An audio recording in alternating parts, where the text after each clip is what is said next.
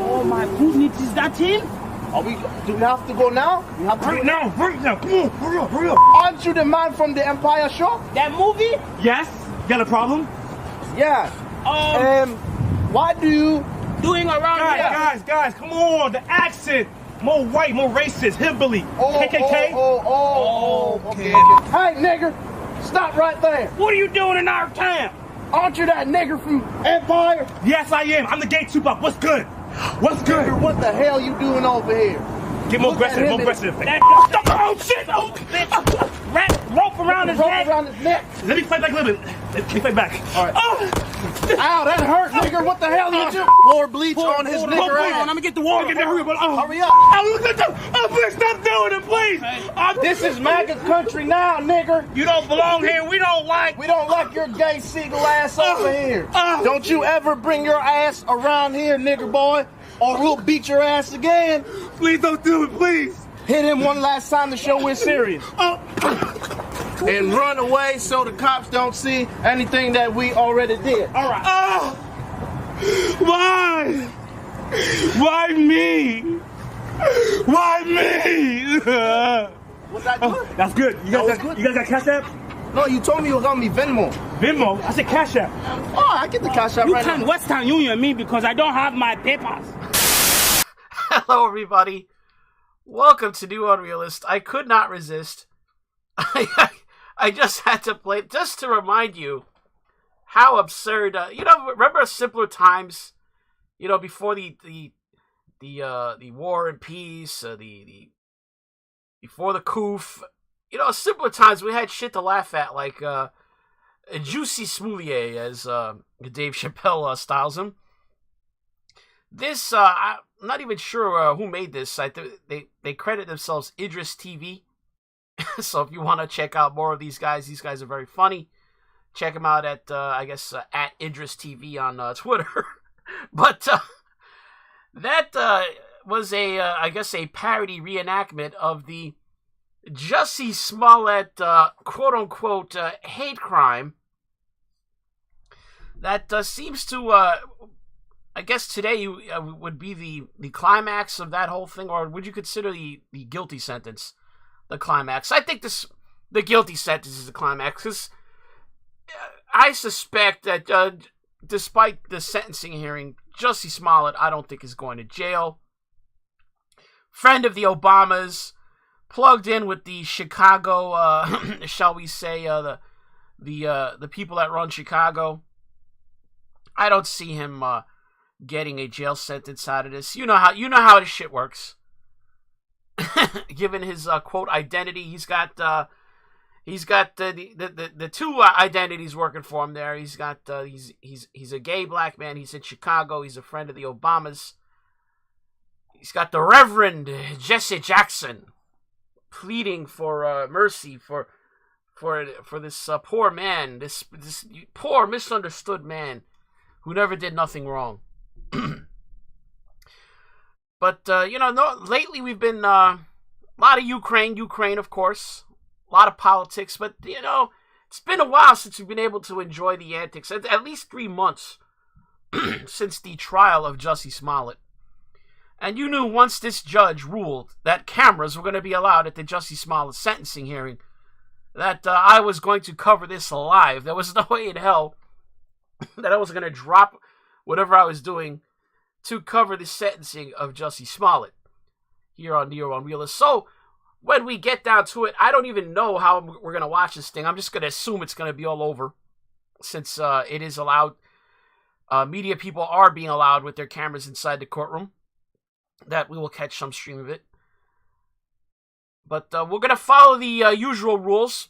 For those of you who, normally these super chats are kind of a freewheeling thing. Obviously, if something is going on at the time that I don't want to, talk over, I'll just give it a little bit. And we'll cover super chats when we get a little pause in the action there. But if there's nothing really important going on, or it's just boring me, I'll just probably read them as they come. But let's dive into this a little bit while we wait. The hearing is supposed to start at 1 o'clock Chicago time, so it's a little early here. We're like an hour and a half ahead. Just wanted to get into some stuff first,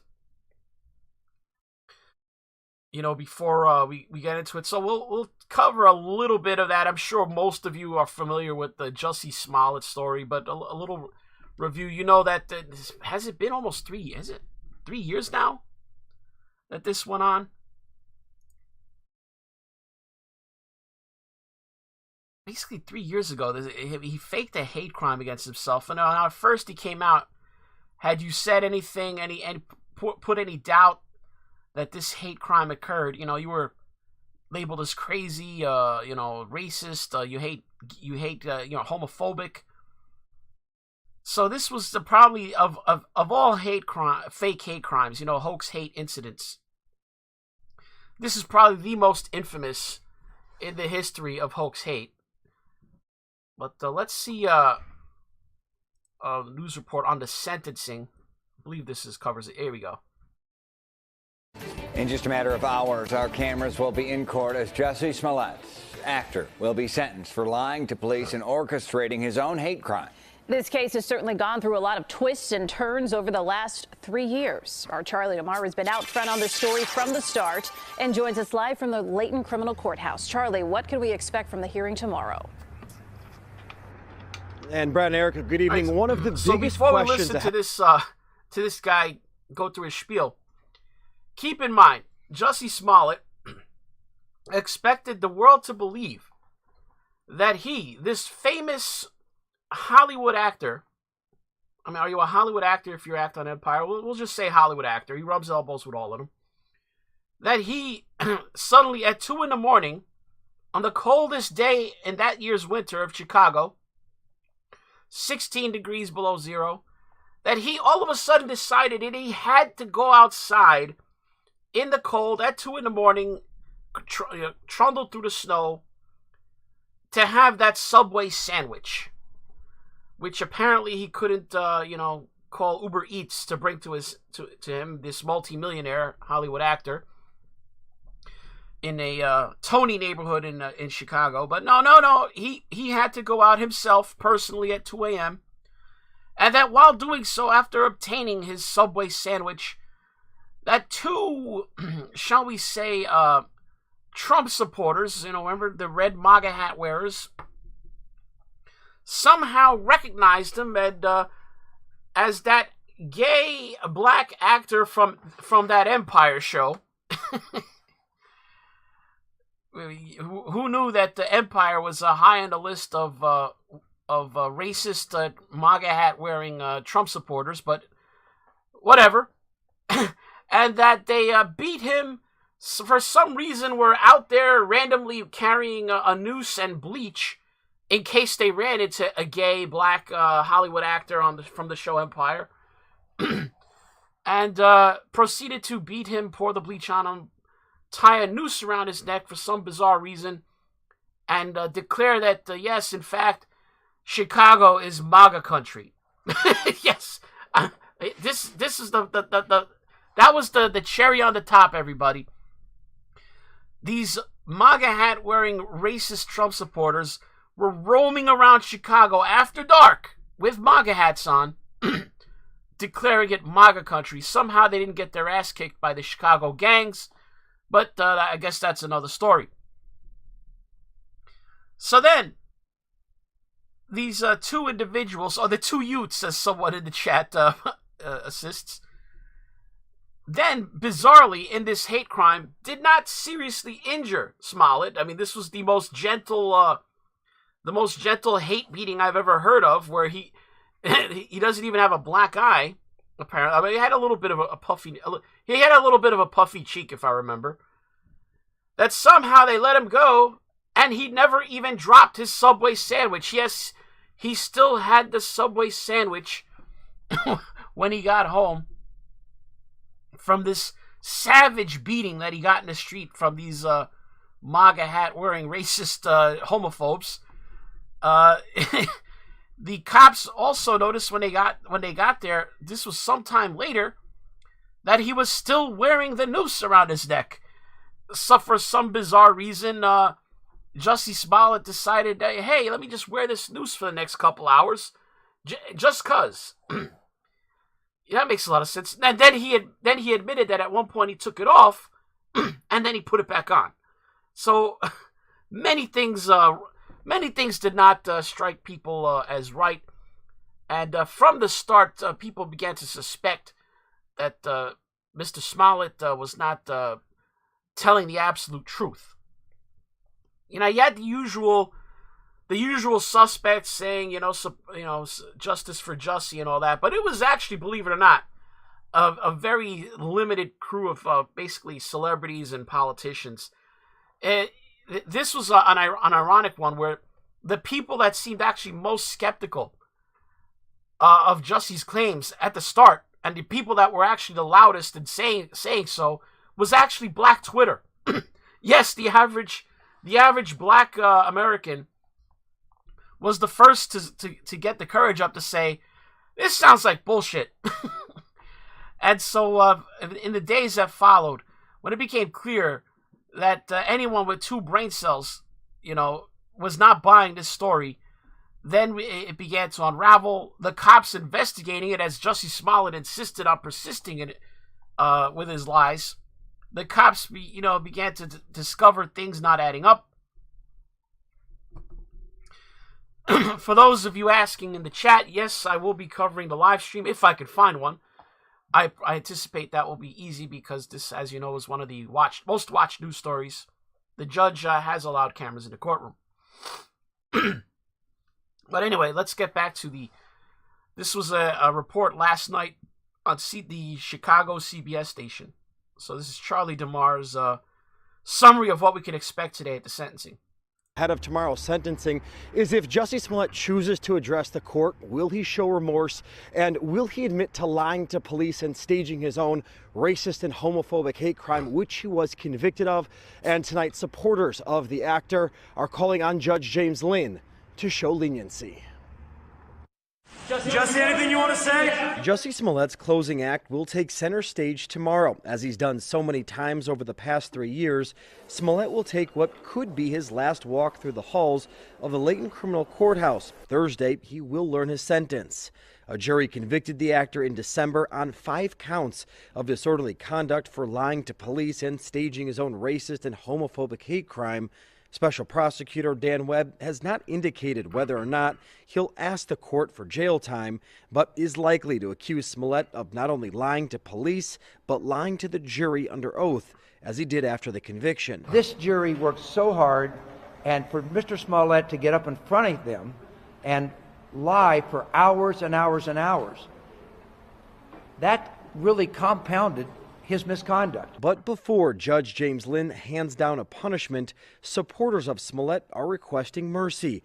Actor Samuel L. Jackson and his wife wrote the judge, Jussie has already suffered a great deal of punishment as this situation has destroyed his existing career and impugned his... It's destroyed his existing career. Yeah, when you make up bullshit and make the Chicago Police Department, who I'm sure all of you that watch this channel know, a common theme of mine is how they have a lot to do, the Chicago law enforcement community. What with all the murders and homicides that happen in Chicago on a weekly basis, suddenly they had to devote inordinate amounts of resources to investigate this phony hate crime, as celebrities like Samuel L. Jackson demanded that they find the perpetrators of this vile, disgusting, anti-black and anti-homophobic attack. So the Chicago Police Department, they poured detectives playing just regular cops to do the actual work of pouring through the video camera footage of the neighborhood, to canvass the neighborhood, talk to potential witnesses, go hunt down the phone records of these individuals. And remember, Jussie did not cooperate. He did not turn over his phone or his phone records to the Chicago Police Department. So they had to, get that, like pulling teeth. Let's go back to the report. His reputation. The president of the NAACP urged the court to keep in mind that this case involves no drugs, no theft, no sex, no property damage, and no physical injury to anyone other than the defendant. Actress Alfre Woodard wrote, I am proud of this man. And Reverend Jussie Jackson urged that prison is not the answer, writing, I am deeply concerned about the physical safety of a well-known, nonviolent black gay man with Jewish heritage who may be incarcerated within the U.S. prison system. But before sentencing, Judge Lynn will consider a lengthy motion filed by Smollett's attorneys to grant a new trial, a long shot, according to legal experts. All right, so here's the thing. In about an hour, when this court proceeding starts, they have to get through this rather lengthy motion for a new trial first. So it's what's going to happen at 1 o'clock. They're not going to get to the sentencing right away. We might have to sit through some lengthy arguments from both sides about Jussie Smollett getting a new trial, if you can believe this bullshit. Now, from everything that I've been looking into, I don't think he's likely to get this, not even close. So be prepared to have your time wasted for a lot of bullshit that's going to amount to nothing. So don't be confused when you see the hearing start and they're not talking about sentencing. They're talking about, the trial itself.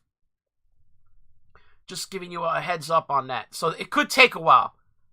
From what I've been led to believe, this is not a quick thing.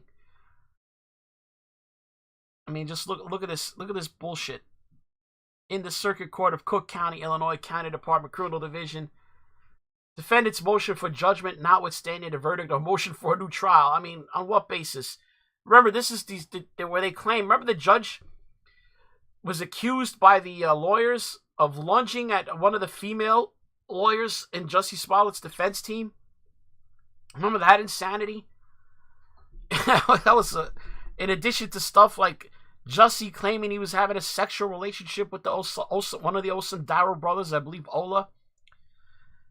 Yeah, this trial was wild. I am sorry that we did not get cameras in that courtroom. We had to rely on the description of the media. This trial sounds like it was one of the most lit trials in history.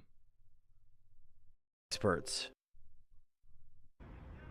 Now, Smollett faces a maximum of 3 years in prison, but Judge James Lynn, he does have some latitude in his sentencing tomorrow. It could, of course, include some prison time, probation, community service, and also could include some combination of restitution. I was going to say, how about paying back to Chicago for all the money they spent on this shit? Or fines that will all play out in a courtroom tomorrow here at 1 p.m. tomorrow. Reporting live from the Layton Criminal Courthouse, Charlie DeMar, CBS 2 News. Brad. Okay, so that was Charlie, thank you. That was pretty much a summary of what we can expect today. You got CNN has their angle here, of course. Jussie Smollett hoax. Scheduled to be sentenced for lying to police in hate crime hoax. Yes, United States, the racist country that's so racist, you have to fake the hate crimes.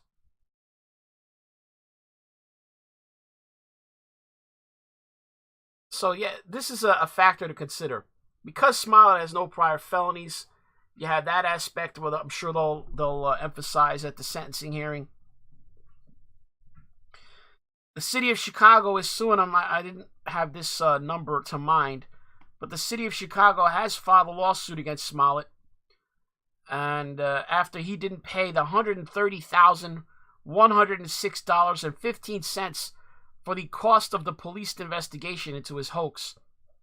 But that should be at a minimum. If you commit a hoax, if you report a hoax crime that the city has to waste time and resources and money to investigate, you should have to pay the city back for that. Chicago's Department of Law noted in the city's suit over 24 police officers and detectives spent weeks working on Smollett's case in 2019, resulting in 1,836 overtime hours. Following Smollett's conviction in December, the city said it intended to continue pursuing its lawsuit.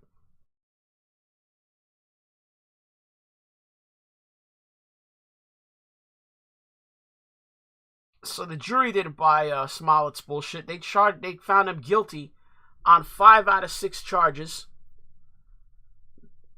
Except, what was the 6th charge? What was the one they did not find him guilty on?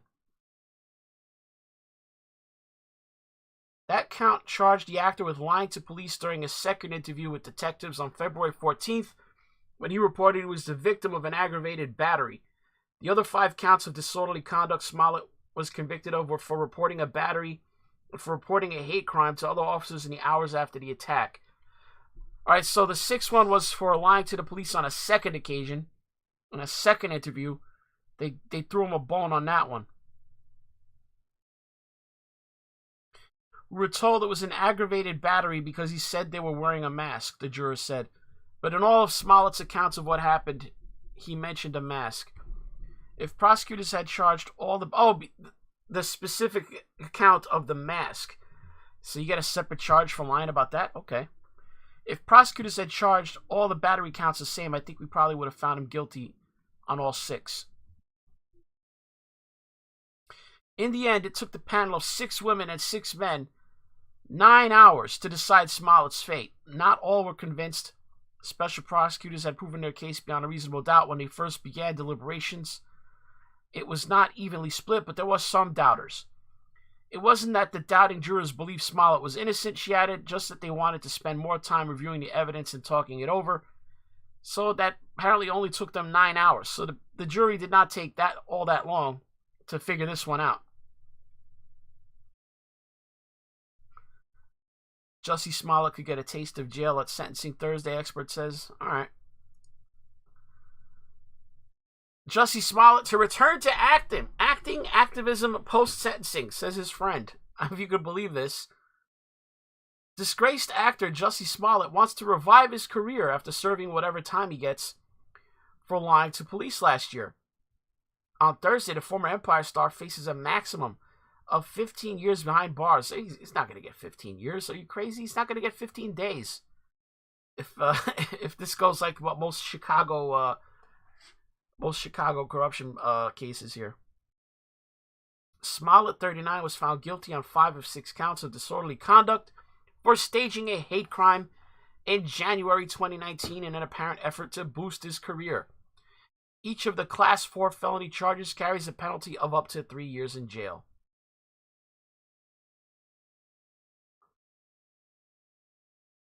Tom. Okay, so this is the guy that was with Jussie Smollett in his apartment. I've never seen this guy's picture before, believe it or not. I've been talking about this case since it started. I've never seen this guy's picture. Now, he does strike me. Now I see why he was in Jussie's apartment at 2 in the morning.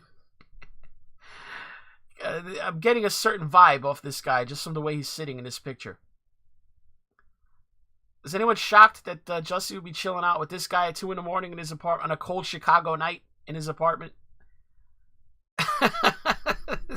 this what's his name? Tom Wilson? Yeah. So here's the thing. I always said, if there is a God, please let the Osundairo brothers be there at the sentencing hearing today. This would just make the day complete. This would make this the greatest day to have the Osundairo brothers there. You know, I was tempted to put a second title on today's live stream, The Revenge of the Osundairo Brothers. you know, I put them in the thumbnail with the laser eyes. Yeah, so I just hope they're there. Why wouldn't they be? Isn't this like the biggest thing that's ever happened to them? You know, I realize one of them has been accused of having a gay sexual relationship with Jussie, but I mean, come on, when are they ever gonna likely get more camera or media coverage than they are if they appeared at the courthouse today? If I was the Osundairo brothers, I'd be in the front row. I'd fight my way up there. If I'm them, this is their big shot, man. Get your exposure, man. That this might be your last chance. Unless there's like a TV movie and they ask them to play themselves in the roles. I'd play the Chappelle. I've seen it on YouTube before. Let's tempt fate. What the hell? Let's tempt fate. We'll tempt the wrath of Susan. Dave Chappelle. Jussie. This is like one of the most searched things on YouTube when you put a Dave Chappelle.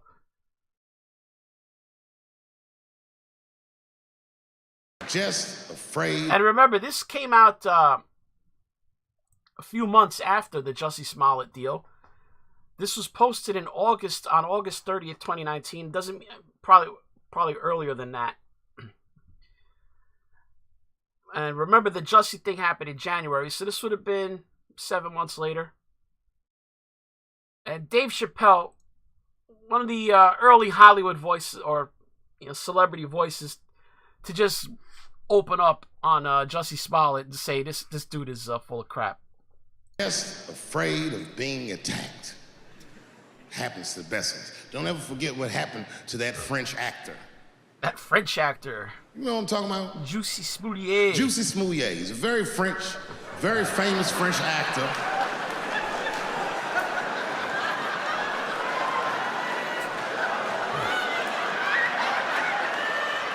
Y'all never heard of Jussie Smollett? Jussie Smollett is an actor from France.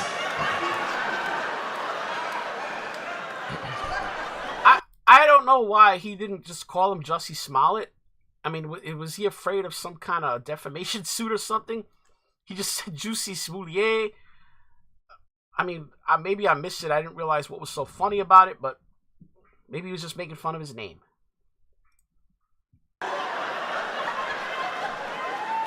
And he became famous on a show called Empire. One night, he was in Chicago late at night and was the victim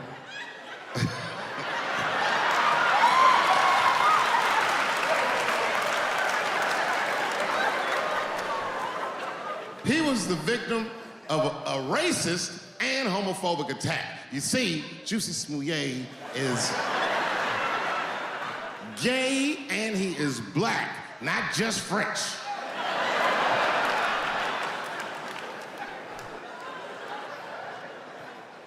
was a crazy story. Apparently, when he was walking down the street late at night, two white men came out of the shadows with MAGA hats on and beat him up. Tied a rope around his neck, called him all kinds of niggas, and put some bleach on him and ran off into the night.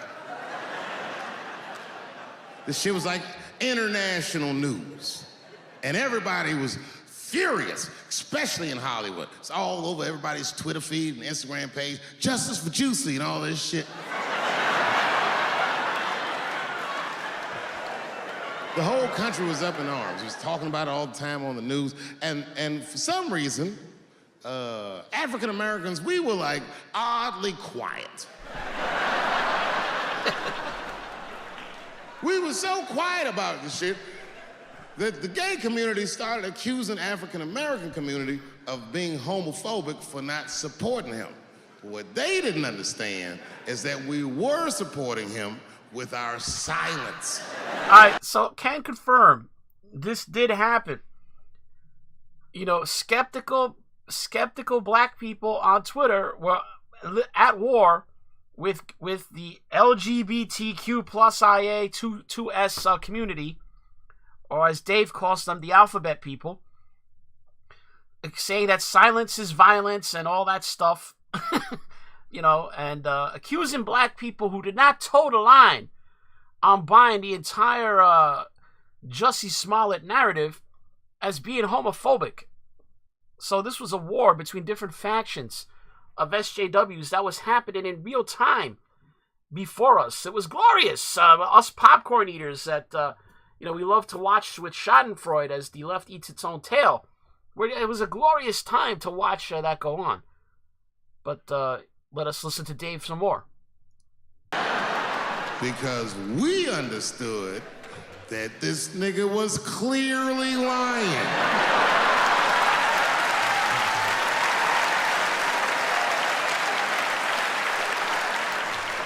None of these details added up at all. He said he's walking down the street in Chicago and white dudes come up to him and say, "Hey man, aren't you that faggot nigger from Empire?" Fuck? Does that sound like how white people talk? Yup.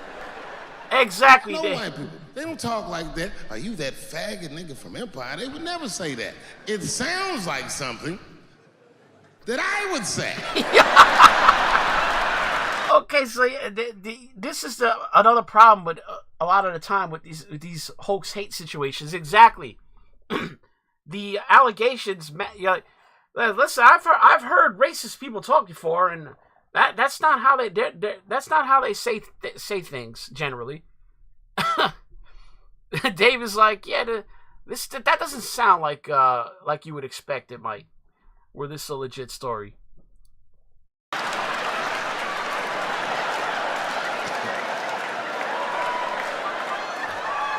If you're racist and homophobic, you're not even gonna know who this nigga is. You can't watch Empire.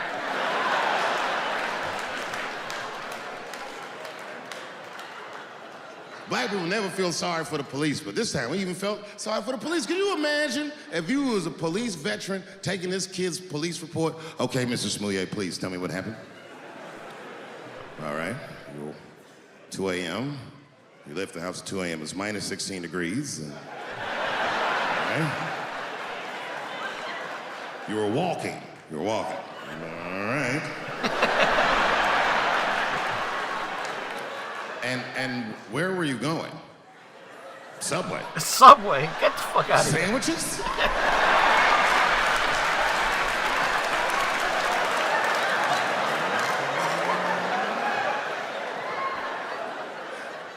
That's when the men approached you?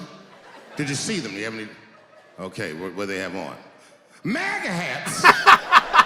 MAGA hats on in Chicago? Excuse me one second, Mr. Smollett. Frank, come here for a second. Find out where Kanye West was last night. All right, so that's pretty much, and that was the most ridiculous detail of all, ladies and gentlemen. As you all know, the MAGA hat over the years has been a subject of much controversy. And for those of you who have actually worn MAGA hats, maybe you live in a very red area and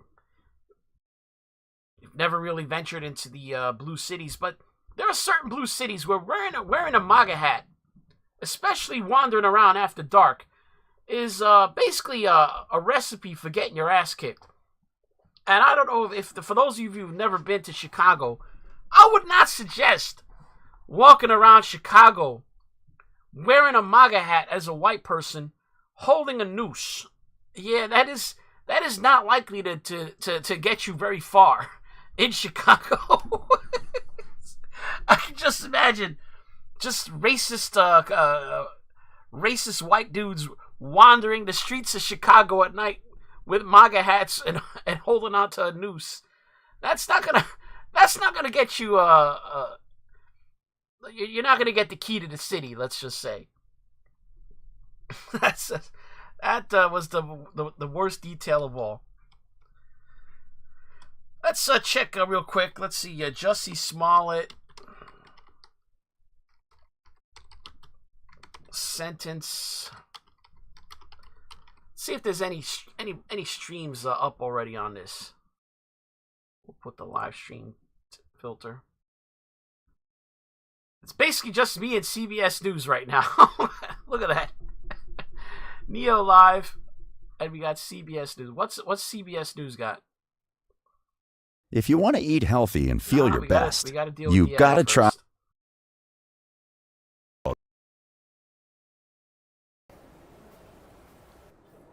Oh, that's right. I mean, initially, police waged an all-out investigation into the allegations that Jussie Smollett was a victim of a hate crime. The investigation went on for days, cost the city $130,000, and then I have more viewers than the CBS feed. How is that possible? There's 161 people watching the CBS feed, and I've got 194 viewers on mine, according to the according to the Streamlabs thing. What the hell? Of course, is what triggered Special Prosecutor Dan Webb to eventually take the case and new charges, the 6 Class 4 felony charges of disorderly conduct to be brought forth, which of course resulted in his trial in December and conviction in December. Brad and Erica. Hey, Dana Kosloff, thank you. Let's bring in now our legal expert, Irv Miller. Irv, this is expected to be a long afternoon. What do you expect from Smollett and his attorneys on what they need to say or do today? Or is it all moot? Does the judge really know what he's going to decide already? Well, there's 2 parts to this. One is the motion for a new trial or to overturn the jury's verdict, and the second thing is the sentencing. I think the judge knows what he's going to do with respect to whether or not he's going to grant a new trial or overturn the jury's verdict. I think he's going to deny that. He's read the 83-page motion filed by Smollett's attorneys, and he's read the 13-page product that the special prosecutor provided to him a couple days ago. So it's a legal thing. It was good while it lasted, guys. They just passed me. They're at 218. I'm at 207. What, if anything, Smollett has to say. Smollett has an absolute right to make a statement to the judge. I want to hear that cross-examination, but just say to the judge what he wants, if he wants. This is probably a long discussion that he had with his lawyers on whether or not he should make a statement, because the last thing he wants to do is say something that will turn this into a really tough sentencing hearing form where he could actually be sentenced to do some jail time. He could say to the judge, no, thank you, I don't wish to make a statement. He could say, yes, Your Honor, I wish to make a statement, but not talk about the case and just talk about some mitigation, all the good things he's done in his life. He could make a statement saying, Judge, I'm innocent, I didn't do this. And he could make a statement saying, Judge, you know what? I'm sorry, I did do this. I'm willing to take my punishment. I'm willing to do community service. I'm willing to pay the police department the $130,000 of expended overtime funds that were utilized in the case. So I think the judge is waiting to hear what Smollett will say if he decides to make a statement before deciding on a sentence. Super chat from Lucifer the Doberman. Hashtag justice for Dobermans. Yes. Those doggies did nothing wrong. sort of impact do you think that could have? Some of them were talking about how, you know, for him to be a man, a celebrity going into prison, also a gay man, that could cause some concern. No, a gay man Jussie going to Jackson prison. spoke on that. Oh, so no. do you think that will impact the judge in any way? I'm a big believer in mitigation letters. I've used them many times myself. I've seen judges who have predetermined a sentence and then read mitigation letters and then actually comment on those mitigation letters at the time of sentencing and basically saying, you know, I was going to throw the book at you, but these people have wrote these letters. I didn't know all these personal things about you, about all the good things you've done in your life. I'm going to give you another chance. So yes, these letters are important, and the ones that you've referenced obviously are some things that this particular judge will pay attention to, and I predict that he will comment on some of the things that he's read in these letters. Okay, Irv, before we go to the actual charges that he was convicted of, I have one more quick question for you. You talked about the importance of, if Jussie Smollett speaks, what he says. So play out the hypotheticals for me. He has never taken responsibility. He's been defiant about it the entire time. If he takes that stance, how is Judge Lynn going to react? And the opposite end, if he stuns people but doesn't even take accountability, just apologizes, how might Judge Lynn react to that? It's my belief, knowing Judge Lynn, and I've known him for a long time, both as a judge and as a prosecutor, if Jussie Smollett gets up there and says, Judge, I don't wish to make a statement, I do believe the judge will sentence him to probation, but also with some jail time. This guy thinks Judge will say, you jail lied time? to this jury, and we can't allow perjury to enter into a criminal courtroom. You have to pay the price for that. If he says, yes, Judge, I want to make a statement, and just talks about his background, mitigation, personal things, and how he's led a good life and wants to help other people, but doesn't talk about the case itself, I think at that time he will get a very little bit of time in addition to probation. If in fact he gets up there and says, Judge, I'm innocent, I didn't do this, I'm a scapegoat, I think if he does that, he's going to get a lot of time, not penitentiary time, but he could get... Yeah, let's put this on pause for now anyway. Got a super chat coming in from T. Ryan. Because it hurt Trump, it was for a, quote, good cause, close quote. Yeah, this is I'm thinking that these Jesse Jackson, Samuel L. Jackson, and the people around the Obamas would not be asking for leniency for Jussie Smollett if he was say someone in the Trump orbit. What do you what say you guys? Just a sneaking suspicion.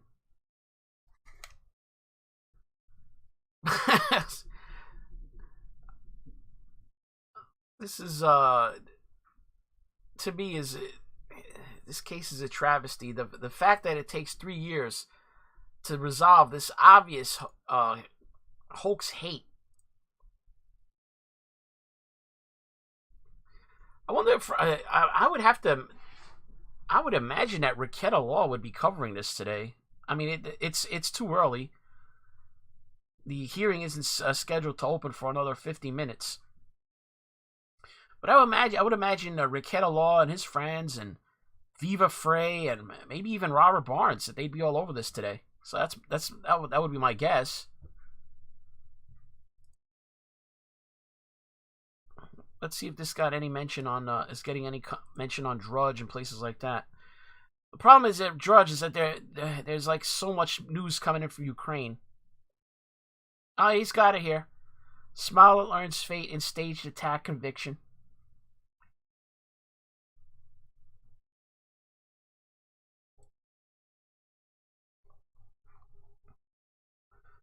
So it did hit the front page on Drudge.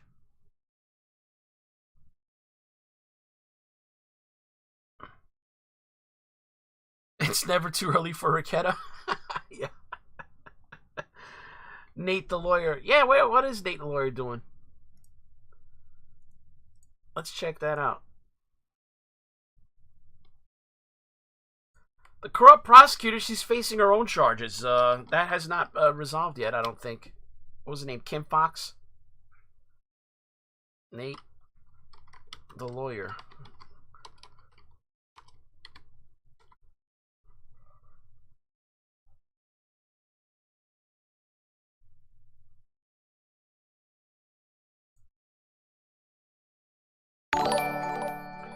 So he's covering it. He's got people waiting for his stream. So people, so now everybody's like, well, Nate, you must have been fooled when it first came out too, because it was a believable story. Super chat from Lucifer the Doberman. How come I don't see any mods in chat? Do you have any other than V Radio? Is V Radio? Did I make him a mod? I don't think so. I think I only have like 3 mods total. I don't really communicate with my mods. I just put up my streams, and I guess they get the notifications like anybody else. So it's a bit early in the day, guys. It's like the middle of the day. I'm sure people have jobs. Zero Depressive super chat. Jussie in face of the judge. Your Honor, Trump, gay, black Chicago, MAGA, slavery. Thank you. Yeah, just a bunch of buzzwords. A super chat from Victor Herrera. Can we watch the Psaki briefing while we wait? Oh, is Jen Psaki about to talk? Yeah, we can catch that. Let's watch a little bit of Nate the Lawyer and Raquel Law first. Oh no. He was Hey, you wanted a mod? There's one. Anti-establishment. There you go. Got the sandwich and then came back home. And I'm like, yo, somebody was waiting for him all that time in Chicago with MAGA hats. And then we heard the story. They got bleaching ropes. I'm like, hold the fuck on. Next black guy comes in subways. Two motherfucking white guys in the middle of Chicago with MAGA hats got bleach and rope at 2 in the morning waiting for Jussie Smollett coming from Subway. I'm like, what is this? Is this really the story that he's pushing? Is this? I'm like, babe, something doesn't seem wrong with this story. It doesn't just doesn't make it sing. Where are you gonna? And then how are you even gonna keep a MAGA hat on in the environment that Chicago is in? And so basically, he's running a trailer. I guess this was Raquel Law and Nate maybe talking maybe yesterday or sometime before. Yes. Let's see if we can pick up the White House briefing. Jen Psaki. What bullshit is she going to spin today?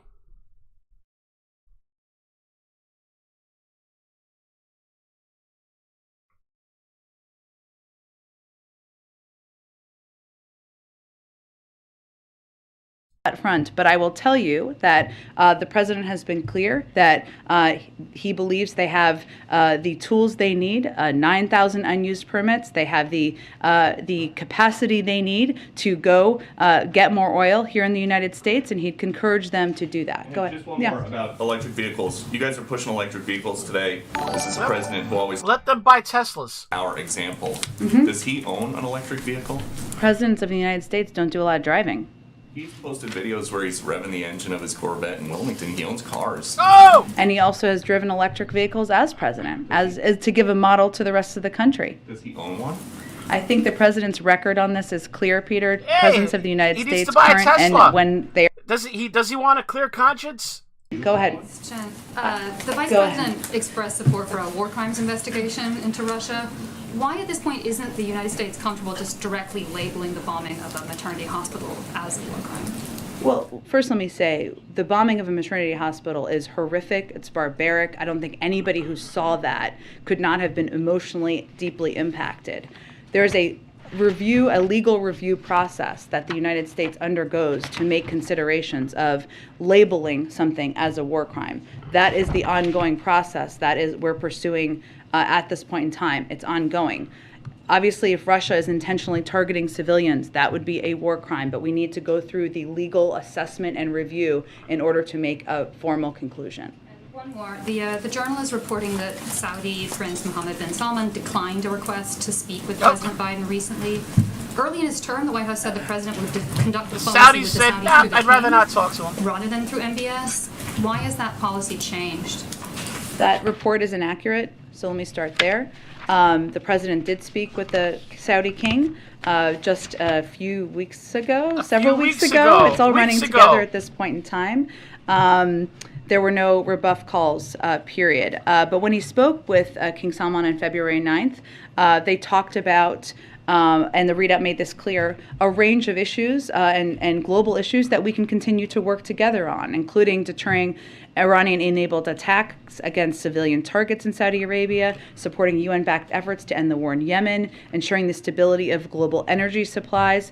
And the president's focus is really on our relationship moving forward, where we can work together, how we can work together on economic and national security here at home, and he looks forward to that continuing. Does it remain the policy that he will only be conducting diplomacy through the king? Well, he is his appropriate counterpart, but again, there are different leaders who attend different global events from a range of countries, including Saudi Arabia. So if the Crown Prince had been at any of the global events that the president had recently attended, I'm sure he would have engaged with him, but he was not.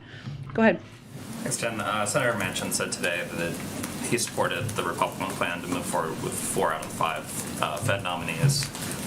I know that you're going to say that Republicans on the Banking Committee should just get back to work and allow the entire slate to go forward, but the president also said during the State of the Union that these nominees were crucial to the fight against inflation, and we saw today, obviously, that's still a pressing concern. So I was wondering if you could walk me through why you wouldn't take what Senator Manchin called a win, get 4 of your 5 nominees. Is it because Sarah Bloom Raskin herself is crucial to this fight in inflation? Is it that you're worried about a slippery slope in the Senate? Like, why not take the 4 out of 5? I know you give a little bit of a preview of what I might say there, but one, we don't have any change in our approach or policy here. The committee should hold an up or down vote on all 5 nominees. All right, I don't want to hear about this nonsense. Yeah, so now before I go on, I want to be fair to Marie Antoinette. I'm not even sure she even said the famous quote attributed to her in the French Revolution, "Let them eat cake." Over the years, I've heard people refer to that. I'm pretty sure that's a myth, but still, it's in the popular consciousness, so that's why I use it. Let them drive Teslas or buy Teslas. It's insane that these people think that anyone who would be of the social and financial status where they have to pick between paying for gasoline and, say, the grocery bill or the rent is somehow in a position to buy an electric vehicle is insane. It's like, what was Colbert the other day? It's worth a clean conscience is worth $1 or $2. The dude's worth over $70 million. Okay, so yeah, for him to declare that he'd be willing to pay $15 a gallon for gas, it's all well and good. But how about the parent of the children who would not be able to get to work if he had to pay $15 a gallon for gas?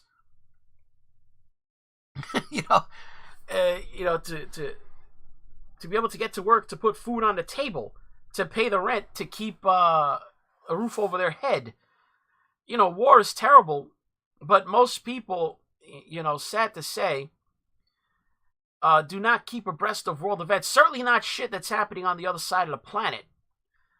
To such a degree that they would be able to form opinions on it, number one. Number two, even if they did, not sure they would alter their life behaviors over stuff that was completely out of their control. So that that's just my take on it. And telling people that they have to adopt your moral stance is the height of virtue signaling. We got an incoming super chat from Zero Depressive. I think Jen Psaki has unchecked raging internal bias. Keep this in mind when you're talking about Jen Psaki. She is the White House, I guess, what do you say, communications director, or whatever her job title is. She's paid to essentially give you the president of the United States or the White House's point of view. So I don't necessarily attribute what she says as necessarily her malice. I view it as more her job to be a liar for hire. It's essentially what I view it as. So when she spins nonsensical and obviously fake bullshit, it's the job. If she had a problem doing it, she'd have to quit.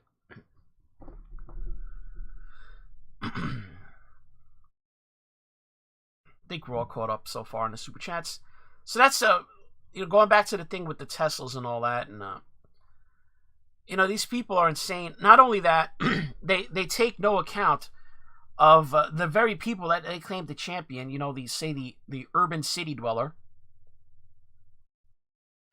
The urban city dweller who lives in an apartment, doesn't have a house with a garage or a house with a convenient parking spot in the front.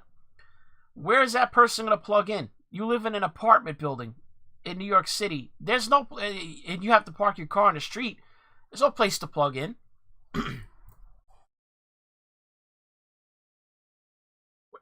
Exactly. Where is if you live in the projects even, where are you going to plug in? You're going to leave your $50,000 Tesla just laying parked in the street in some of the most dodgy neighborhoods the city has to offer. Yeah. Let's see. Lucifer the Doberman asks, who's more doable, AOC or Jen? See, that's a good question. Oh man, that is a good question. If gun to the head, you had to. One or the other.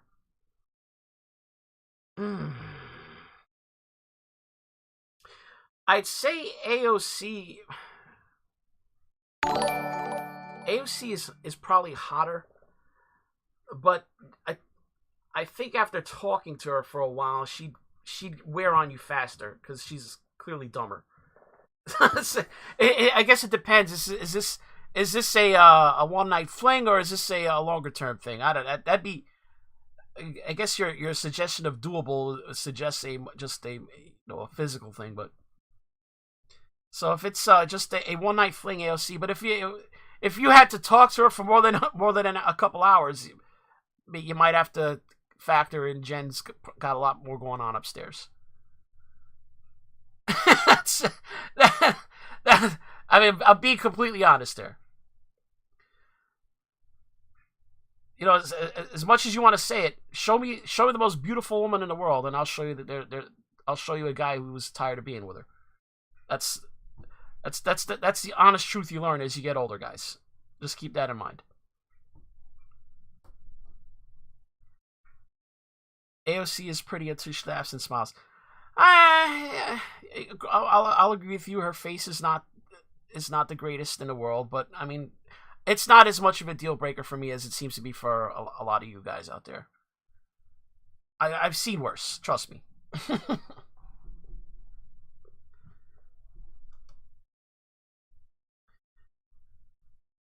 and don't get me wrong. There are plenty on the right who squint their eyes and look and say, I could fix her. I could save her. And you know who you guys are. Usually, you know what they say about the gingers. That's like the nature's warning flag to steer clear. Steer clear of that. It's like when you see certain species of poisonous snake or frog, and they have these bright colors.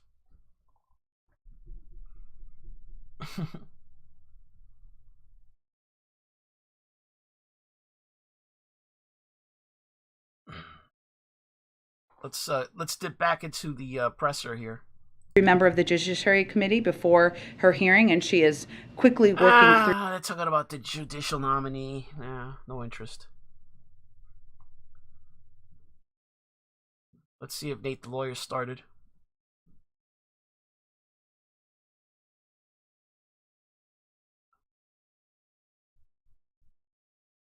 Doesn't look that way. It's the trailer.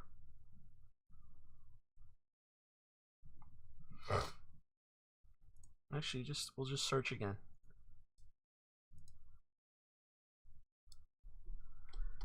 Jussie Smollett.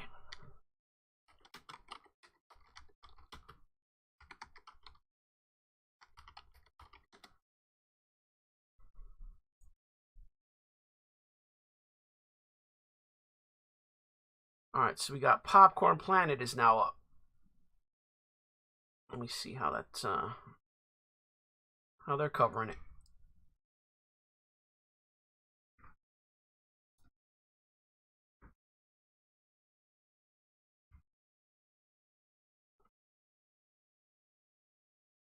Super Chat or Stream Elements or whatever. I'll try and look. It's just a couple of people watching the Chicago News Channel. Well, Nate the Lawyer, keep in mind with Nate the Lawyer is a leftist in the end. I mean, he is, usually he's going to come out on the side of the, say, the typical defense attorney.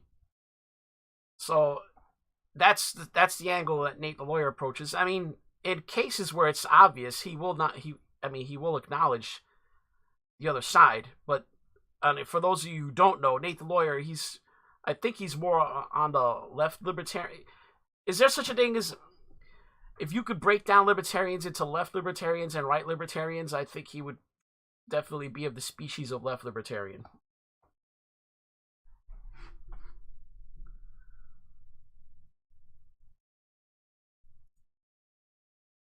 Let me see here.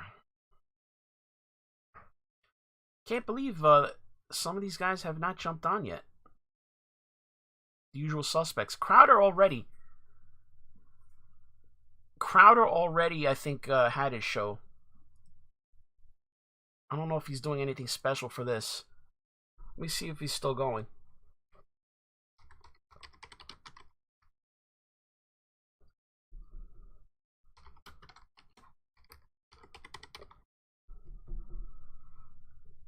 Yeah, it looks like he's done.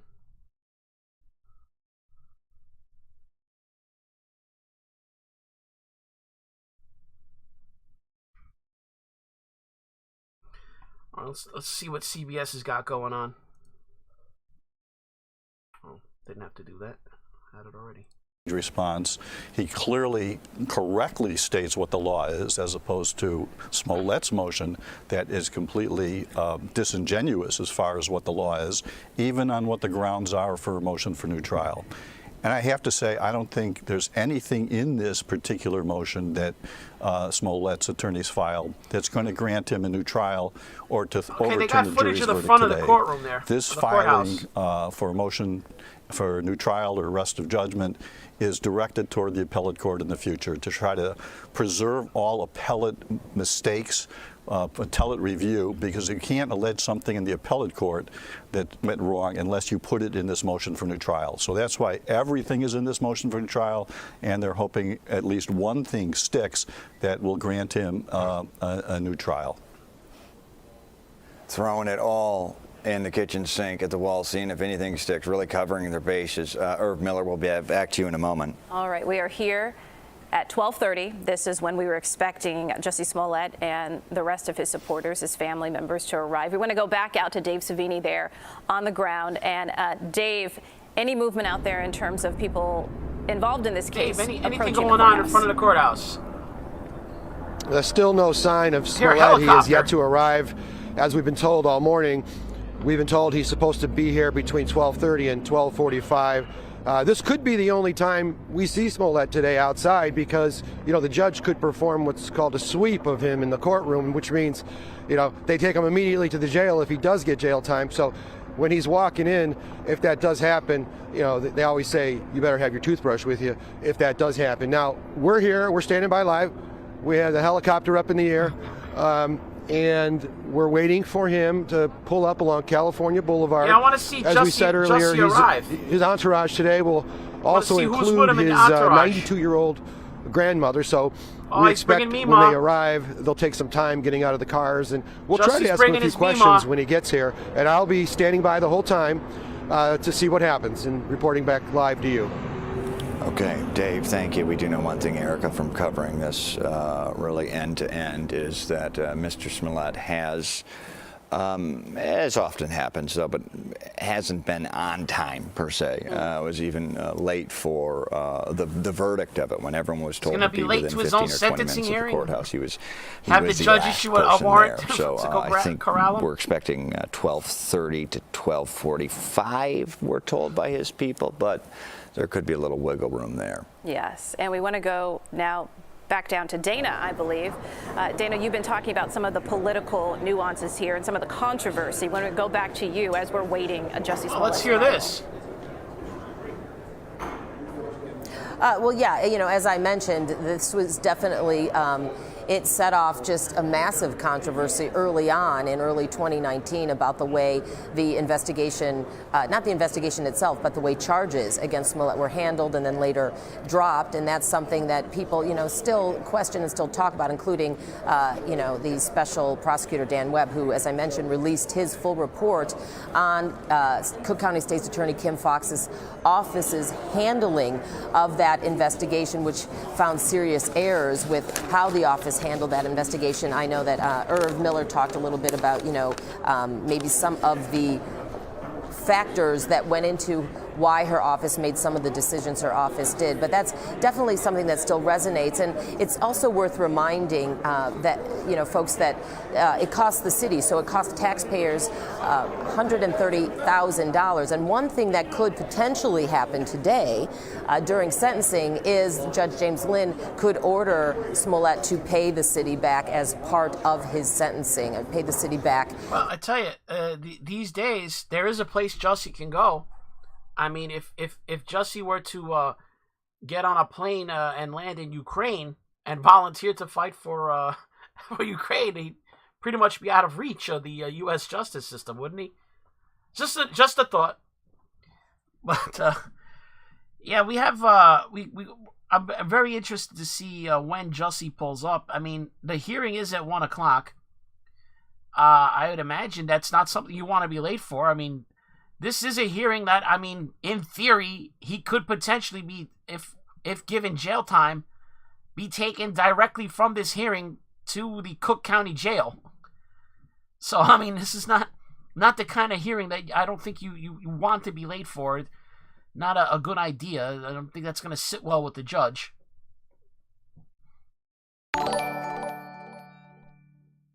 It says, yeah, this is not the way to go. If you're Jussie Smollett, don't be late to your own hearing. But he's got 25 minutes before the hearing starts, so he's not late yet. Sure, he doesn't want to sit there and be subject to the media questioning him.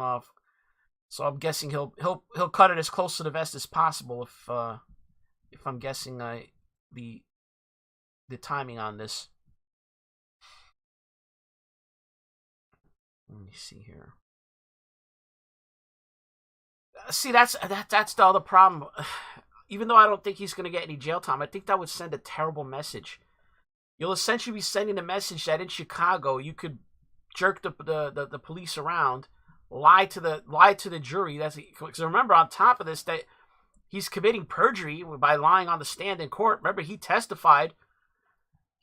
Oh, what's this? We got a car making a U-turn here. What's going on? $1,000 it cost the Chicago Police Police Department that car made a U-turn. to investigate the case and present. I thought for a minute that car making a U-turn was a little out of place.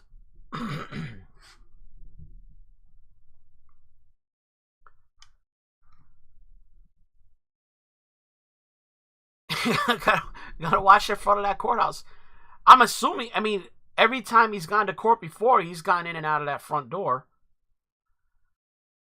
So I don't think there's a side entrance or a back way in that he could utilize. Who's this woman? Into almost the mixed messaging from Team Smollett. While these vouchers, Samuel Jackson and Jesse Jackson, who have sent in letters asking for mercy, that just implies guilt. Yet you have a man here who is completely defiant, seemingly the only one who some may think, didn't do what he is convicted of doing. How is that reconciled in the community?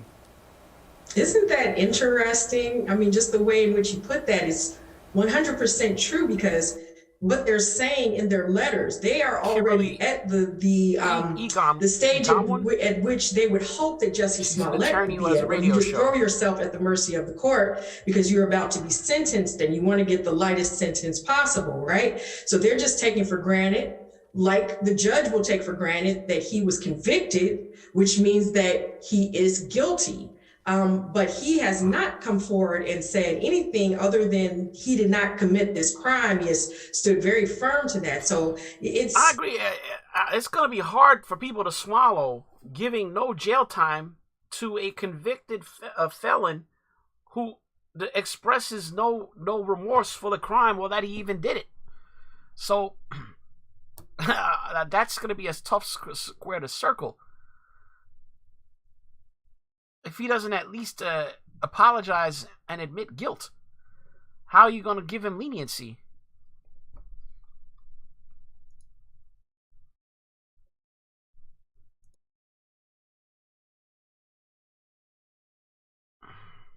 No, they're not live yet.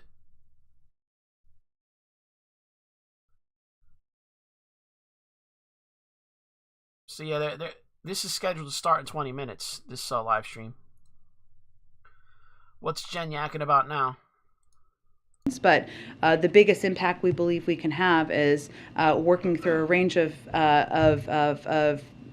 channels to increase supply in the global marketplace, and that is where a lot of our energies are focused on, but we have not taken options off the table. Oh boy, they're talking about the oil supply shit. Something you said earlier about how the U.S. is supporting the diplomatic talks between Ukraine and Russia, but has there been conversations about America getting more involved, and is there a point where President Biden needs to bring both sides to the table? Please no. Well, I would say that what our biggest focus is on is continuing to support the Ukrainians. That won't be helpful.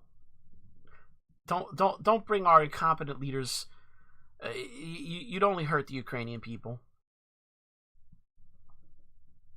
Okay, I get that, but there are crimes that are so much stronger that people don't do any time. We got SUVs pulling up, ladies and gents. I think that is the way. We got SUVs pulling up to the courthouse. It is now 12:40 p.m. in Chicago. Let's see who's getting out of these SUVs. Type of assault upon themselves. Okay, we got media. We got the media assembled. This could be it. Type of time they got in jail, or what if they got any time at all, or did they get probation? I think that Irv might be able to, because he's pretty astute on this. But I think that is what many people just Kimberly, in America, I want to thank you. I'm going to cut you off just briefly if I can. Kimberly, I'm going to cut you off for just a minute. I believe now, we weren't exactly sure who this was at the courthouse right there. You see Chopper 2 over there for arrivals. We believe now Dan Webb. There he is, indeed, Dan Webb. Yeah. You see in front of that's the special prosecutor, I think. Other two gentlemen carrying attachés. He has now, there's Dave Savini, but you caught a glimpse of Dan Webb, the man who was charged with charging this case, is now entering. There he goes. There he goes. He's the special prosecutor, just to remind you, this is the prosecutor, and in this case, we had a special prosecutor that was assigned to this after a lot of the legal hurdles that we got through to get to this point. So Dan Webb is entering there now at about 12:40, 20 minutes until the sentencing is supposed to begin. So we'll keep an eye on this. And as we do, I'd like to go back out, if we can, to Irv Miller. You know, what's interesting here, Irv, as we take a look here at the Layton Criminal Court building, we were also getting a peek inside of the courtroom, the seal there. We'll bring that to you shortly as more of the counsel comes in. We talk about sort of the media surrounding this, and we at the media received a press alert from Jussie Smollett's team. Interesting, called the Media there Pros. He goes right there. And as you would expect, likely with celebrities, they're going to have a whole team around them, PR, etc. But in terms of laying out when he would arrive, who would be with him, making that readily available to us, members of the local media, and I'm sure national as well. So, Irv, the fact that cameras are being allowed into the courthouse, Jussie Smollett's team is reaching out to the media, although they're not letting him speak. Talk to us about the appeal that allows for cameras to go into a courtroom that we usually don't see, and the role. They're talking about the cameras in the courtroom. Let's see, we got super chat here from Kunstkrieg Kino Pick Studios. Hey, Neil, let me know if you ever want to join the Goldwater streaming on Toro3.com. Jim Watkins, Burdock, myself, and co. would love to have you. Not familiar with your show, but if you want to get in touch, go through Twitter is usually the best way to get in touch with me. DMs and such. Let's see here. And as we try and get those difficulties figured out, we see now the streets are clearing here. The prosecutor and some of his team has arrived, and then we're still within that window of time when Jussie Smollett. All right, so Jussie's got 18 minutes to show up here. He's got 18 minutes. Yeah, this is almost like this is very reminiscent of the White Bronco watch with OJ.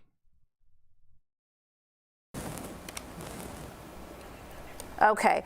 We were hearing that there would be members of the Osundaro family that would be attending. Yes! His mother and Bora Osundaro were expected to attend tomorrow and would be arriving about 12:45. So, Brad, you know what's interesting here is, of course, they played such a pivotal role in this because it was two of the brothers, Abel and Ola, who were allegedly early on the ones who perpetrated this attack, and then they turned on Jussie Smollett, who they were friends, maybe even some other sort of relationship with, and were the ones to bring it to the police's attention that this was indeed a staged attack. So there's still some interest on that end in terms of members of that family attending the sentencing today. They were really the ones who 180. Super chat again from Kunstkrieg Kino Pick Studios, Kafka Guy on Twitter or kafkaguy@gmail.com or phil@thegoldwater.com.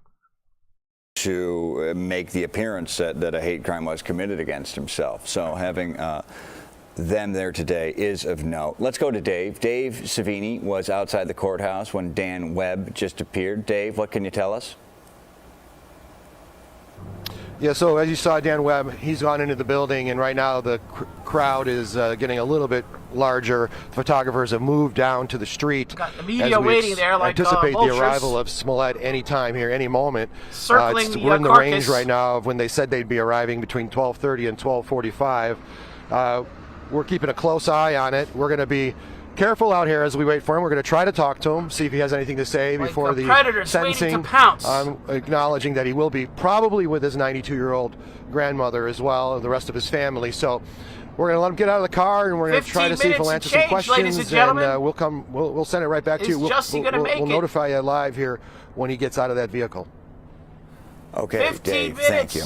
Here we are nearing 12:45. We were again told the window from Jussie Smollett's PR team that his arrival today would be between 12:30 and 12:45. He will be arriving along with his 92-year-old grandmother, Molly Smollett. Oh! And it looks like we do have Irv back now, Brad. Okay. So, Irv, I just want to revisit that question. And, Brad, you were talking about it again, this media alert from the media pros as their email address titles them. This is a team, Irv, who that's all been media quite media friendly in terms of making us aware of what's going to happen here, who's going to be speaking on his behalf, and we're also going to have cameras in the courtroom. So take us through that, the visibility that the public is able to see with regards to the hearing, the sentencing today.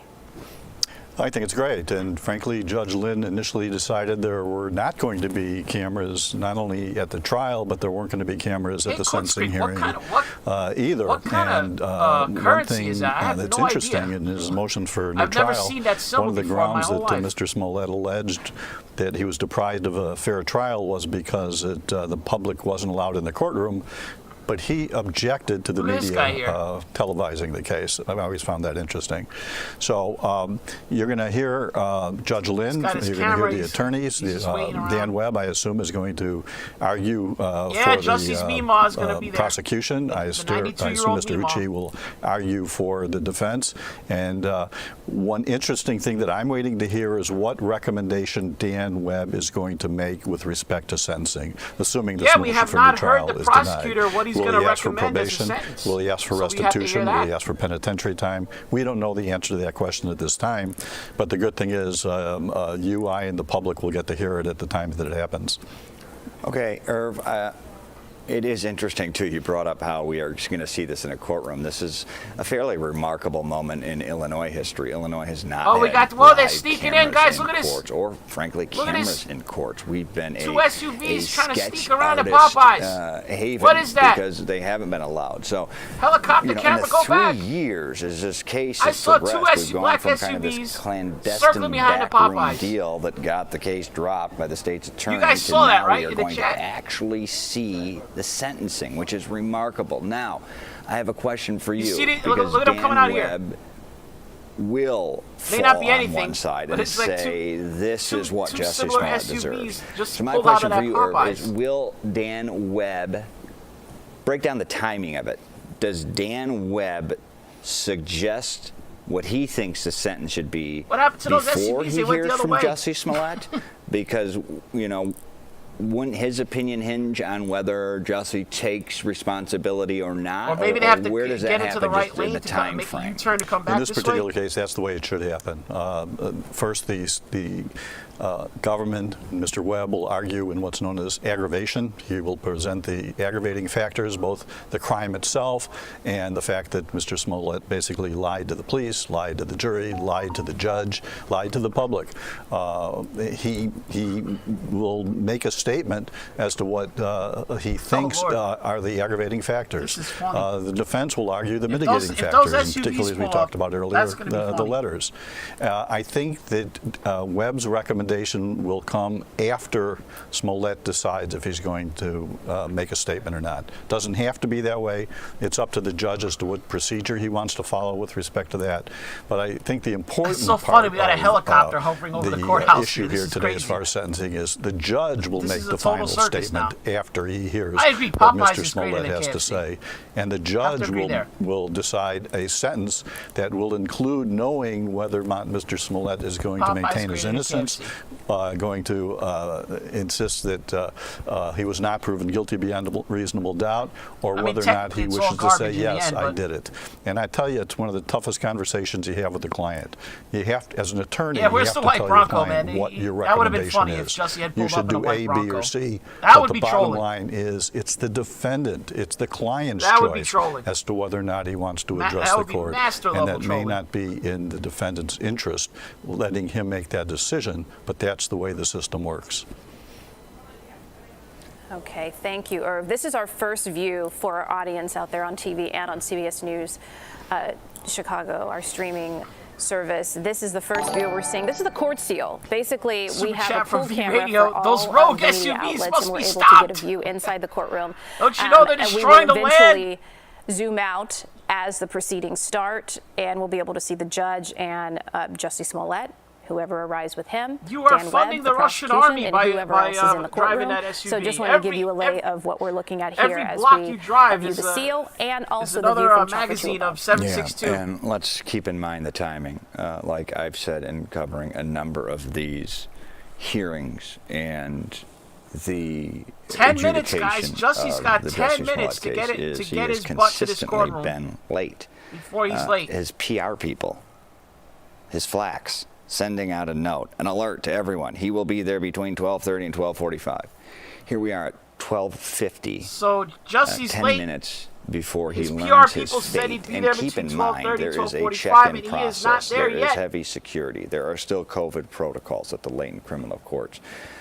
10 minutes from learning the fate that will change his life forever, and we yet have any sign of Mr. Smollett and his entourage. Irv? Oh, we got an SUV. Is if this we could one? bring you in for just a second. It is not stopping. It's just going through Knowing there. Oh, hold on. It's pulling over. punctuality issues, would the judge frown SUV? upon that? Would say you connected to this not case? only disrespected the jury by lying, but you've disrespected me in this entire door is process popped by open. not even showing up on time any time?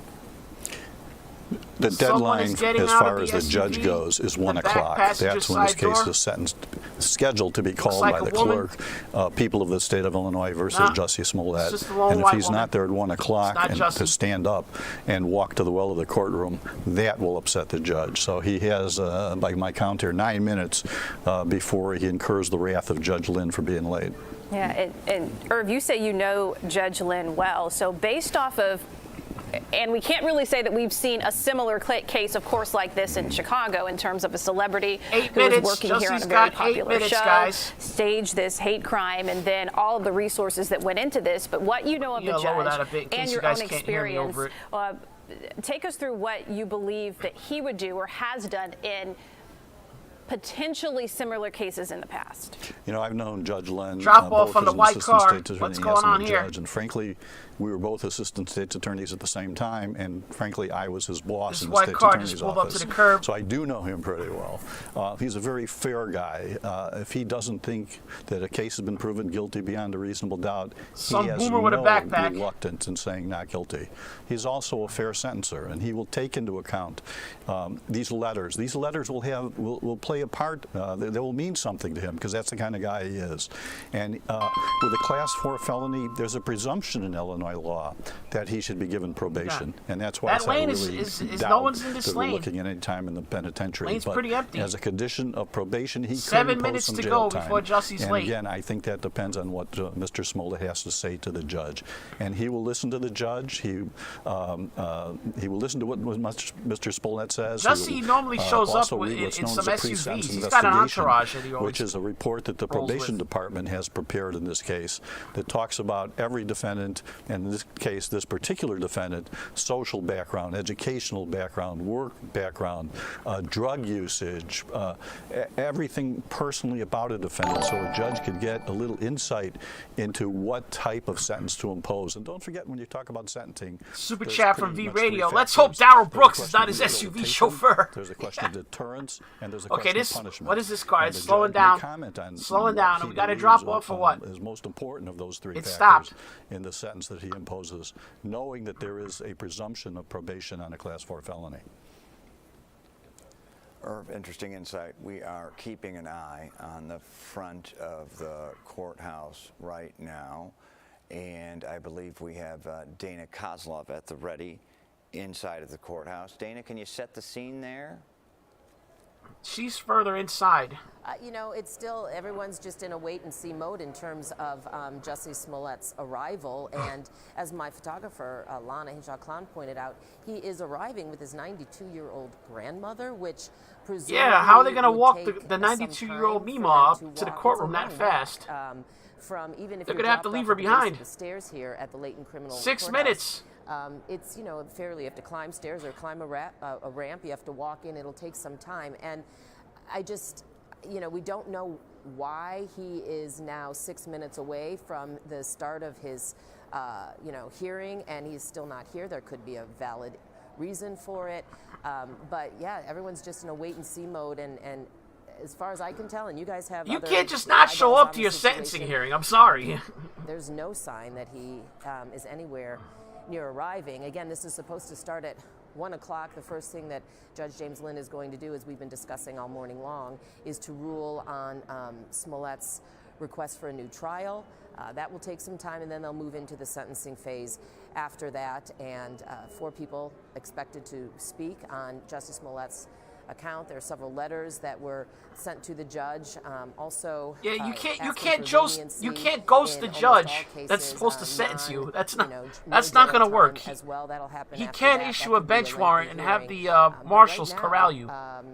It's a wait and see situation here, and as Brad, as you mentioned, I believe if my the judge understanding issues from a Charlie, bench the one who warrant, covered this trial, if it's a federal trial, the all U.S. way Marshals through go and get until you. the day the This is jury Cook handed County down the Court, so verdict. probably the Chicago Police He Department arrived would be at the dispatched. last I don't minute know. quite I don't know how often, things so work in I'm Chicago there. Not sure this is the day to do that, but again, we don't know why he is not. I've yet never here, but he never is been arrested in Brad, Chicago and been Thank you for convicted that of a new crime and answer there. sentenced. We're also looking at a view from To know who would come collect you if you don't show up to your sentencing hearing. Him approach. We're also not seeing it from outside. And we've been talking about his grandmother, the 92-year-old grandmother. We were also told by the media from his Okay, PR team, we see basically, that, a state his seal mother will of be the there. state of There will be Chicago. siblings there. That's usually a sign that And things are about to start in the in courtroom. bold caps, it He's says got they 4 will minutes to not walk make through the a doors of statement that to the court media. However, before the his judge attorney has already committed to speaking comes after in the and says, sentencing. "Where's your His client?" attorney, her name, Yo, Sendairos are there! Yo, Sendairos are there! Now, There is a God! it looks like we have a view now. The Osendairos have arrived! Brothers. Yes! Recognize her, Brad. Yes! Also one of the brothers that looks to be walking next to her there. In The that, Osendairos are on the scene, ladies and gentlemen. We have a banner day. Near where they are approaching, what can you tell us? The Osendairo brothers on the scene. Where's Jussie? Anything to say about today, though? For him to be on time, he'd have to show up now while the Osundaro brothers are in front of the building. No, not right now. Not right now. Let me turn this up. That is one of the brothers there. All right, that was... Yeah.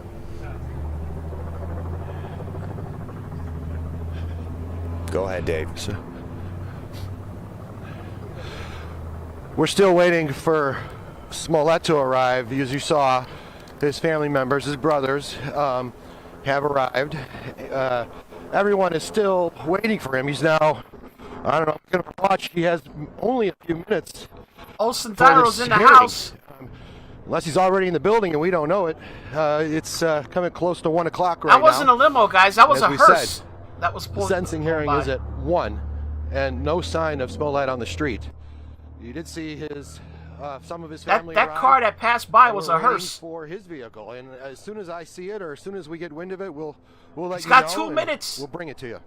2 minutes. Okay, Dave, thank you. If we have Charlie DeMar, let's bring in Charlie DeMar. We don't have Charlie DeMar. I did want to mention the attorney there. That's Gloria Rodriguez, and she's been very vocal on behalf of her clients there, the Osundaro brothers. So it's interesting to see her, of course, with them as they come in. Didn't have too much to say, but that is a face that we've seen prominently throughout this 3-year ordeal, Brad. Yeah, she has been a main player in it all. And, red pickup dropping off. Interesting also, it is interesting that they are here. Nobody connected with the case, I imagine. This sentencing hearing or a motion for a retrial, not necessarily something you would typically see a witness in a case come to.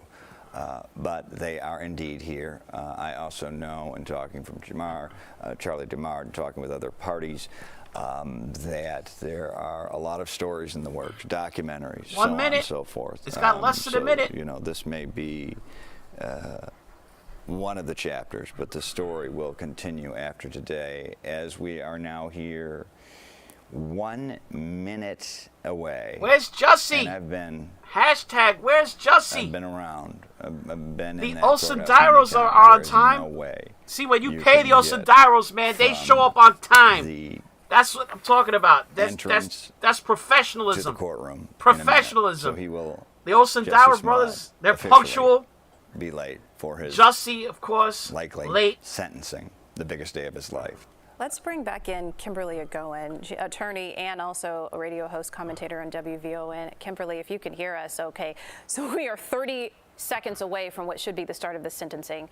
And we're talking about, as Brad has mentioned, a man who's shown no remorse, has taken no responsibility for. I don't know. Maybe he's on this bus. The bus just pulled up. He was convicted of, let alone maybe he took the even bus. Apologizing for the resources that were spent. It is now 2 o'clock. 1 o'clock Chicago time, ladies and gentlemen. Right now, as we see, if Jussie is not in the court, here, he is late. Dan Webb, in attendance, obviously.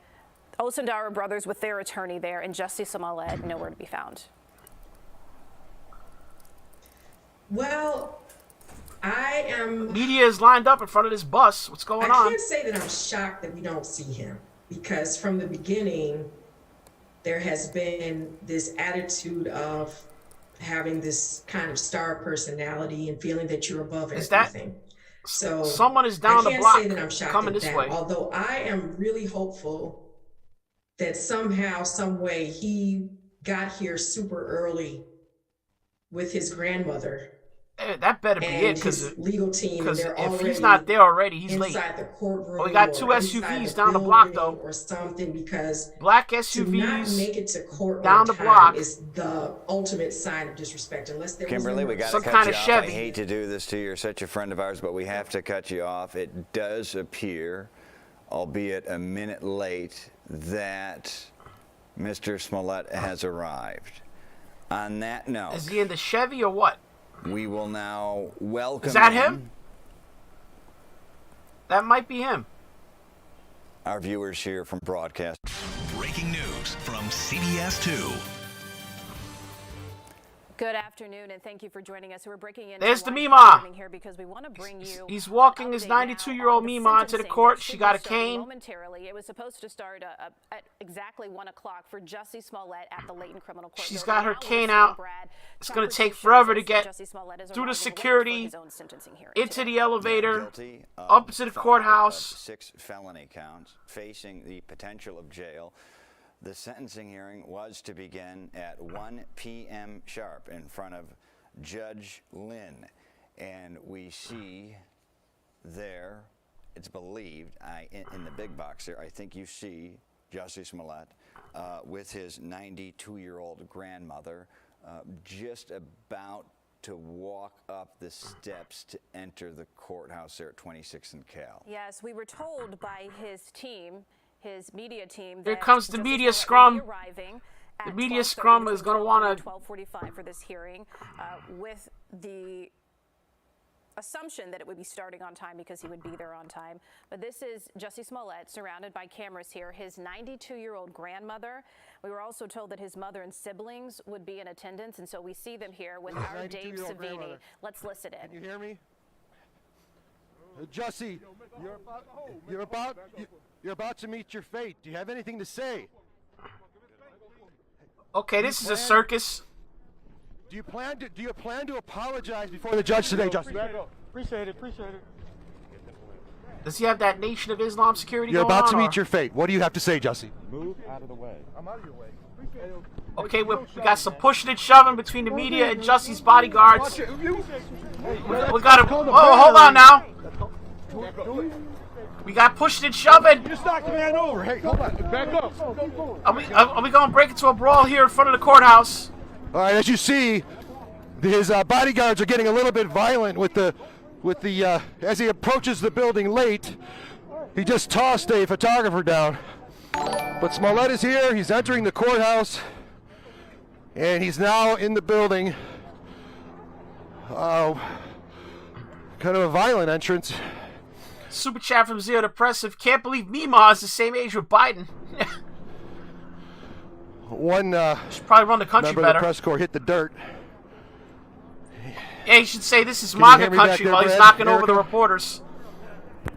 Yes, we can, Dave. Thank you. Just got our microphones back here. Thank you for that, Dave. Now, if we could, is there any chance we can go to inside the view from the pit there? Yeah, that's where Dana Kozlov has spent how they got the summer kettle law of the past couple hours as we wait for Smollett now to and so enter it was like it the definitely has door. some Then stuff that they have to work out, but it's very promising, I think. They did that. For me personally, like more so than the sound leveling issues is the ability, like I wish StreamYard would give us the ability to line up multiple screens to share at the same time so I can just pop back and forth between the screens, or when I'm setting up a new screen while talking, you know, like while it's just us talking like this. I need to cancel my StreamYard subscription. Don't like immediately bring up the other shared screen like while I'm setting it up. Like I don't necessarily want it to show right away. I just want it to be in the background. Anyhow, this is just my thing. That's just me. That's my pet $25 a month they're charging me. I don't think so. $25 a month is a lot. That is a lot. They're complaining about the StreamYard's subscription fees. You're right there in that. Yeah, you know, there's a wall that blocks. You might be able to see it in our shot. A wall that, from where we are in what's called the pen, is this the and where security we need they got to go stay, through? And it blocks some of the security, the initial security entranceways.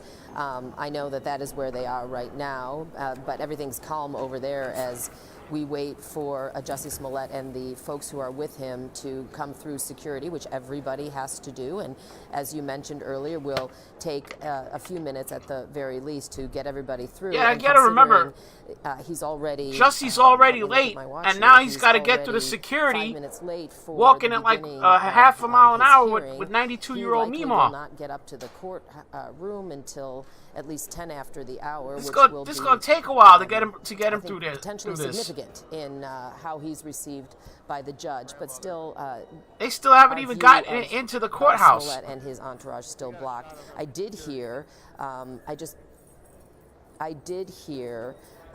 that it was a pretty turbulent entrance up the stairs. Dave mentioning that somebody turbulent was shoved entrance to the up the stairs. That'll all be discussed and worked out later. And if anything will come of it, I mean, that'll be determined at a later date. But right now, we're still. I want to see video of the inside of the courtroom of the judge looking at his watch, that I am presuming saying, "Where the hell's your client?" Are with the to the defense. Actor. I know that a sheriff's deputy employee just stood up here too, to just sort of keep an eye on things in our area as everybody prepares for Jussie Smollett to make his way down the hall towards the elevator banks and up to the courtroom. Okay, Dana, well, we will keep you on, mic'd on. We have our Charlie DeMar in the courtroom right now. Do we have Irv Miller standing by? Irv Miller, we know Judge James Lynn is a buttoned-up guy, ran a buttoned-up trial. We'll try to button this up today. We'll make sure it's unappealable to every one of his powers. Jussie Smollett showing up 10 minutes late for the most important day of his life, sentencing on 5 felonies, long adjudicated. How will the judge look at that? You know, we're assuming one thing. We're assuming the judge knows about this. He may be handling other matters in chambers right now. He may presume that there's a line down at security, which there typically is, and that typically delays things. I don't think you're going to hear one word about Mr. Smollett's late entry. Oh, come on. And I don't think That's he's gonna hold it against bullshit. him. There's other issues like perjury that I think the judge may concentrate on over and above his late arrival. Yeah. So he's showing total disrespect for the court. His team promised he would be surrounded by some key members of his family, including his 92-year-old grandmother, Molly Smollett. His mother was expected to be there. Jussie's normal people, when they have these court hearings, you see them, they're there early. They'll be waiting in the hallway sometimes for hours. The beginning of this sentencing. Talk to us about the role that they will play today in basically pleading, along with many members who submitted letters on his behalf. What's with all this chit-chat going on down here? What role would they play No hurry. in trying to sway the judge? You know, it's a major role.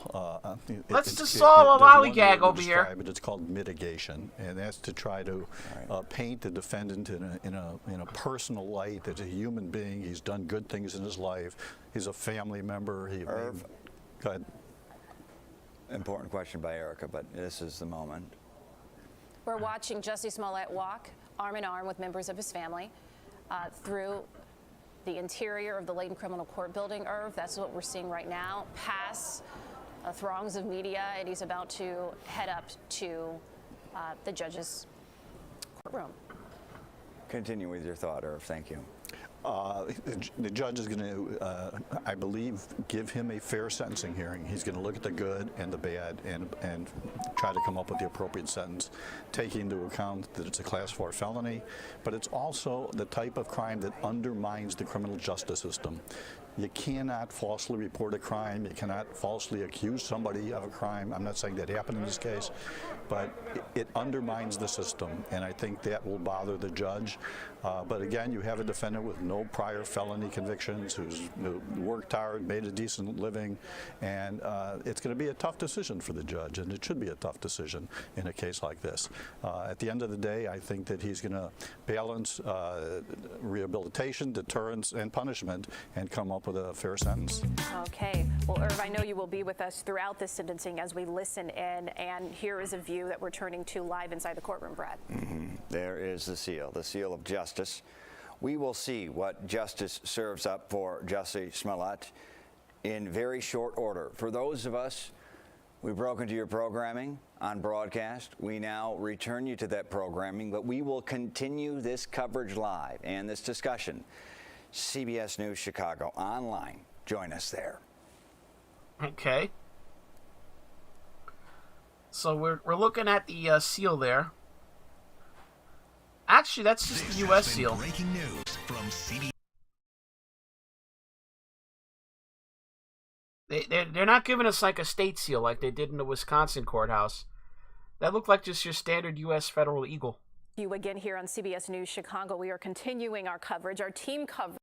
We don't want to hear this lady. On WGN, they're just showing the court, the seal.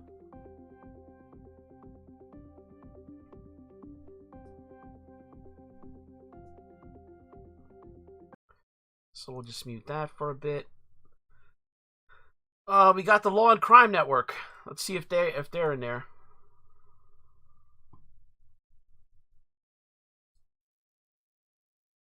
All right, we'll stick with Law and Crime since they're only focused on the inside of the courtroom and they don't have extraneous chat going on.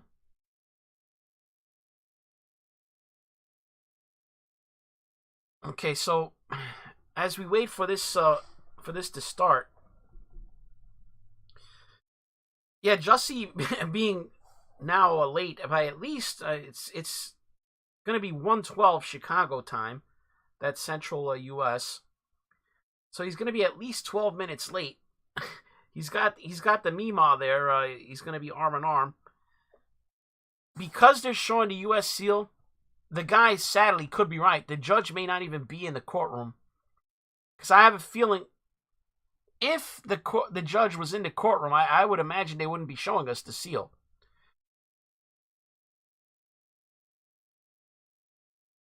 Because normally the only reason you would have the camera pointed up at the seal while the judge was in the courtroom is if there was a jury present. This is not a jury situation. The trial is over.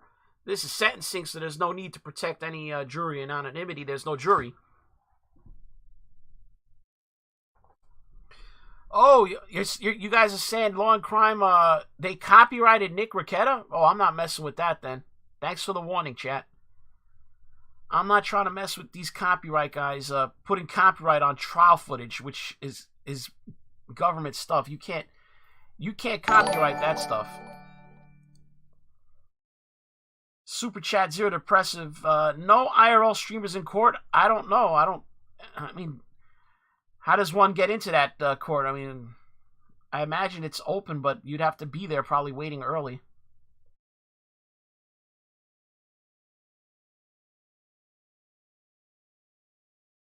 Looks like just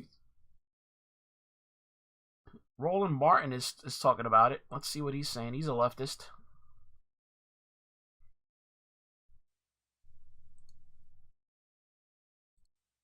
No, he's quiet too.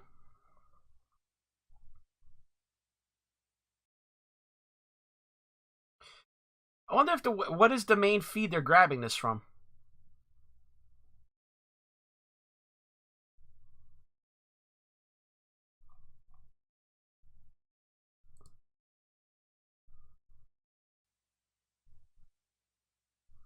Yeah, that would be frivolous, exactly, because anything put out by the state government is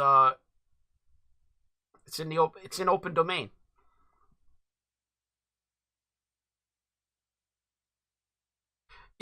That would be fun. Wait a minute, is Baked Alaska? He's not locked up. How are there people that are locked up for Jan 6 who didn't even go inside the building? But Baked Alaska, who was live streaming from Nancy Pelosi's office or something, how would he not be locked up? Could someone explain that one to me? Wait a minute. You serious? Is Baked Alaska still... He's not locked up?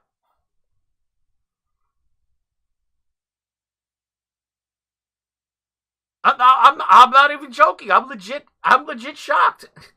There are dudes that are like in solitary confinement 24/7 who didn't even go in the building.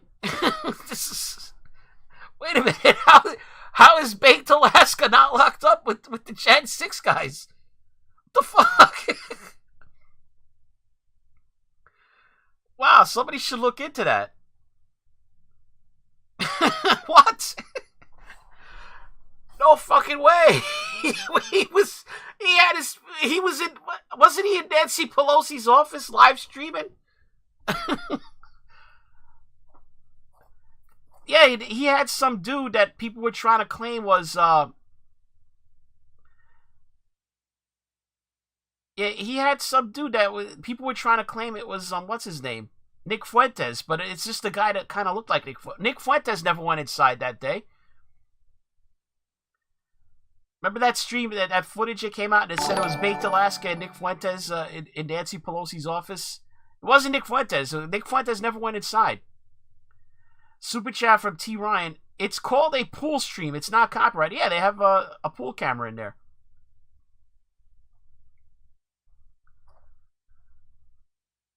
We got some movement. Either somebody's bumping the camera or something's about to happen.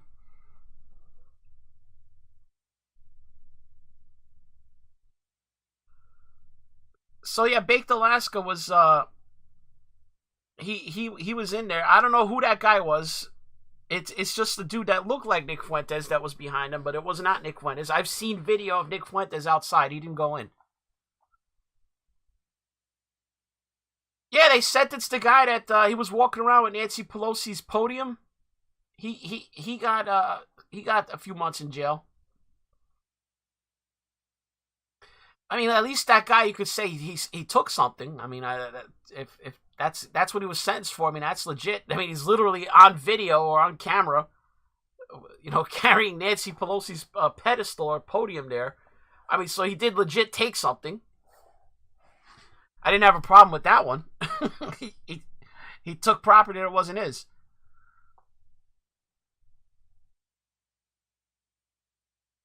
Yeah, Baked Alaska. He was definitely live streaming from in there. I don't know how he wouldn't be with the J6 guy. There's J6 guys who literally didn't do jack.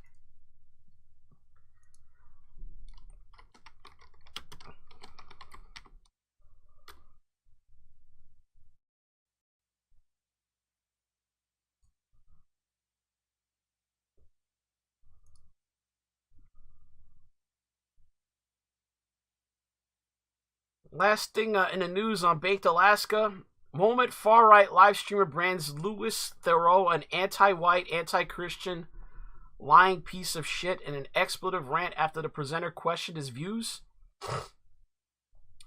Alt-right media personality Tim Gionnet uses moniker Baked Alaska to live stream, receives donations from trolls who comment with offensive or racist messages. Gionnet, who was at the Capitol riots, appeared on Theroux's latest documentary, burst into rant calling broadcaster manipulative after he questioned his beliefs. Yeah, I've often seen Baked Alaska with these text-to-speech kind of IRL streams. I've often wondered if I did that, what would happen. I just see that turning into a disaster. Some of you, and you know who you are. Let's see what Baked Alaska was ranting. I can't believe this guy is not locked up. I mean, he literally live streamed himself inside a congresswoman's office. And there are guys who just didn't even go inside who got locked up. How is this possible? It had been a pretty big disaster. Here you go with the manipulating again. It's not. I'm here giving you go. To respond Here you go to. with the manipulating again. Okay, so what's your point? No, you say, oh, it's not a hit piece. I want to know about streaming. You don't about streaming. This is part. No, I told it's you not. It's the alt-right, no, the you said it's all. right, You said it. right. You went straight to trying to label me and America First as white nationalist, light, and all this dumb. And it's just like everyone can see through your gay agenda. No, you're a piece of shit, dude. I gave you a chance. You're anti-Christian. You're anti-white. You're a punk. You're a lying piece. So you feel like I'm pushing an agenda? Yeah. What is the agenda? You hate white people, okay? So why don't you get over yourself? Why don't you apologize for your ancestors from thousands of years ago? Because you're white, Louis. Aren't you? Aren't you white? Yeah. Oh, why don't you apologize for who you are? Because you're a disgrace. You're seething now. No, you're seething. seething. Like you're about to start crying. You're the one that's Why crying. are you so triggered? Come on, man. Okay, let's finish this. All right, so this was the big controversy. That was Baked Alaska's huge rant.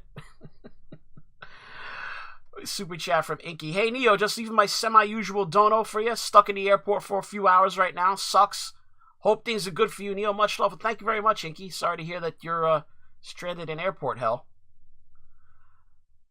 Somebody asked, no, they have not done the sentencing yet. Jussie Smollett is late for his hearing. I'm not even sure he's entered the courtroom yet.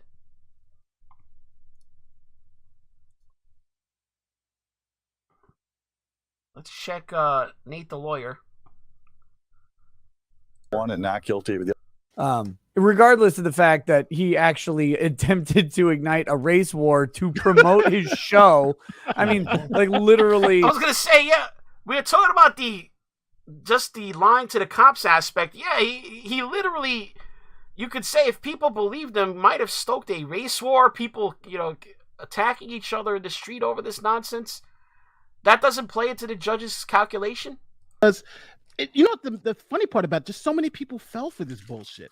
If he doesn't get sentenced, he is going to be on that mic after he gets out of the courtroom, and he's going to be denying the whole thing again.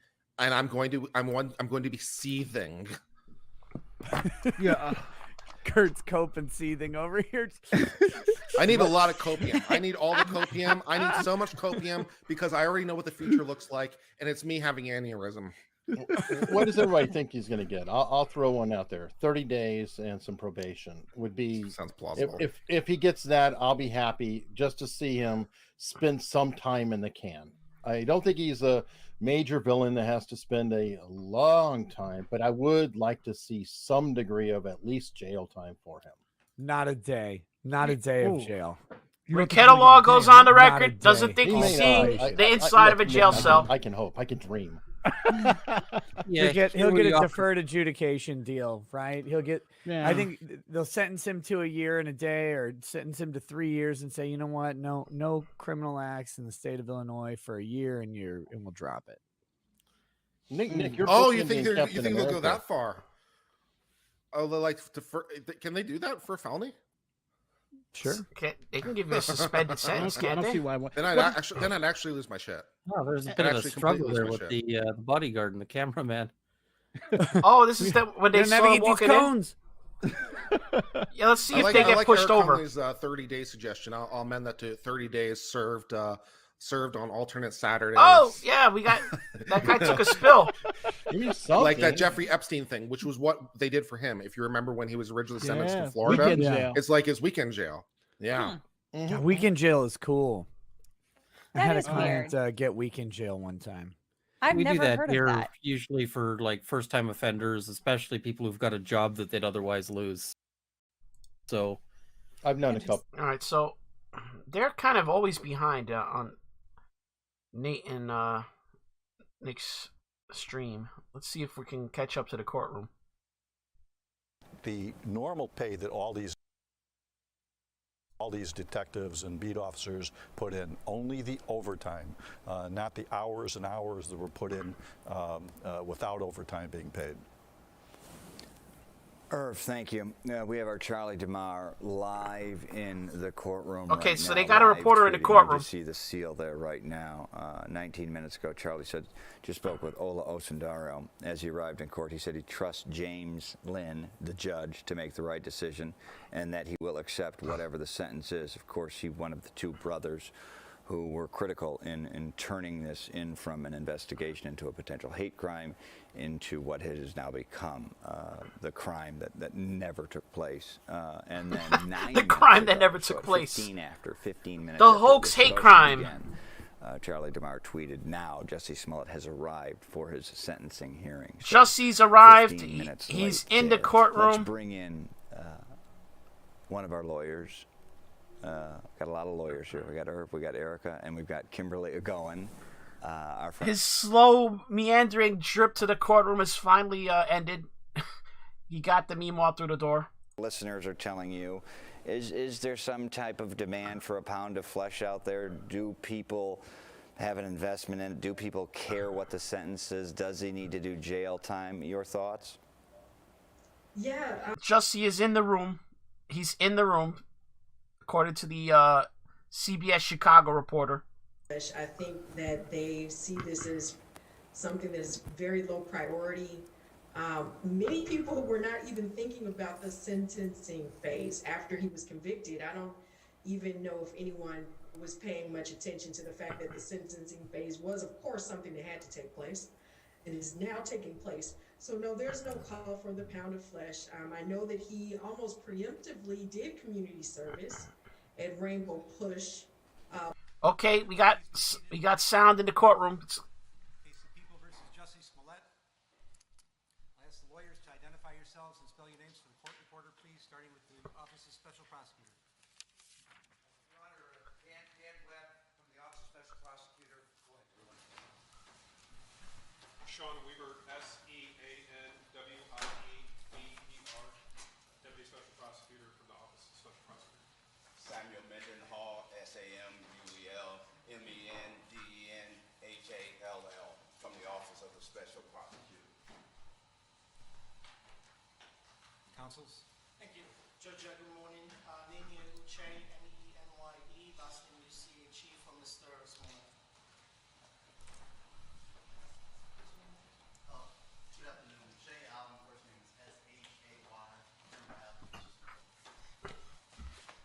Heather Riddell, W-I-D-E-L-L, on behalf of Mr. Smollett. Tamara Walker, T-A. The hearing has started, everybody. This is the lawyers introducing themselves to the judge, Judge Smith. Good afternoon, Tina Glandian, G-L-A-N-D-I-A-N, on behalf of Mr. Smollett. Thank you, counsels. Everyone may be seated. That's the sound that's coming from there, guys. It's max volume right now. Jury trial was held in this matter.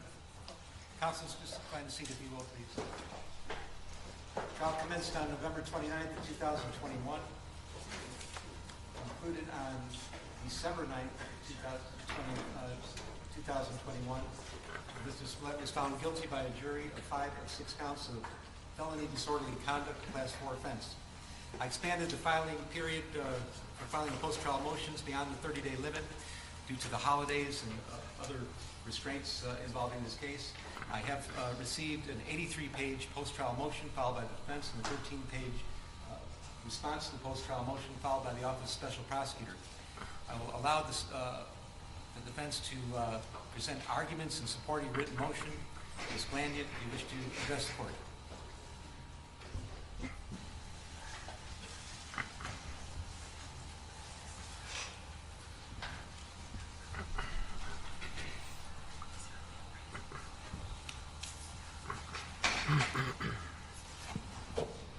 It's because the lawyers, they're look at the microphones. You got to be standing right up on a mic to catch your voice. So we'll probably hear her better now that she's going to be speaking at the podium that has a dedicated microphone. Good afternoon. Counsel. As the court knows, we filed a comprehensive motion for judgment notwithstanding the verdict and or for a new trial outlining 13 different errors that occurred during Mr. Smollett's trial. However, the legal errors impacting Mr. Smollett predate this criminal trial and began long before this case was even assigned to Your Honor. I know the court has read our papers and there's been voluminous briefing, and we did incorporate by reference all of our prior briefing and arguments in this case. So I'm not going to belabor every single point. However, I do want to talk about 2 categories of critical errors that have permeated this trial. And that began again at the very outset and impacted this initial complete prosecution against Mr. Smollett. And in doing so, I'm going to highlight some of the most flagrant violations.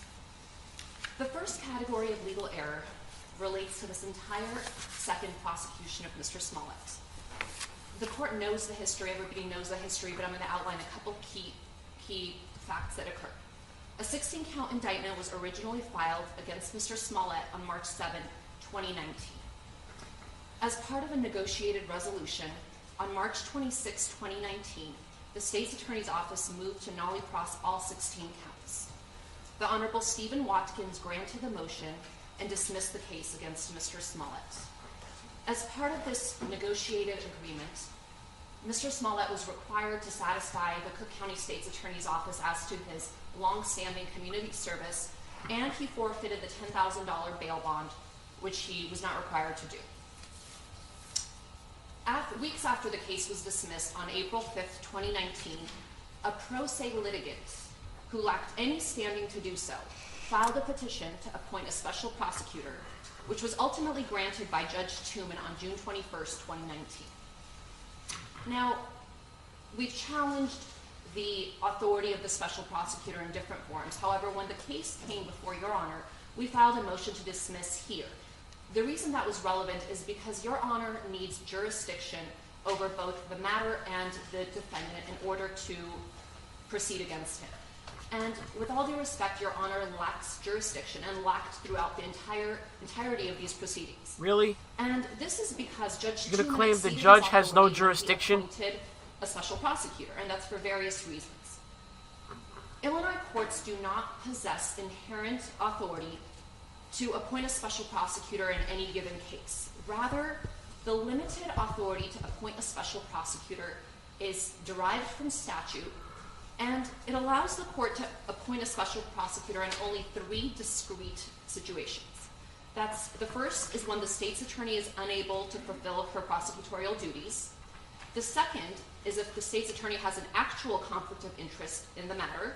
And the third is when the state's attorney files a petition for recusal. Now, Judge Truman found that the first of these 2 were not applicable in this case, and he granted the appointment of a special prosecutor on the third scenario. However, there was no petition for recusal filed in this case, and that's an undisputed fact.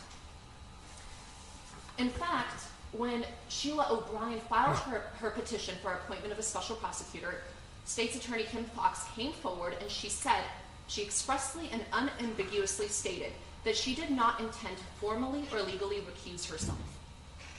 But the court nonetheless concluded that what she intended was basically an unconditional legal recusal.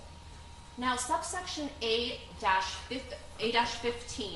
of the statute authorizing the appointment of a special prosecutor doesn't contain a provision which says the court can infer or interpret from the state's attorney's actions whether the state's attorney intended to recuse herself. Rather, guys, she's arguing for to get another trial for Jussie. She's arguing that this trial was a mistrial, which Kim Foxx did not do in this case.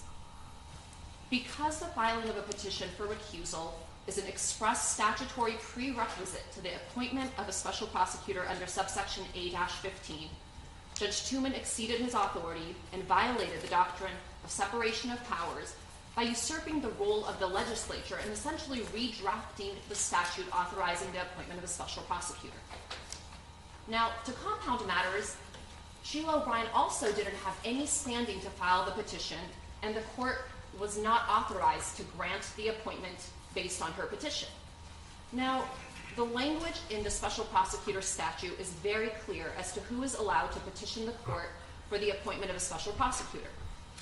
The language is unambiguous and provides that only the courts... Really quick, in order to appeal this, they have to bring this up at this point here. You can only appeal on stuff brought up in the case or the sentencing in this case.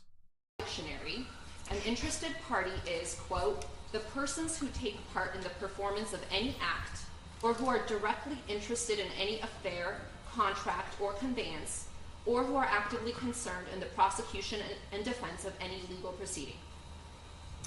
Sheila O'Brien doesn't meet any of the requirements of that definition. Sheila O'Brien is a retired former judge who asserted her standing as a concerned citizen, somebody who was not satisfied with the way a duly elected official of Cook County decided to resolve a criminal matter, a low-level, non-violent criminal offense, which they do every single day. But because of the high-profile nature of this case, she was not satisfied, and she decided to file a petition. So it's undisputed that she was not an interested party, but putting aside that fact, only the first 2 subsections, the 2 that Judge Truman said are inapplicable, even allow an interested party to file such a petition. Those are the 2 sections that say the court either on its own motion or on the motion of an interested party. Subsection A-15, which is the one that Judge Truman relied on in granting the appointment of a special prosecutor, doesn't say that you could appoint a special prosecutor based on the court's own motion or on the petition of an interested party. That subsection only permits the appointment of a special prosecutor upon the state's Holy shit, I know it petition probably cut off for you guys, but it is she's wearing some that no such really petition was filed high in this stiletto case, heels. and that State's Attorney Kim Foxx never intended to Maybe legally I'll recuse herself.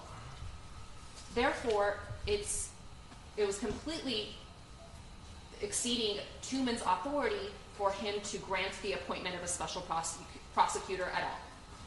Now, he also misapprehended the law when he ruled that the informal recusal by Kim Fox rendered the entirety of the proceedings went in tight again. from Mr. Smollett's initial arrest all the way through the dismissal of the charges against him null and void. And none of the cases cited by Judge Tooman in his order actually support the court's conclusion that the proceedings against Mr. Smollett are null and void, that the prior ones were null and void. Rather, those cases, and particularly People v. Woodall, and that's 333 Ill App 3rd 1146, that's a 2002 case, makes clear that even if there had been a defect in the authority to prosecute Mr. Smollett, the only person who could properly challenge the validity of the proceedings would be Mr. Smollett, and he clearly did not do so. Now, separate and apart from the fact that the appointment of a special prosecutor was beyond Judge Tooman's authority, is the fact that Judge Tooman was not authorized to appoint a private attorney, which was Dan Webb and his law firm, Winston & Strawn, as the special prosecutors in this case.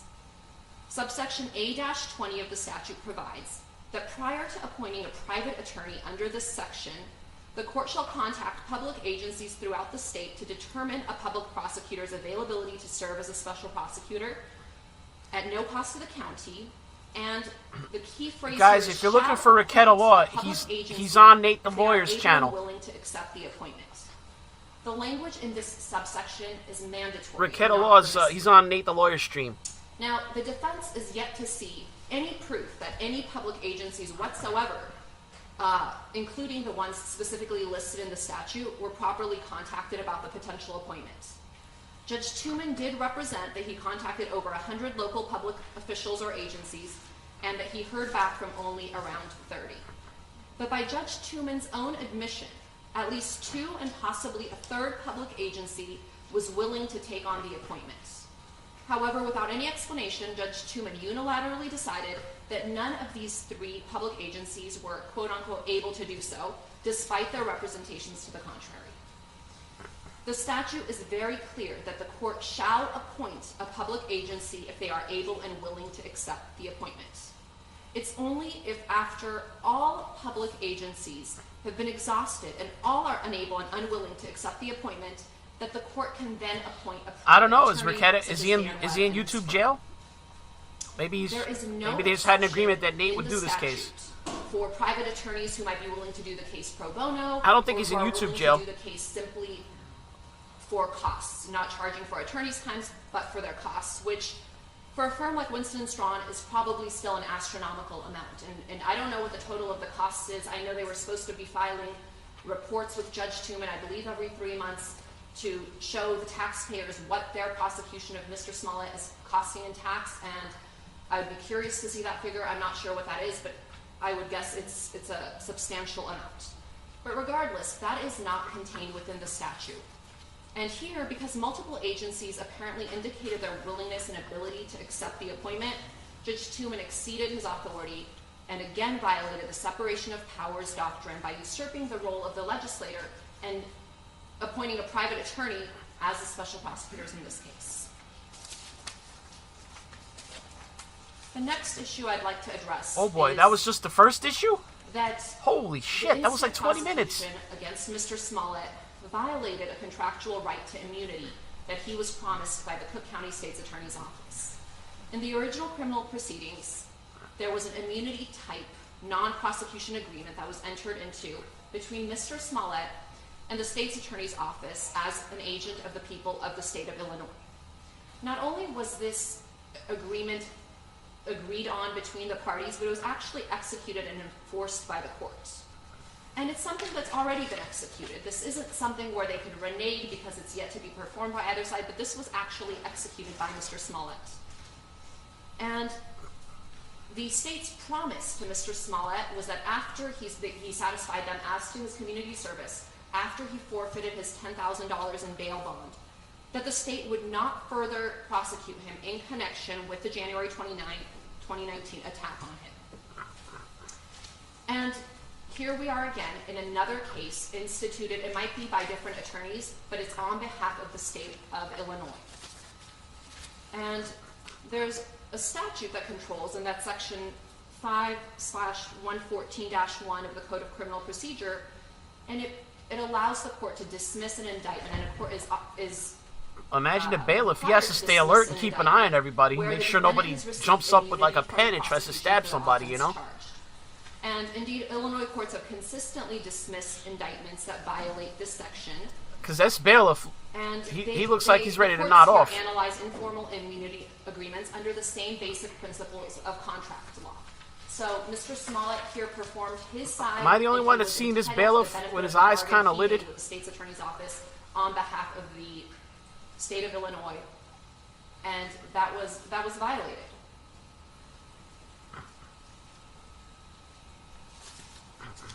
And in fact, the state's attorney's office, initially, they did perform their end of the bargain. They stood up in court in front of Judge Watkins, asked for the dismissal, and did what they had promised to do.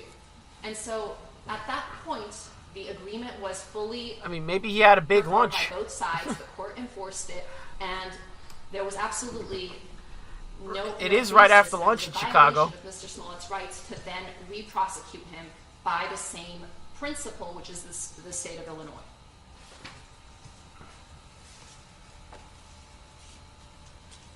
And there's important policy considerations for this, and the Starks Court, which is People v. Starks 106 Ill 2nd 441 Oh boy, we're citing precedent here. Supreme Court case, and the Supreme Court in that case explained the significant policy considerations for this rule, and I quote, "The prosecution must honor the terms of agreements it makes with defendants.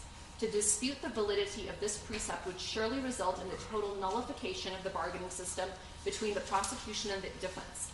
Therefore, this court believes that if the prosecution did make an agreement with the defendant, it must abide by its agreement in this case."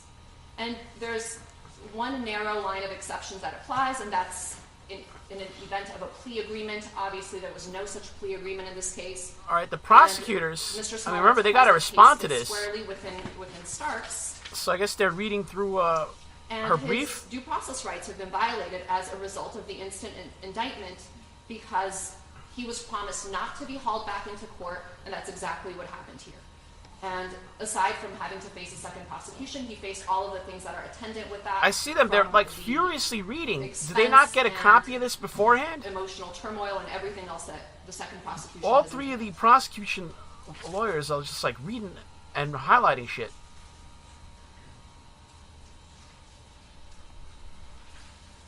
In short, Mr. Smollett relied I'm guessing on the they just got the brief. From the state's attorney's office. And at the end of the day, a deal is a deal, and the state of Illinois is not exempt from that ancient principle. And so we would ask that the case should have been dismissed on that basis. Now, the next issue I'd like issue to number address 3 is the double jeopardy. And we had briefed this before. The court's very familiar with our position on this, but just in brief to highlight a few of our points. Check out, dude is furiously highlighting over here. Highlight. It also prohibits double punishment. And to punish somebody twice for the same thing is a violation of the Fifth Amendment. And here, Mr. Smollett was clearly punished in the prior criminal proceedings by the imposition of a criminal penalty. Now, certain people may disagree with the severity of that punishment. They may not think that was a just result, but it doesn't take away from the fact that he was criminally punished.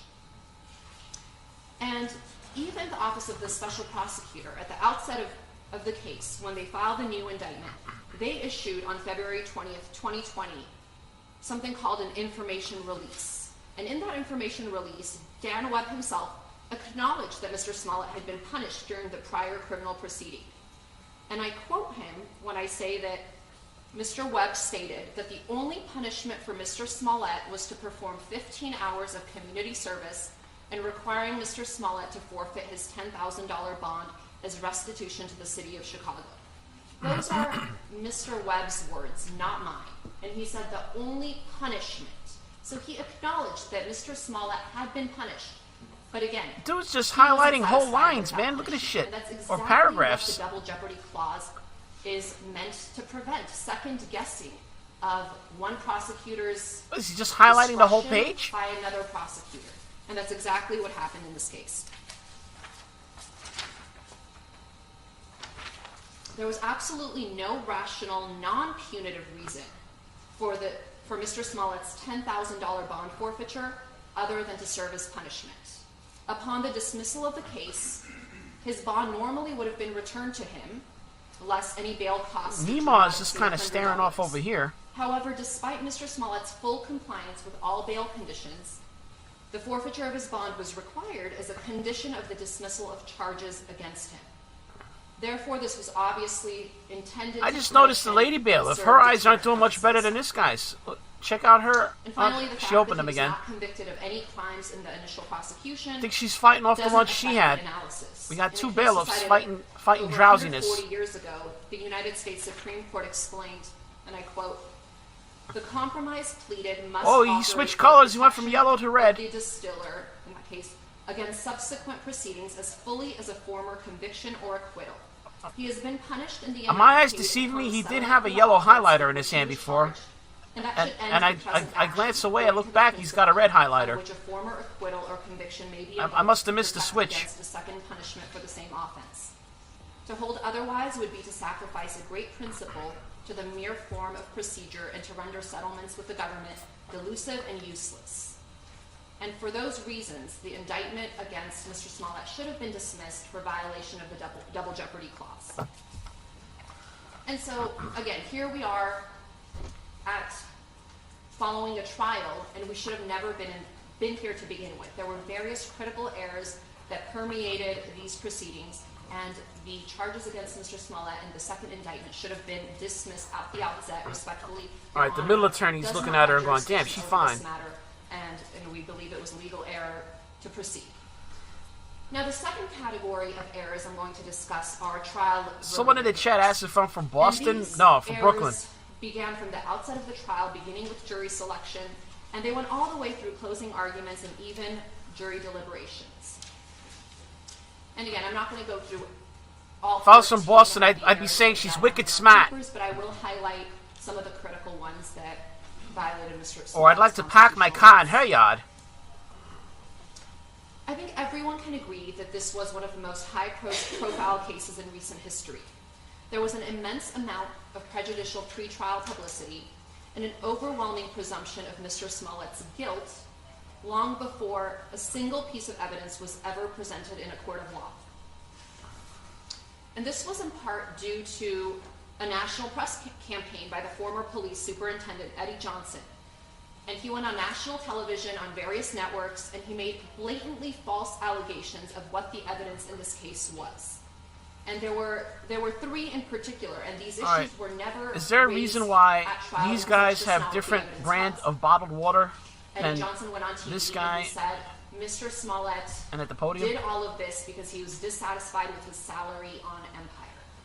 That was completely a false assertion. That there was zero evidence of that whatsoever. But he went out there and said that and put that in the potential jury pool. He also said that Mr. Smollett had sent himself the letter. Mr. Smollett fully cooperated. He gave his DNA, he gave his fingerprints to the FBI, not to CPD, but he did that to the FBI, and there was no connection between him and the letter. That didn't prevent Eddie Johnson from going out there well before this case ever got to trial and tainting the jury pool with that false assertion. He also said that Mr. Smollett paid the brothers $3,500 for the attack. And it was the brothers' own attorneys who went on TV right after that and said, no, this was actually as corroborated with a lot of text messages. The prosecution's haste doesn't hold water. He had hired Abimbola as his trainer, and that's what the $3,500 check was in. Oh, she's referring to the Olsen Dower brothers. She should call them the two Utes. Based on this overwhelming presumption of guilt in this case, the two Utes. That jury selection be fair so that Mr. Smollett would receive a fair trial if that was even possible. But there were fundamental errors in that process. First, the court violated Mr. Smollett's Sixth Amendment rights by preventing the defense from actively participating in the voir dire process. The defense sought to directly question the veneer, but the court denied that request. And although the court asked the parties and took questions from both sides as to certain questions that should be asked of the potential jurors, Your Honor didn't ask all of the questions that the defense requested. By refusing to allow the defense to meaningfully participate in the voir dire process, the court prejudiced the defendant's ability to It's one of my discover favorite those legal terms. potential panel Voir dire. with biases and or potential prejudices against Mr. Smollett. So French. Violating his Sixth Amendment rights. Never even Although sure the how to court pronounce it. repeatedly stated I just think it's voir dire. that you didn't want to treat this case any different than other cases. This was an abuse of discretion in this case because of the prejudicial pretrial publicity, which could not be ignored. Landon, you think I Yo, ask Angela. every question submitted by your team to the veneer? Every single one? We think we should have been allowed to participate in this process because of the unique circumstances of this case where there was such an overwhelming presumption of guilt. We think it's a very different process when the court asks questions and when we as attorneys get to ask the right follow-up, you know, in real time without having to wait for. There were certain questions the court asked, and this was my next point with Rosemary Mazzola, where the court cut off the answers. I think I asked most of the questions. Believe it or not, Tony Dadza grew up in my neighborhood. Some I did not. Went to the same school I did. You wanted me to ask the veneer, what kind of animal would you like to be if you had to be an animal? Or Superman or Batman, what do you prefer? Did you really think I was supposed to ask a veneer when I'm choosing? He'd come back and those kind of questions? We identified he'd certain give a talk at questions the in church our once in a motion while. that I believe there were 4 questions that we thought were critical, not the ones Your Honor just mentioned, but there were important. That was part of the pool of questions I received from you. Right, but there were important questions that were not asked, and the more significant factor is we should have been allowed to question the veneer in this case. Again, I'm not saying in every case. I respect that Your Honor doesn't do that in a lot of other cases. However, this case is obviously unique. Mr. Smollett, unfortunately for him, has not been treated like anyone else charged with Class 4 felonies. He's been disadvantaged at every turn, and his jury selection. I pick a jury in this case the same way I pick a jury in a murder case. Judge is like, hey, lady. Tell me what questions you want me to ask. I vet them. Judge is not happy with this line of argument. You hold on there, Missy. I absolutely treated him the same as everybody else. I treated him the same. Don't be calling me a racist. A potential offender from a person accused of murder. I understand, and I think, Your Honor, that's the problem here. A regular murder defendant doesn't walk into court with a presumption of guilt. Mr. Smollett did. There is a presumption of innocence. That was non-existent in this case, and that was due in large part to, as I said, the former police superintendent held a press conference. He went out and did a media campaign. The mayor spoke out on this case. Even Judge Tooman, in his order, before a single piece of evidence had been set forth before Judge Tooman, he convicted Mr. Smollett in his order. He talked about what a charade this was, and he made findings. And Judge Tooman should have been recused. We actually filed a motion for him to recuse himself because based on the face of the order, it was clear that he harbored bias against Mr. Smollett and was convinced of his guilt when he was not ruling on a motion that involved, there was no factual dispute before him. There was no evidence presented to him. And he nonetheless took it upon himself to make improper factual findings which evidenced his bias. He should have recused himself. However, he didn't even let us intervene in those proceedings to consider our motion for recusal and to consider our motion for reconsideration of the order appointing the special prosecutor. And all of that was there. But to Your Honor's point, the reason I think Your Honor should have treated this case differently is for all the reasons I stated, which is he does not sit and he did not come before Your Honor the same as other defendants with a presumption of innocence, which is what he is afforded and entitled to under the Constitution.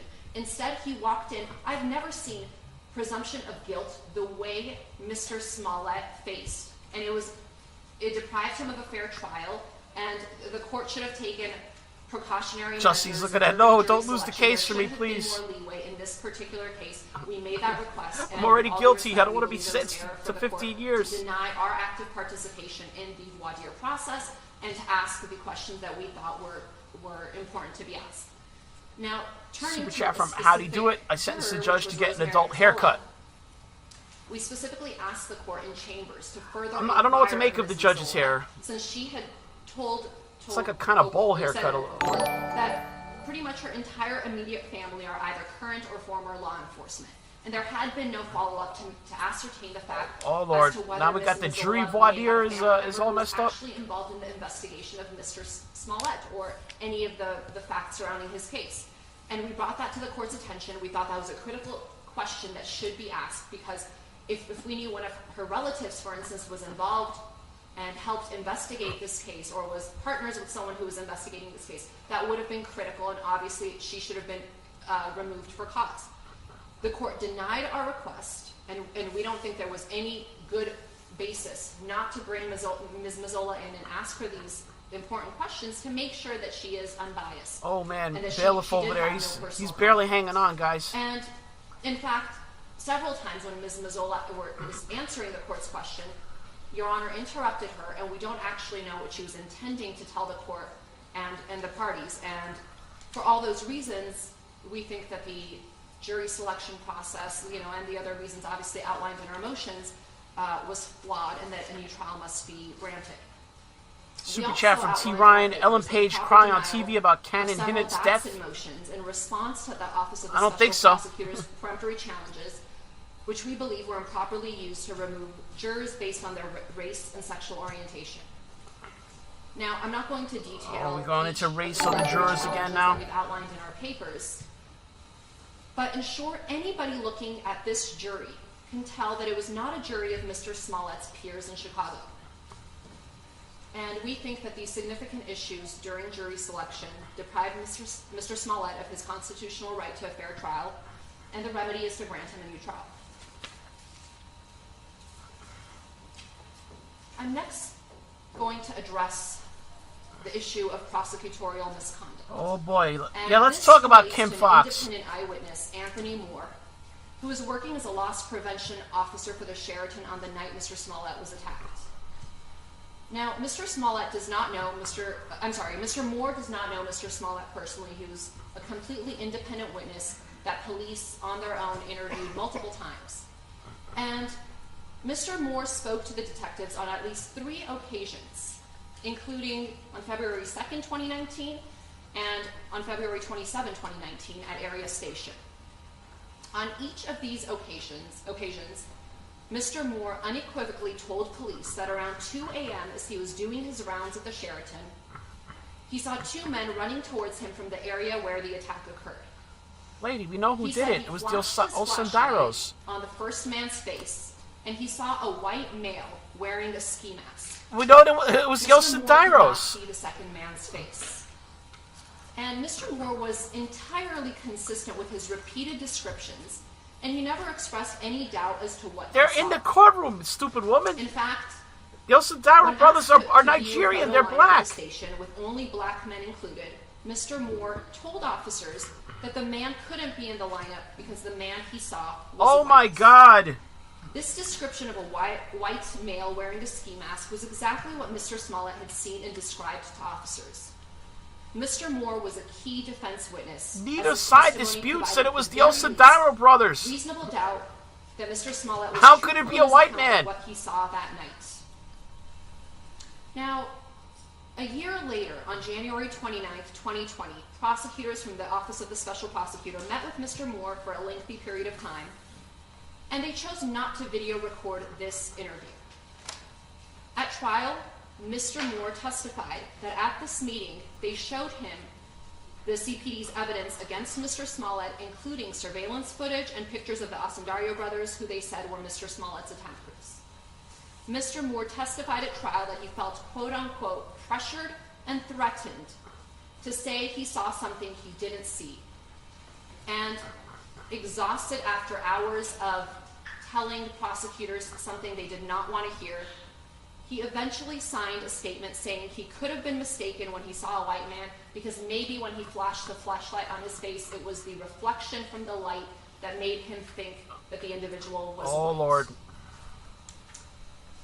There was absolutely no reason for the Office of the Special Prosecutor to try to taint an independent eyewitness's clear memory of an event by showing him their version of the evidence and trying So, to scare him Sam into Hyde was committing involved, perjury confirmed. If he testified consistently, We have a with his witness own testify that Sam Hyde independent saw. was involved in the Jussie Smollett This case. form of intimidation He was the third constitutes attacker we never heard about. prosecutorial misconduct and violates Mr. Smollett's fundamental. He can't keep getting away with it. In his defense. By having Mr. Moore change his statement in writing, not only did the Office of the Special Prosecutor try to disqualify Mr. Moore as an exculpatory defense witness, they actually tried to obtain false, incriminating evidence against Mr. Smollett.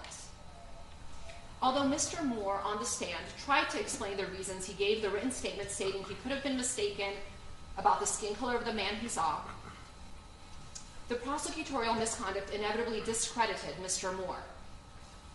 And this flagrant misconduct constitutes reversible error. Now, the OSP's argument... Super chat from V Radio. What the hell? How are we arguing evidence during a sentencing? The trial's over. Guilty. Why is the judge tolerating this?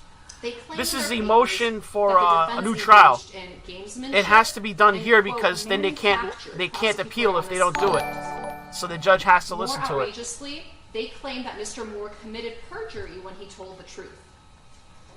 This is belied by the undisputed record, which is that Mr. Moore gave police consistent accounts of what he saw, which is a white man wearing a ski mask, on multiple occasions close in time to the incident.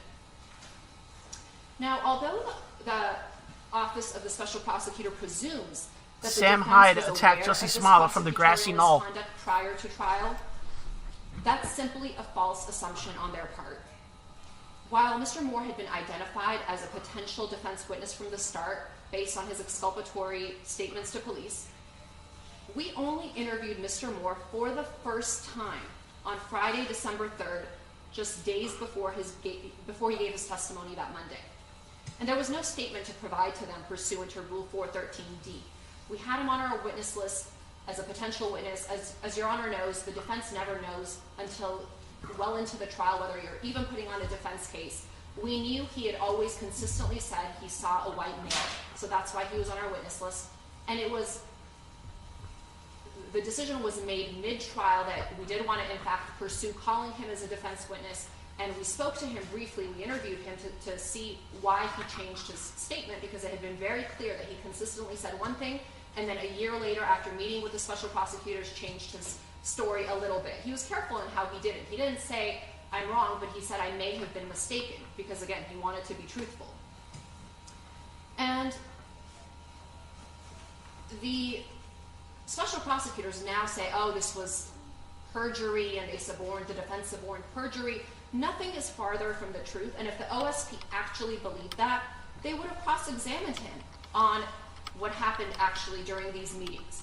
Not only would they have cross-examined him, they could have put up a witness to impeach him who was present during that meeting to say, actually, that's not what happened. They didn't do either of those things. And of course, they could have charged him with perjury, but they won't do that because he was not lying and he was telling the truth. One way or another, this was an egregious violation brought by the Special Prosecutor's Office. They should have been disqualified when we made the request, and a motion for a new trial is required on that basis. And unfortunately, this isn't limited to Mr. Moore.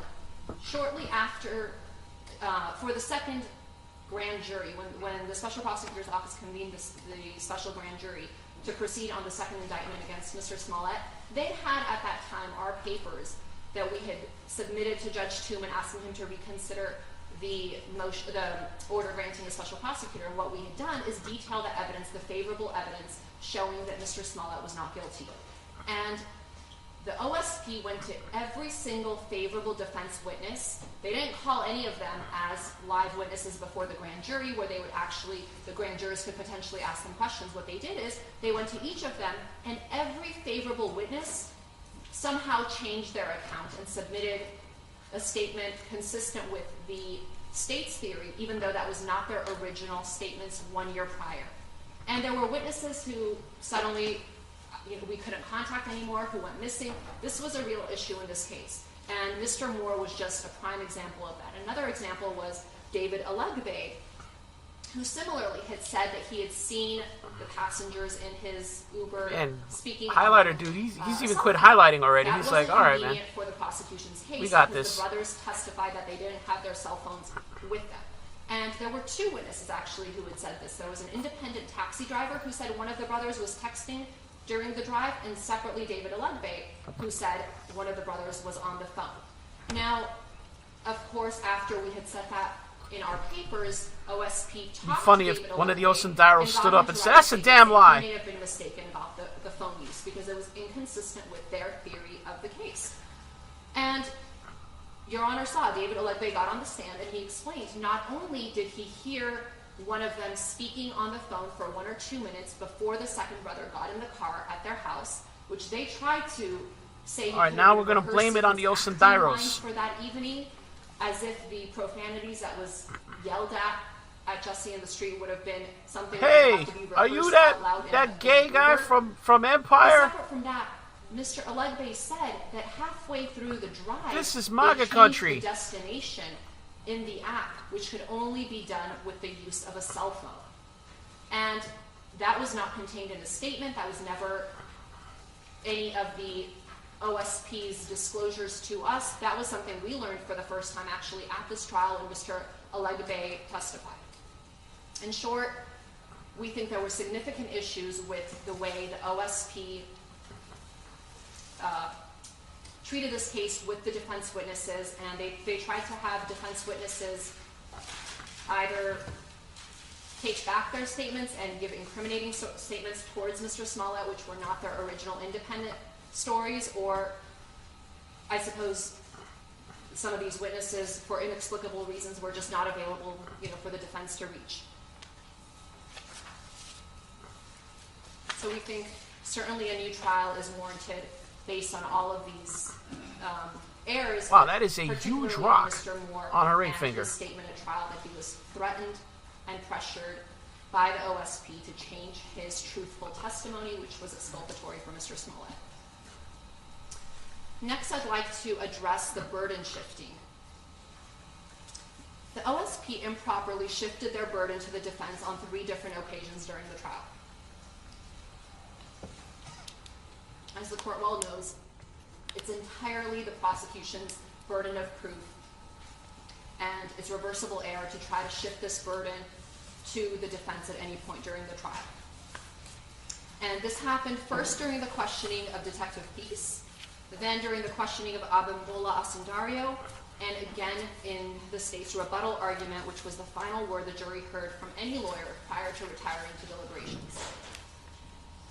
The seminal case on a prosecutor's improper comments on a defendant's post-arrest silence is Doyle v. Ohio, and that's 426 U.S. 610, 1976 case, which holds that it is a deprivation of due process to allow an arrested person's silence after that person has been Mirandized and advised of his Fifth Amendment right to remain silent, to then use that silence against them at trial to create an inference of guilt. And Super chat from Sniper Site 00 coming in. I would plead guilty just to shut this lawyer up. Now, in its opposition papers, I don't know. I don't find her voice that grating. As far as women's voices go, I mean, I wouldn't call it pleasant, but I wouldn't call it grating. On February 14, 2019, and do not involve Mr. Smollett's post-arrest silence. However, the improper questions were not limited to the text message or I'm not even hearing to the too much time period upspeak, prior to so Mr. she doesn't Smollett's have arrest. that mannerism that I don't For example, like. in questioning Detective Thies, Mr. Mendenhall broadly asked, quote, did he, meaning Mr. Smollett, ever make a statement that they, referring to the Asundario brothers, did nothing wrong and never would? Answer, no.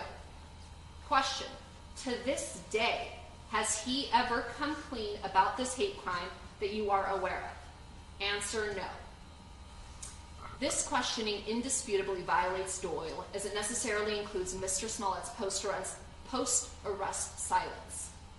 Furthermore, Illinois law If you're goes a detecting step a further nasally quality to her by voice, holding that it's might be that she impermissible has to a large. impeach She does have a large defendant nose for a woman. post-arrest silence, regardless of Maybe whether that's the it. silence occurred before or after the But again, defendant was given Miranda warnings. Sounds like her voice sounds normal In to its me. opposition papers, the OSP argues that the defense did not object to this line of questioning. However, the OSP's improper burden shifting constitutes plain error affecting Mr. Smollett's substantial rights, for which a lack of an objection is not fatal. Similarly, during the direct examination of Abimbola Asundario, Dan Webb asked him whether Mr. Smollett ever made a statement to the public where he admitted that the hate crime was a hoax. The defense did object to this question, and the court sustained the objection. Similar to Mr. Mendenhall's questions, which were not limited to the text message or even to the time period prior to Mr. Smollett's arrest, Mr. Webb's question is equally problematic. Are we losing the bailiff again? Oh boy. Opposition papers that the word statements to the public somehow makes Doyle inapplicable. This argument is frankly ridiculous, as any public statements by Mr. Smollett would have been used against him if he testified at trial, the same as if he had made those statements to police. Here, this entire case hinged on the credibility of Mr. Smollett and of the Osundario brothers. By improperly commenting on Mr. Smollett's failure to tell the police or the public that the Osundario brothers did nothing wrong, or to quote-unquote come clean, the OSP violated Mr. Smollett's due process rights and his Fifth Amendment right to remain silent by improperly trying to shift the burden of proof to him. The OSP engaged in further burden shifting during its rebuttal argument, which is particularly prejudicial because it was the last time the jurors heard from any lawyer in this case. Guys, keep in mind, I mean, say what you want about lawyers, she is probably being paid something on the order of $400 or $500 an hour. So I'll spout boring bullshit all you want for $400 or $500 an hour. By arguing that this was simply a single comment and that it was provoked because defense counsel had argued to the jury that there was a lot of missing I mean, let's be data. honest here. But that's the prerogative of the defense to argue. Again, it's the state's burden. They put on a lot of surveillance video and they suggested to the jury that they had a complete account from the beginning of the night to the end of the night, and the jury had to be told that these were pieced together, but there was a lot of missing footage. It was proper for the defense to do that. However, it was not proper for the prosecution to put that burden on the defense and ask for the defense to produce the missing surveillance footage, which is simply, again, not our burden to do. And as the court well knows, a single comment is sufficient to constitute reversible error warranting a new trial. True. And we had cited in True. our papers In court time is probably Giangrande, extra. and that's 101 I've never had to hire a criminal attorney personally, so I don't. Do they charge you more for the being in court? That also involved a single comment by the prosecutor in the closing remarks, and the remark was, "Where's the evidence?" And as the court explained in that case, the comment may well have improperly suggested to the jury that defendant had a burden to introduce evidence. Objection to it was overruled by the trial judge. This was error. And again, it was error in this case for them to make that comment and for Your Honor to overrule that objection. But we'd ask that a new trial be granted on that basis. And I'm going to turn lastly to the accomplice instruction. The court in this case committed reversible error when it refused to provide Illinois Pattern Jury Instruction number 3.17 entitled Testimony of an Accomplice with regard to the Osundario brothers' testimony. Oh, here we go on the Osundarios again. Pattern Instruction 3.17 provides, quote, when a witness says he was involved in the commission of a crime with the defendant, the testimony of that witness is subject to suspicion and should be considered by you with caution. It should be carefully examined in light of the other evidence in this case. Now, despite the title, the instruction is not warranted only where a witness is officially charged as an accomplice. Rather, Illinois courts have held that the defendant is entitled to have Instruction 3.17 given to the jury if the witness, rather than the defendant, could have been the person responsible for the crime, or if the witness admits being present at the scene of the crime and could have been indicted either as a principal or under a theory of accountability, but denies involvement. Here, both of those circumstances are present, which required giving the accomplice witness jury instruction. The Osundario brothers... Oh, the special prosecutor's sucking on his pen, man. What's going on there? Not only probable cause, but oral substantial fixation evidence that they were the perpetrators who attacked Mr. Smollett on January 29, 2019. Webb, what are you doing? And since then, in Get that statements pen to out of your CPD mouth. and sworn statements to the grand jury in a trial, the Osundario brothers admitted to doing everything Mr. Smollett told CPD they did. Confront him on the street, yell racial and homophobic slurs at him, punch him, kick him, pour bleach on him, and put a rope around his neck. If it was not for their own self-serving statements and testimony... Oh, pin it on the Osundarios! ...the above acts and Mr. Smollett's behest... Osundario should stand up. She's lying, Your Honor.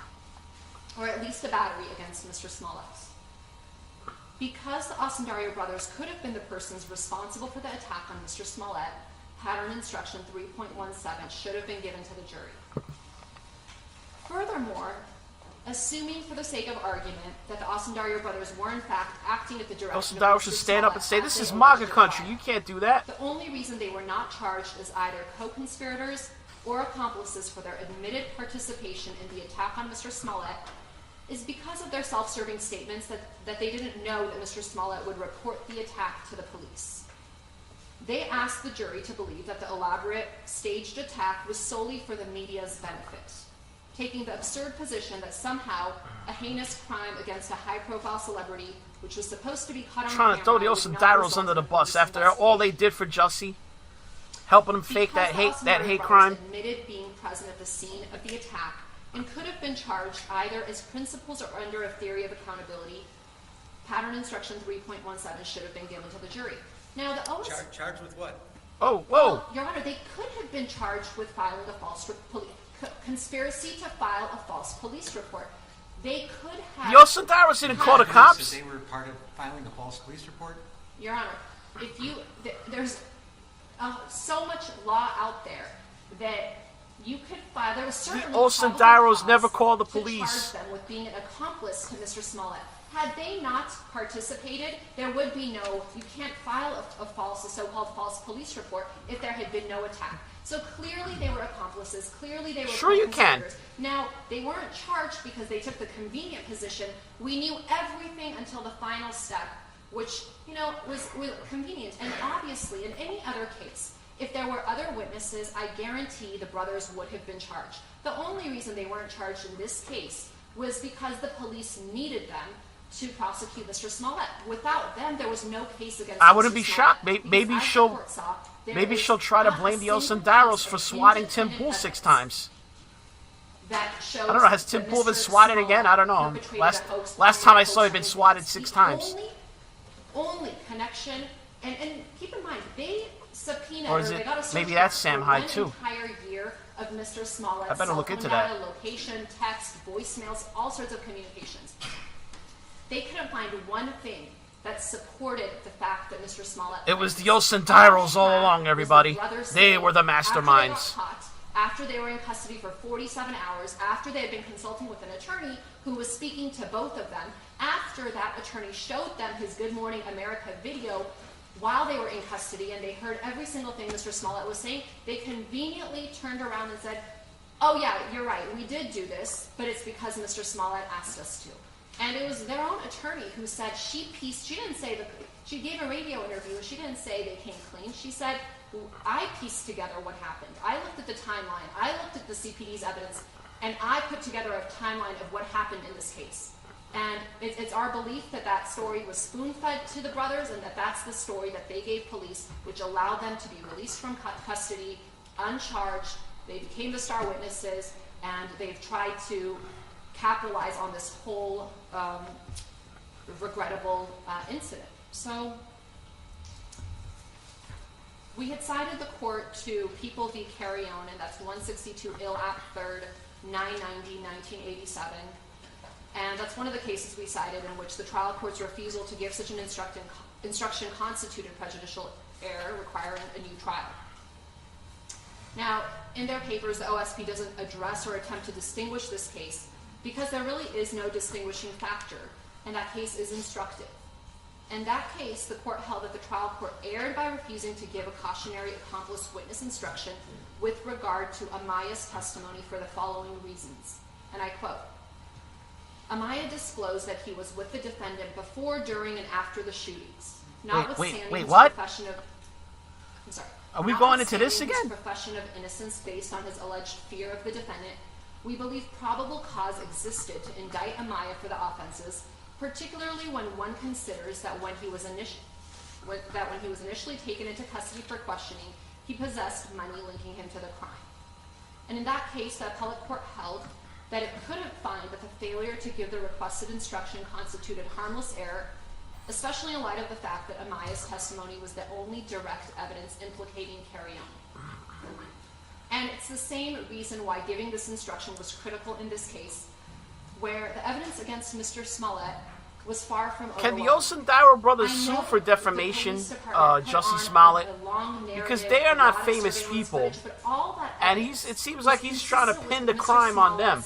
Testimony of his actions. He never denied seeing the brothers on the occasions where they went to great lengths to show, oh, on the 25th he drove to the brothers' apartment. He admitted that.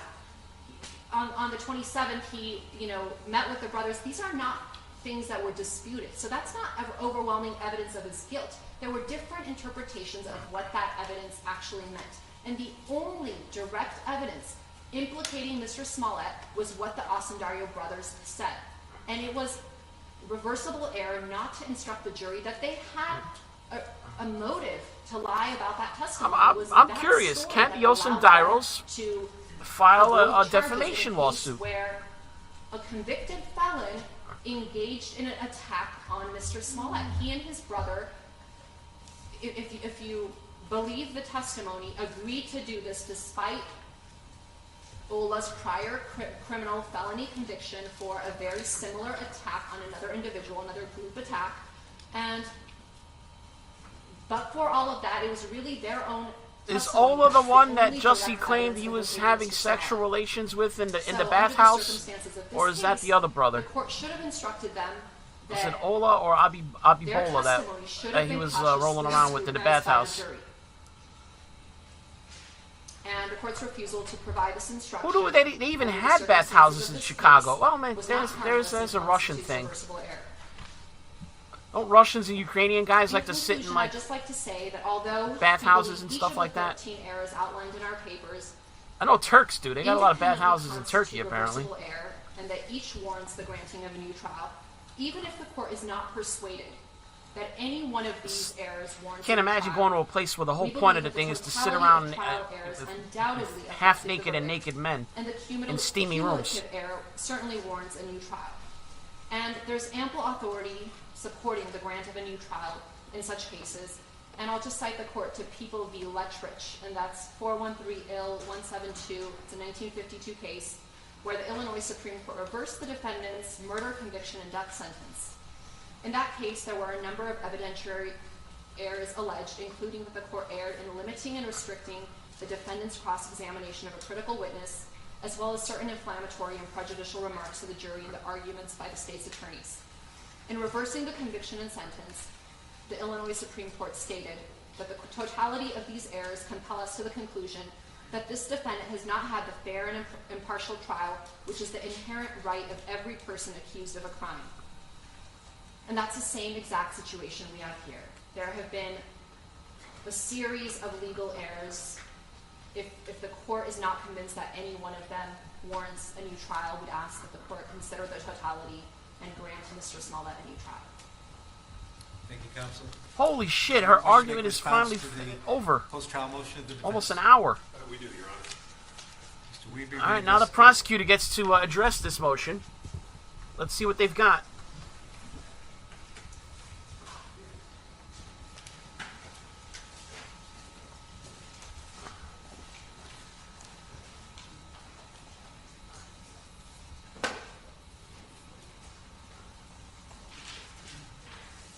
May it please the court. Highlighter guy is up. Your Honor, due to the sheer volume of the arguments here, about an hour here, and you've already mentioned 83 pages that they've submitted. My partner and fellow Deputy Special Prosecutor Sam Mendenhall have bifurcated the opposition. I'll give an overview, and based on Ms. Gladian's presentation, I'll highlight four alleged. He'll highlight. I believe Mr. Mendenhall will have. Pun intended.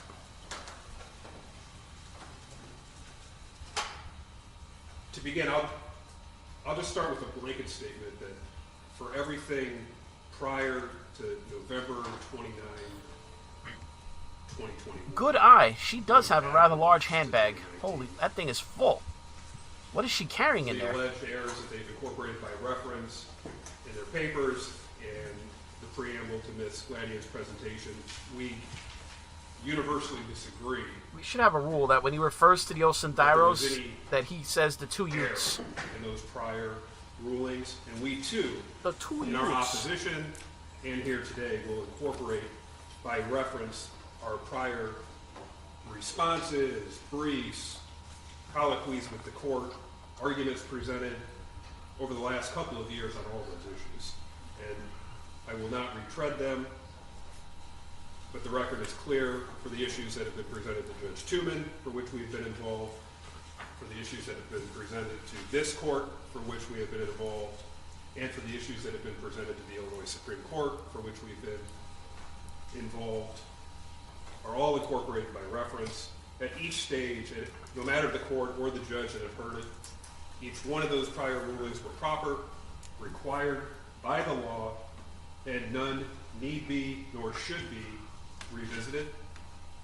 And since Ms. Gladian brought it up, it probably is a good reminder that my firm of Winston and Strawn and the partnership did take this case pro bono. And our firm did, and Mr. Webb in particular, did shoulder that burden that was called for by the appointment of the special prosecutor. And we did so the entirety of the attorney time free of charge. Not a dime. Limited expenses in the normal court. Judge Tuman's order did allow, and these are things such as court recorder fees, transcript fees, copying fees, those same fees that would exist for the Cook County State's Attorney's Office are expenses for which have been submitted to the county for reimbursement. They are minor compared to the amount of free service that our firm of Winston and Strawn has given to this county and to the citizens. Okay, so the special prosecutor did this case pro bono. They're only getting compensated for court costs and like clerical fees. For Judge Tuman's 2019 June order, in order to restore the public's confidence into the integrity of the criminal justice system, was answered by our firm, was answered by Mr. Webb, and you might just recall the two directives that required. The first directive to determine whether Mr. Smollett should be further prosecuted. That's what we're here for today. But it shouldn't be forgotten, and I don't believe is, but it's worth remembering that the second directive, whether any person or office involved in the initial Mr. Smollett case engaged in any wrongdoing, our office also did that. And you heard Ms. Lannion talk about certain of those things in our argument, but the OSP did complete a thorough investigation, did have a grand jury seated, did prepare a detailed and comprehensive report as it relates into the Cook County State's Attorney's Office, as it relates to the investigation in the Chicago Police Department, and did so for a total cost of attorney times for... Hey man, I'll take this guy's hand gesturing over the lying of Binger from the Rittenhouse case.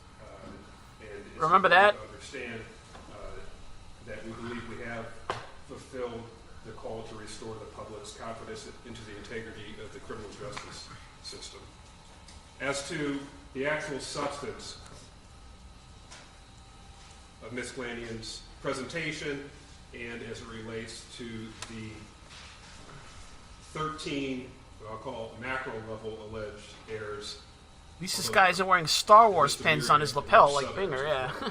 The evidence presented at trial, Your Honor, overwhelmingly established Mr. Smollett's guilt beyond a reasonable doubt. And that's reflected in the jurors' unanimous guilty verdict. Is there anyone on the planet who doubts Mr. Smollett's guilt? This court for extraordinary relief to overturn the jury's verdict that found him guilty of 5 serious felonies of making false police reports.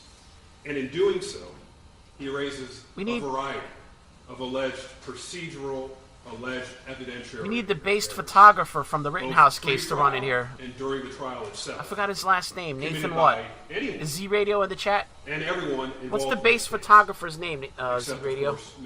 It's Nathan something, right? Nathan Ford? Or his lawyers. They're just a few examples. He's blamed the prosecutors. He's blamed Your Honor specifically. He's blamed the courtroom staff. These are in his papers. He's blamed the Cook County sheriffs in this courtroom. He's blamed the entire Cook County judicial system. He's blamed the Illinois Supreme Court. He's blamed COVID-19. He's blamed the media. I want that base photographer blamed, quote, to come running in with pictures of the fake hate crime. I've got pictures, Your Honor. He's even blamed the jury itself. Page after page after page of finger pointing and scapegoating. But once that bluster, De Bruin, yes, Nathan De Bruin, the based photographer from the Rittenhouse case. The real underlying record is undertaken. It clearly reveals that each of the alleged errors is 1, meritless, 2, it is riddled with distortions of the actual record, and 3, frequent misapplication of controlling Illinois law.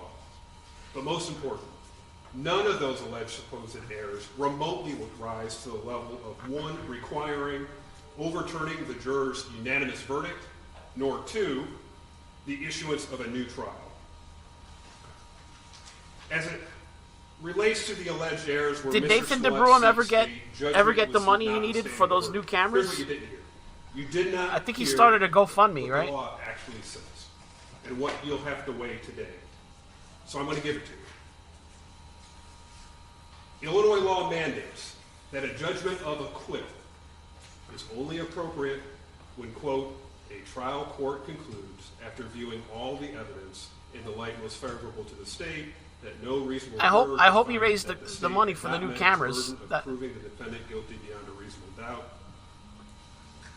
And, quote, a motion for judgment notwithstanding the verdict should be granted in instances only where the state's evidence, when viewed in the light most favorable to the state, is insufficient to support a finding or verdict of guilty. Here, Mr. Smollett has not met and cannot meet the incredibly high standard for overturning the jury's verdict, and when viewed in the light most favorable to the state, that's the OSP in this instance, the evidence presented during the almost 2-week trial overwhelmingly,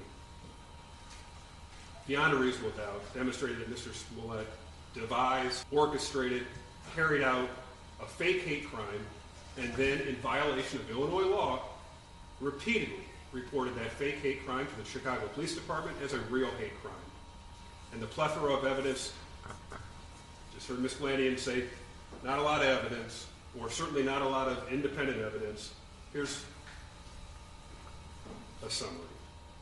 The testimony of 5 Chicago police detectives and officers. The jurors heard the testimony of the Osendero brothers. The jurors heard cross-examination by the defense of each of those witnesses. The jurors received into evidence over 40 exhibits, including for those of you who don't know what I'm talking about, Nathan De Bruin was a witness in the Kyle Rittenhouse trial, who the prosecution tried to manipulate to change his story. And a $3,500 and he actually had photos of evidence of things that some of the people that Rittenhouse were chasing Rittenhouse were doing bad. So he had his ducks all lined up for his testimony. All that evidence, when viewed in the light most favorable to the OSP, it simply cannot be said with a straight face that no reasonable juror could find that the OSP did not meet its burden in proving Mr. Smollett guilty beyond a reasonable doubt. That's for the JNOV portion. As it relates to the remaining alleged errors that do not go to the sufficiency of the evidence at trial, that's when they say that those are more appropriate, perhaps, for a motion for a new trial. Illinois law tells us that a post-trial motion for a new trial is a matter for the trial court's discretion. Because none of the alleged trial errors you've heard or seen in their papers have any merit, this court should exercise its discretion and deny Mr. Smollett's alternative relief for a new trial. As it relates to the 4 errors I alluded to, Your Honor, that I just want to give a counter-narrative to, since they were raised. 3 were raised. That's on the voir dire issue, the Bassin issue, the accomplice instruction, and then I think it's also important to briefly touch upon one written about but not discussed. Yeah, what happened to the friend of Gage Grosskreutz, the one who said he lied about Gage, saying he wished he killed Kyle Rittenhouse? Was plainly consistent with Illinois law and consistent with Rule 431. Notably, defense counsel didn't raise any objection at trial as it relates to the actual conduction. The rules language, as the court deems appropriate in Rule 431, makes clear that the decision as to whether to allow direct questioning is entirely within this court's discretion. Per Rule 431, the court conducted voir dire, by directly questioning the prospective jurors, but consistent with Rule 4. It'd be interesting to find out if Nathan DeBruin has ever met Kyle Rittenhouse after the trial. Voluminous questions to be asked during the voir dire. Both sides. Both the OSP and the defense submitted rather voluminous supplemental questions for further inquiry of prospective jurors. Get Nathan DeBruin and Kyle Rittenhouse to guest on the same Adamcast or Tim Pool or something. Ultimately submitted nearly 60 supplemental questions to ask during voir dire. The court took input, and importantly took input from the parties throughout the voir dire process, both at sidebar, in chambers, pre-trial, and during trial. And those additional follow-ups were often asked of the prospective jurors, and when they were not, the court explained why. In Your Honor's discretion, they would not be asked. No prejudice exists.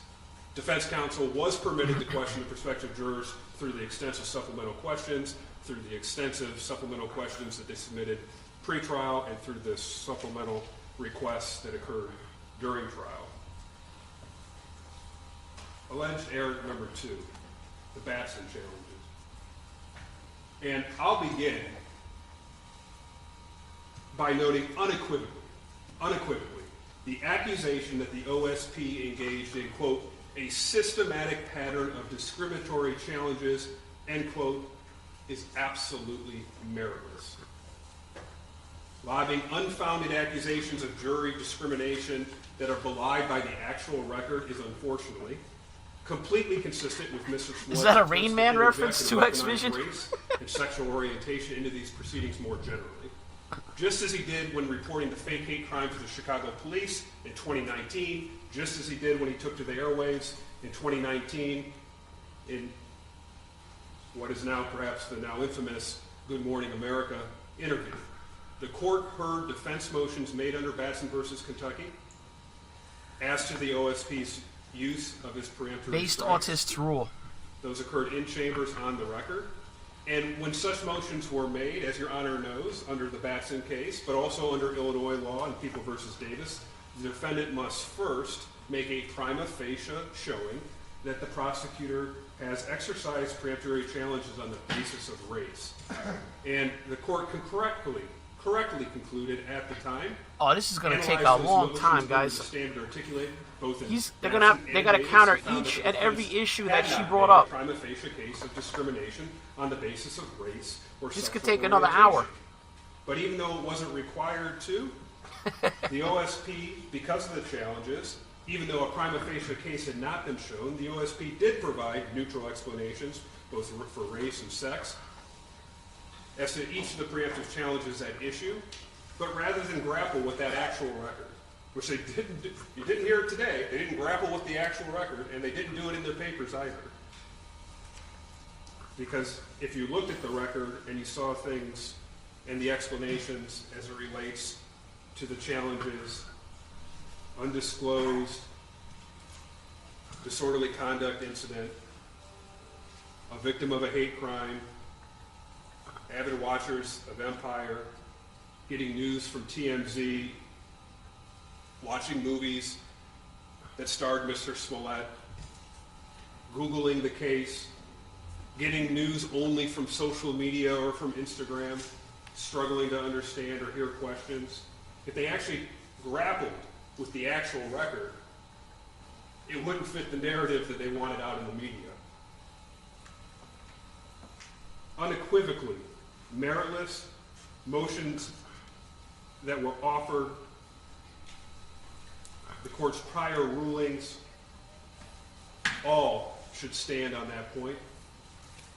As it relates to the alleged error number 3, the accomplice instruction on the IPI, the Illinois pattern instructions. As Your Honor knows, the court has discretion to determine which jury instruction should be given. Defense counsel sought, and you heard it here today, to include 3.17, that's the testimony of an accomplice, in the jury instructions. They've done it again here today to try to define the fake attack on Mr. Smollett, which is not a crime, as the fake crime attack for which the IPI 3.17. He's right. The fake attack is not a crime. You could call the Thyro brothers and have them make fake hate crimes against you all day. No application. It's reporting it to the cops that's the crime. The Osendaro brothers did not admit, nor was there any evidence, that they were involved in the commission of a crime with the defendant. That's the language from 3.17. What is that? It would be filing the false police reports. And Mr. Smollett, not the Osendaro brothers, made the decision to file multiple police reports, false police reports, claiming he was the victim of an alleged hate crime. The Osendaro brothers. He's right. There is no law that says they can't. They can't. He hired them to fake attacking him. It's like acting. Because they did not. Basically, it's an acting job. Or participate. There's no crime against it. You can do that all day. Of the false police reports. Moreover, Your Honor, the Osendaro brothers did not admit to participating or otherwise being present to the reporting of the fake hate crime to the police. Therefore, they could not have been indicted for disorderly conduct or for filing a false police report. The court properly. As a matter of fact, the Osendaros, they didn't report anything. They left the country. They went to Nigeria for 2 weeks. Immediately after staging the hate crime. And that ruling should stand. Lastly, Your Honor, a significant amount of ink was put into the last topic. The Osendaros did nothing wrong. They didn't do nothing. Trial. As everyone in this room knows, this trial took place in the middle of a global pandemic, right on the cusp of the Omicron variant. This court did a great job holding a public trial. All necessary parties, the court, courtroom staff, Cook County sheriffs, the OSP, defense counsel, the jury, media, numerous members of Mr. Smollett's family, numerous of his friends, members of the public at large, were able to attend every single day of the trial proceedings. The logistical efforts for which the defense has taken swipes at this court and this courthouse deserve to be commended, not bashed. The defense objected to having cameras in this courtroom during the actual trial. And they objected to having cameras in this courtroom at every step of the way. And the court respected that objection in declining extended media coverage up until today's hearing. Having the cameras in the courtroom, which they objected to, would have allowed an unlimited number of people to view the trial. We got some bailiff-to-bailiff communication. Their papers struggle with this. They acknowledge the position. I'll coin it sort of their Goldilocks position.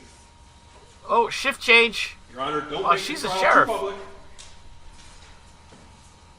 And then once you did that... Was that a shift change just now? Today, it's not public enough. And they've alleged that no members of the press were in the courtroom during any of the jury selection process. Not so. The court knows. There were at least two. Yes, some of my best friends are Nigerian princes. Probably both of whom are here They today. need some help with some dodgy bank issues. During the process of I'll give them your emails. Many more were sitting at the courtroom exits and standing. These doors were open. Those doors were open. The doors to the Your Honor's courtroom across the hallway were open. Chairs were provided. And while the sheriffs did a great job trying to get people into seats, there were a lot more people that weren't in seats. And for anyone that actually sat in here, which you did, I did, they did, knows there's a lot of people peeking in and out during the voir dire process. The concept that Your Honor closed the courtroom just belies reality. Your Honor kept the courtroom open. Members of the press were here. They were able to keep account of what was occurring. In fact, were accounting as to what was occurring. It doesn't remotely come close to any violation. The Radford case, which we cite, demonstrates that the course use of the entire courtroom for the veneer, but not for the remaining portion, doesn't call into the question the confidence of the public integrity or impartiality of the court system. Mr. Smollett knows he had family present. They sat right there. They had strategy huddles. They passed numerous notes to his lawyers. They held prayer sessions. Poor Mima, man. His entire defense team, She's barely hanging on his here. PR team, Oh, his is friends. it time to switch He here? never took a head count on them. All right, guys, He was we've seen a gracious in shift change. understanding that the defendant's right to a fair trial. We have both sheriffs in the courtroom have swapped. That to me is the most exciting thing that's happened in the last 40 minutes. Certainly did not violate Mr. Smollett's We've Sixth Amendment witnessed right, both sheriffs and he certainly doesn't change deserve any shifts. trial. Generally, but certainly for that specifically. That's how long this is going on. If you have any questions, I'd like to turn it over to Mr. Mendenhall. Lawyer number 2 for the prosecution. Mr. Mendenhall. Your Honor, Ms. Glandon is entitled to her own argument. What she is not entitled to is her This is own the Smollett family, by the way, She back stood here. before this court. I believe this is and Mima. told you They raised the issue of David. Or is it oh, is it her? She's got the cane. That's Mima. I'm sorry. Nowhere in this 83-page motions did they ever make a single Hold up. complaint about Hold up the that paper. examination That's it. of David Elder. Wave that paper in the air, Ms. Neville Glandon Chamberlain stood style. Before this court and told you that they made a motion Preach, brother. to recuse the whole office of special prosecutor. Point that Mr. Webb, finger. Myself, Mr. Weaver. Nowhere. Thank you. at A lively trial lawyer, or in finally. this paper is there such a motion. Wave Your that Honor, wave that as we phony established motion in the at air. trial, facts matter, truth matters, evidence matters. They are not entitled to their own facts. Point that finger at her, Another yes. fact in this matter, Your Honor. Wag the that one finger Bill Clinton style. disqualification that they did make was to recuse a deputy special prosecutor who examined Mr. Moore. That deputy special prosecutor is an honorable man, is a man I've worked with for 20 years. His integrity is impeccable. His reputation is impeccable. There you go. How dare His she ethics impugn the is reputation impeccable. of this honorable Your man. Honor, they say he put Mr. Moore on the stand to commit perjury.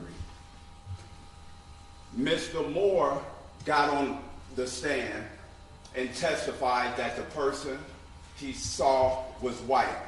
Your Honor is well aware. The actual 2 people that ran by him got on the stand and testified. That's right. Abel Osendero.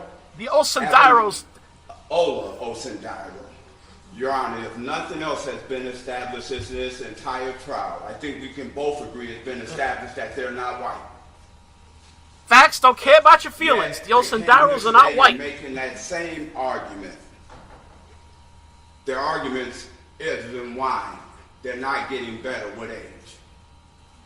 Your Honor, to try to discredit a man and to call into question when all he did is serve pro bono faithfully and for free does a disservice. This is the best lawyer because he's not wasted the judge's Not time. only did He's they pointing not out the prove facts. anything that The merited Osendiros, they're not white. They She's bringing did up a it witness with that said he pure saw a white gamesmanship, person. Your Honor. The rules require that you bring it to the court's attention in advance. They waited till the witness got on the stand and had him point at the deputy special prosecutor. Your Honors, and these are your words exactly, Your Honor. You said this was the first time. That's it. This is in the your heart of the history matter. a judge where you ever seen a witness get on the stand and point at a prosecutor. I've never seen it. I suspect no one in here has ever seen that. Your Honor, the gamesmanship cannot be rewarded. Their alleged error that the deputy prosecutor should be disqualified should be summarily denied as meritless. Second point of error. There you go. Drop the mic. Ms. Glandon raised. She said that the Office of the Special Prosecutor commented on Mr. Smollett's post-arrest silence and post-Miranda silence. We did no such thing. on February 14, 2019, in an unsolicited, voluntary, non-custodial interview with the Chicago Police Department, Mr. Osendero sends Abimbola Osendero a text saying, "Brother, I love you. I know Osendero's on a trial here. You did nothing wrong and never would. Neither you nor your brother. I love you. I stand with you. And I'm going to make a statement making sure everybody knows you did nothing wrong." It was voluntary. It was non-custodial. How do we know it was non-custodial, Your Honor? Mr. Smollett got up and left after the interview. Oh! He wasn't taken in custody and was represented by one of the finest lawyers. Excellent point, in Counselor. Chicago. Mr. Smollett got up and left. He was not detained. To say that when we questioned Detective Thies about that text, that we put in play Mr. Smollett's post-arrest silence when all of our questions simply asked him about a pre-arrest, pre-Miranda text that he sent when he was free to go and did in fact leave, is wholly without merit, Your Honor. To then say that when Mr. Webb questioned Abimbola Osendero about the same text that he received from Mr. Smollett on February 14th, way before Mr. Smollett was ever arrested, way before he was even Mirandized, is equally without merit, Your Honor. The text stands for itself. Their problem isn't with the question. Their problem is with the text that their client sent, because it said a lot. I know you did nothing wrong. I know you never would. I know 1,000% you did. I love you and I stand with you, and I'm going to make it right. We had every right to ask if that was ever made right. And lastly, Your Honor, they raised an error that we allegedly shifted the burden during trial. They alleged 3 separate times. Once again, Your Honor, facts matter, truth matter, evidence matter. In their 83-page brief, they raised one issue concerning those that, Ben and Shapiro that talking points. I love this. When Mr. Uche stood right there in his very well, looked at the jury and told them, "Ladies and gentlemen, there was a ton of videos missing. There was a ton of evidence missing." The case law is clear on that, Your Honor, that when the defense opens the door in closing argument and raises an issue, the prosecution or the state has an absolute right to respond. Slaughtering Mrs. They opened the Glandian. door, and now they're They complaining opened the that door, we walked in. and we walked in. We walked through it. Your Honor, we simply responded to his claim that there was missing evidence. He just blew her out the water. They opened the door. And made it abundantly clear. Not a single piece of video was missing. Every video that we had was turned over and that they had it. No video was missing, Your Honor. And for them to raise that argument, we were entitled to respond. Your Honor, so my role was to address the trial errors. I wanted to do it in a Chat, this is prosecution responding to defense motion for a new trial. But those 3 errors that Ms. Glandian raised are simply not supported by the record. She's entitled to her own argument. She's not entitled to her own facts. We thank you for your time. We respectfully ask that you deny the motion, and the state is ready to proceed to sentencing. Bam! Anything else? Mic drop, walk off. Oh, Glandian's got to come and repair her reputation. He just tore her a new one.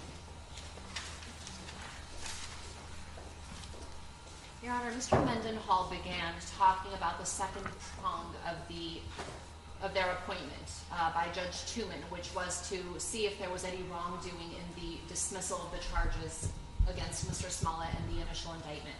Now, I know there was some public outcry after the sudden dismissal of the charges. However, the OSP did a thorough investigation, and the one thing they did not find was any... She had to rush up to that podium to repair her devastated reputation in the dismissal of the charges against him. And that's critical because that impacts the fact that the agreement should have been honored. Now, whatever may or may not have gone on at the state's attorney's office, whatever the inner workings are, has nothing to do with the expectation that Mr. Smollett had when he entered into an agreement. He performed his part. The state's attorney's office at the time performed their part. The court enforced that agreement.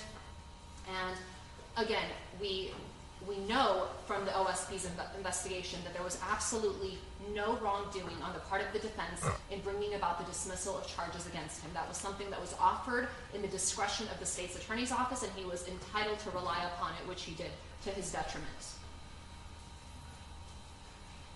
As far as the voir dire questions, I just want to emphasize that we're not talking about every single question. I know Your Honor asked a few questions or raised a few examples saying that those are not things that needed to be asked. These are the assistant counsel to the special prosecutor, Webb. To determine if any of the potential jurors had any. This is the guy that's the special prosecutor. These guys help him. Smollett a fair trial, and the 4 questions that we had asked the court to inquire of the potential jurors, and that we believed, based on this court's order stating that the court would address these topics, were: number 1, are you or is anyone close to you a member of the mainstream media? 2, do you have any particular feelings one way or another? No one likes the mainstream media. And this was critical because Mr. Smollett, as an actor, testified. 3, would the sexual orientation of Mr. Smollett or any witness have any bearing on your ability to reach a fair decision in this case? And 4, well, if she reminded you of Anna Kasparian, she'd be saying that she's better than you, much better than you, as opposed to the average citizen. And these were important questions. Again, in light of... Are you sure those questions weren't asked, albeit in my words, not your words? Are you sure about that? Yes, Your Honor. We've reviewed the record. We put this in our motions again. I think you may be mistaken. Our review of the record tells us otherwise. Just getting that the judge don't like her. Now, as far as the accomplice instruction, Mr. Weber said that the Osundario brothers could not have been charged with filing a false report because they weren't present when Mr. The judge's Smollett face reported the attack to police. That is completely absurd. It's like saying somebody can't be charged as an accomplice to murder or a co-conspirator in a murder. Now the judge just if looks they're not confused. physically standing there when someone shoots the gun. It's a silly argument. The Osundario brothers the judge just frowned. Could have been charged as an accomplice or a co-conspirator. There was probable cause. Despite their denial, they could have been charged. People in courtrooms all across the country are charged. The judge does not seem convinced. With less evidence for conspiracy-based crimes or as Listen, an accomplice. They absolutely could have been charged. Not necessarily a fan of the style, but the judge's hair is silky. I'll give him that. He does have that silky smooth hair. But that doesn't mean they couldn't have been charged, and it doesn't mean that the instruction should not have been given, because they do satisfy the requirements necessary requiring that instruction to be given. And Mr. Mendenhall stated, I'm not entitled to my own facts. I'm certainly not here creating any facts. The record speaks for itself. Anthony Moore took the stand. He stated what he stated. We have the transcripts to show that. And he's the one who got up on the stand and said he was threatened and pressured. And when I made reference to disqualification, I certainly wasn't suggesting that we asked for the entire OSP to be disqualified. I was up here. I'm not trying to name any individuals. Our papers are clear as to our disqualification motion. I believe Your Honor already knows that. And finally, just to address the post-arrest silence issue, Mr. Mendenhall wants to isolate the statements as relating to the text message, and Wonderful Crown, you just missed the best attorney of the bunch. The man in the middle, is his name, is he Mendenhall or is he Mendenhall? That's not the question that was asked. And he just blew this woman's motion, the questions a big hole in it. To this day, has Mr. Smollett ever come clean? Has he ever said that the Osundario brother, it basically says, has he ever corrected the record? And it was specifically, the language was to this day, and has he ever? And so that necessarily includes post-Miranda, as he was sitting in trial as a criminal defendant. And so we think all of those things were error. And as far as the burden shifting, Mr. Mendenhall says there was no missing video. There in fact was. There was no video footage of one of the taxi rise, which made no sense because it had been, the CPD had apparently obtained that video. However, it was no. in the discovery later, we were told it doesn't exist, but there was missing video, not to mention all of the pieces of surveillance footage that obviously they weren't able to obtain. So again, it was fair game for the defense to comment on those things as the prosecutor's failure to meet their burden and to have the jury wonder about those things. It was not fair game for the prosecutor to do what they did, which is shift the burden and put it on Mr. Smollett to have to prove his innocence and have to come up with this evidence that he simply didn't have. So again, as we ask the court to grant a new trial in light of the totality of errors that have occurred. Okay, are they going to rebut her rebuttal? Fair trial. Thank you. Everybody done? Nothing further.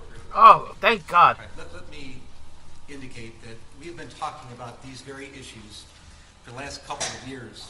Most of them are pre-trial, and certainly there's some that took place at trial.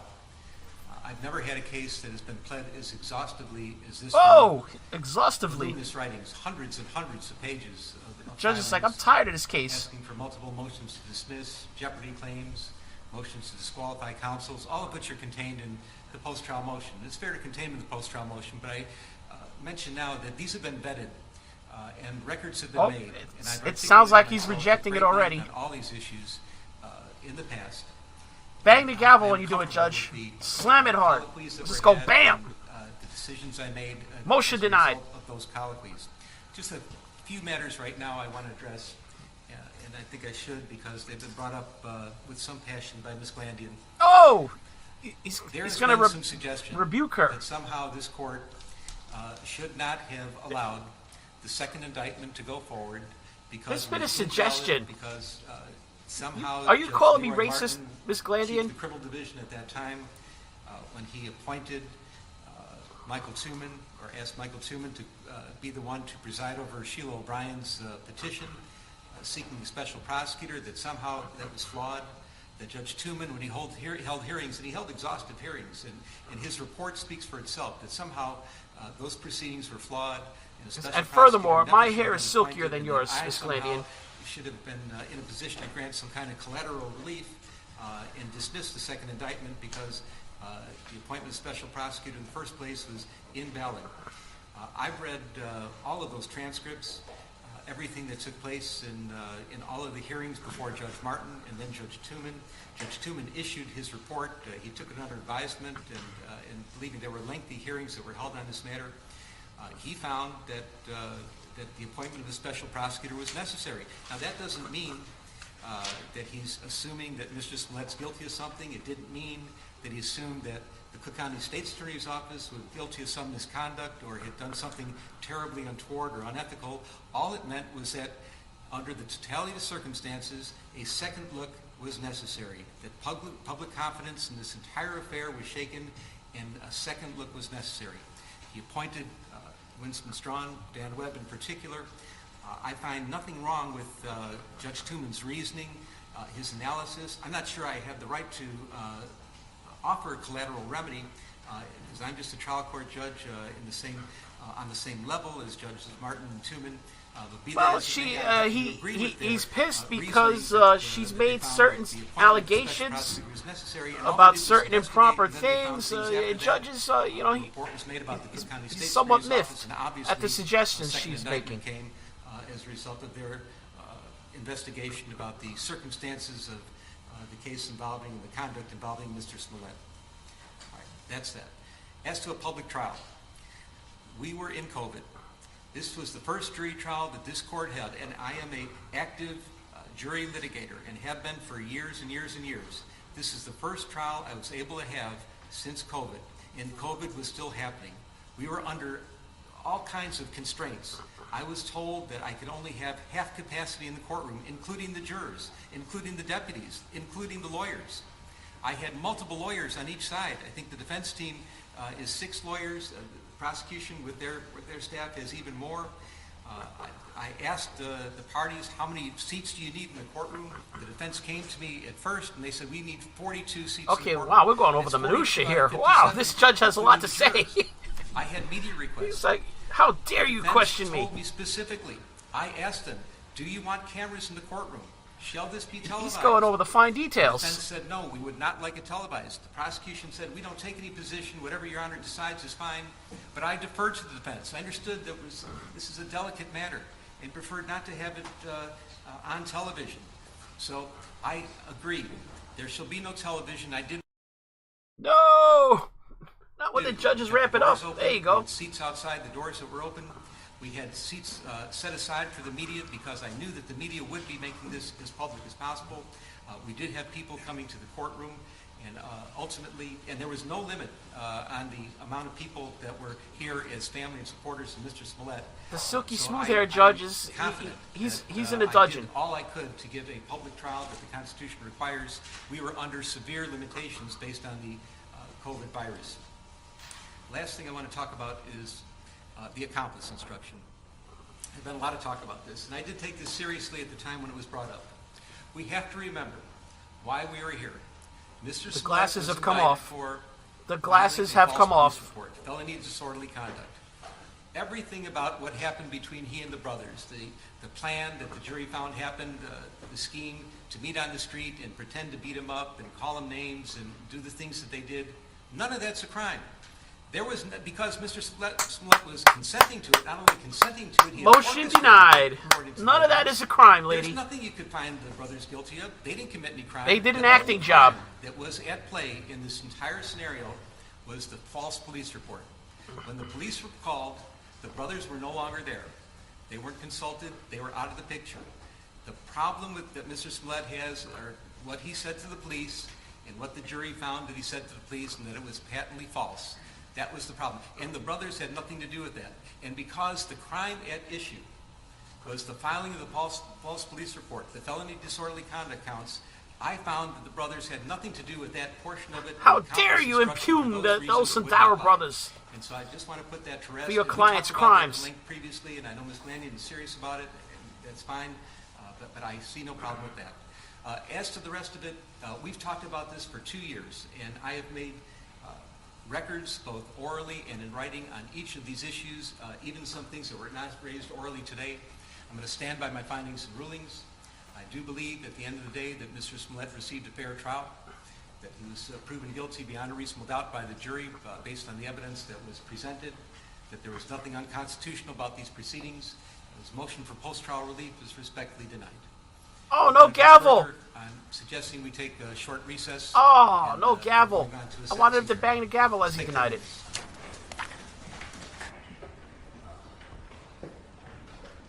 Hey, let's check out Raquetta Law's take on this. Or Nate the lawyer. Thing is, they're probably behind the judge. His motion for post-trial relief is respectfully denied. Outstanding. Further, I'm suggesting we take a There's short recess. Robert Barnes. I think no, at this point, I'm kind of with him, to be honest. It's I'm kind of with possible him. part that the reason he gave her unfettered time to go on is that she would not have he would not create an appealable basis for her to claim, well, didn't have a chance to be heard. So if I just let her yammer and yammer and yammer on everything that and vomit it all out, she has nothing left to say that, like, well, she didn't have a chance to be heard. I think that's why he gave her carte blanche to just talk as much as she wanted. That's fair. See, if lead attorney had just hung out for a few more minutes. We managed to recess. Close. We almost sentenced someone. Have they made the actual sentencing argument? No. Not even touched We've it all yet. been sentenced, but he hasn't. Why did they, So silly. Why would we get there already? Why does he combine the JNOV argument into the sentencing hearing? That's weird to me. I don't know. Maybe we do it different. No, what's happened so far is I popped in because I said, this will be an efficient, tight hearing. I can get in and out. I can get back to work. Super chat coming in from Mortimer Duke. Jussie about to get squeezed. Yep. The arguments over what the sentencing should be. So the defense is going to have their, stuff in mitigation. The prosecution, I imagine, won't have anything in aggravation. They'll be like, this is what it should be. And maybe impact statements. Are you going to have officers from the city of Chicago come in and say, I missed hours of sleep? Oh, I forgot. They got to do the impact statements. The family. Oh, my goodness. That's right. They got to come back. There's going to be more rigmarole. because he was distracted by Jussie Smollett. That'd be good. Resources. You could have a financial person come in. They could come in and say that they've received death threats and hate mail for their prosecution of their kids are harassed at school because their daddy's a racist. Yeah, that'd be good stuff. So we've got. I hope they get the Nigerian brothers to come in as victims. Well, they're still suing they're. Burgos, aren't they? Do the Osendaros get for to, defamation? Get to talk? I think so. Yes. Please tell me they get so to there's talk. a lot of litigation going on in this case still. Is this I what we're assume- with? Is this the legal analyst? Yeah. Look at that guy. Holy bro. Oh yeah. Oh, Who when I doesn't was wanna a listen to judge that guy? 25 years ago. You know, well, he was a judge at the start of her defense, and he's still a judge now. Here's a young man. He also said he was not going Anybody to act think Smollett's as going to take this, give a statement himself? Ooh, he might. He's has to. arrogant enough. Yeah. No. You already lied on the stand. What more harm is it going to do? What's he gonna do? Retract everything? Hey, maybe Maybe be he'll his last show TV remorse. part. That'd be Oh great. yeah, that's definitely gonna happen. I want sure. Jussie to talk. Emily, maybe that'll be his last TV part for a while. No, I hope he does get on the stand and show remorse. Being on news. Because what judges really love is when a person shows zero remorse through the entirety of the process, but then when they come to their sentencing argument, then they're like, "Oh, but All right, so they're yammering about that. Let's check the CBS. And the judge has been patiently considering all of this. What do you expect to be the next steps for the sentencing phase? Well, I think you're going to hear live witnesses. I think you may hear argument by the defense attorneys Please, about please what tell are in the me the letters. Osendaro I brothers think get you to may talk. hear Oh, the judge my even God. comment upon what he's read in the letters and what he's going to Can you consider imagine if there was back and forth making his between decision as to Osendaros what and the Jussie appropriate Smollett? sentence That is. would just make He's this got to the take best. everything into account. He's got to take that pre-sentence investigation that was prepared by the probation department. It goes into all the factors about Mr. Smollett's life, education, work, drug use, everything. Take into account the letters. Take into account any statement that Mr. Smollett may want to make in trying to come up with a decision. And as I said earlier, I don't think that Judge Lynn has made a decision yet as to what the sentence is going to be. He wants to hear what Mr. Smollett says. He wants to hear from his mitigation witnesses, family members, and again, I think he's going to take a serious account of what's in those letters, those mitigation letters that people took the time to write, and give a little insight into the life of Jussie Smollett. So, Irv, you've known the judge a here. I Hollywood know actor. you were He talking makes about your millions of dollars. relationship with him at various times, Oh, as you shit. both have been in the court system here in Illinois over decades. And I thought it was interesting when he was cutting in, asking questions of Jussie Smollett's counsel. Well, I've heard They seemed people to tell be me they watch my thoughtful. He stream in a lot of wasn't places. I've never really, seen people say they watch getting my an stream in attitude the by any bathtub. means with her, but he That's a new definitely one. had pointed questions when she was talking about, for instance, whether he should No, have I allowed all of the watch the questions stream while that they're she working out, wanted at different on parts the in the treadmill. procedure. So what's your take on that in terms of Doing their his ability to bicycling navigate attorneys who while they're have cooking or doing extensive some other briefs and work are in the willing background? Never had to a bring forth lengthy arguments at many times? guy soaking Well, in a tub. you could tell sitting there by watching. this hearing that when it comes to Judge Lynn making a ruling, he's short, sweet, and to the point. He knows what he's doing. He knows the law, and he'll put his 2 cents worth when he thinks it's important, believe it or not, and keep quiet when he doesn't think it's somebody important. did tell me they That's listened why while they he were didn't taking a address dump. every issue that the defense brought forth today, but he was critical that's not of new some territory. of the things that were said, particularly like the accountability. The tough one is, instruction. but not. He said to the someone, defense attorney, "What crime are listening you as they referring to when took you a think dump." that the No, brothers are accountable? Got They that one. weren't part of this crime that Mr. Smollett is charged with. This is disorderly conduct based upon filing a false police report. It has nothing to do with what happened on the street with the rope and the battery and the things that happened in the middle of the night. This was about filing a false police report. And who's the accomplice? There was only one person doing it, and that was Mr. Smollett. Yeah. So he let them know how he thought about that particular issue. And for more on that, we want to go back to a little of that sound from the judge as he was questioning counsel there for Jussie Smollett. Let's listen. There are certain questions the court asked, and this was my next point with Rosemary Mazzola, where the court cut off the answers. I think I asked most of the questions this the one the defense judge requested of me. first some I did started not. yakking back For at us. example, you wanted me to ask the veneer, what kind of animal would you like to be if you had to be an animal? Or Superman or Batman, what do you prefer? Did you really think I was supposed to ask a veneer when I'm choosing a jury in a criminal case, those kind of questions? We identified certain questions in our motion that we think, I believe there were 4 questions that we thought were critical, not the ones Your Honor just mentioned, but there were important... That was part of the pool of questions I received from you. Right, but there were important questions that were not asked, and the more significant factor is we should have been allowed to question the veneer in this case. That's Again, coming I'm in not hot saying from every case. CBS. I respect that Your Honor doesn't do that in a lot of other cases. However, this case is obviously unique. Mr. Smollett, unfortunately for him, has not been treated like anyone else charged with Class 4 felonies. He's been disadvantaged at every turn, and his jury selection I pick a jury in this case the same way I pick a jury in a murder case. I do the questions. I ask the lawyers for input. Tell me what questions you want me to ask. I vet them, and I'm happy. They're to arguing over ask the questions in the voir dire. I understand the questions that get asked of the jury. I absolutely treated him the same as everybody else, and I didn't distinguish him from a Class 4 offender or potential offender from a person accused of murder. What kind of animal would you be? Boy, he handled that with a lot of patience there. Superman or Batman? One more question I want to bring in my colleague Brad to continue this conversation. So just in terms of the players here, we of course have seen counsel for Jussie Smollett, and we know the special prosecutor, but there was another gentleman who spoke as well, and he was speaking directly to some of the points that Jussie Smollett's counsel made. Just take us through, so for those at home, they understand the key players here and how all this works together. Well, right now you have the lead prosecutor, which is Dan Webb. He did not take part at all in this post-trial motion asking for a new trial. He let 2 of his assistants divvy up and basically each one do 50% of the argument. I guarantee you, I hate to guarantee things, but I guarantee you that he will take an active participation in this next phase that's coming up, the sentencing hearing, because the prosecutor's office always has a right to argue in aggravation, and I would be shocked if it's not Dan Webb who will be the participant doing that. Thank you, Irv, and holy crap! Good to be So we back. got this is going to be some. We haven't even just a little started bit with as the we are sentencing getting, phase yet. newscasts together, 4, 5, and 6 coming up with the news of the day, and You're going to so be there a Irv, I wanna while. go back to you. It was interesting when the defense was talking to the judge in this case.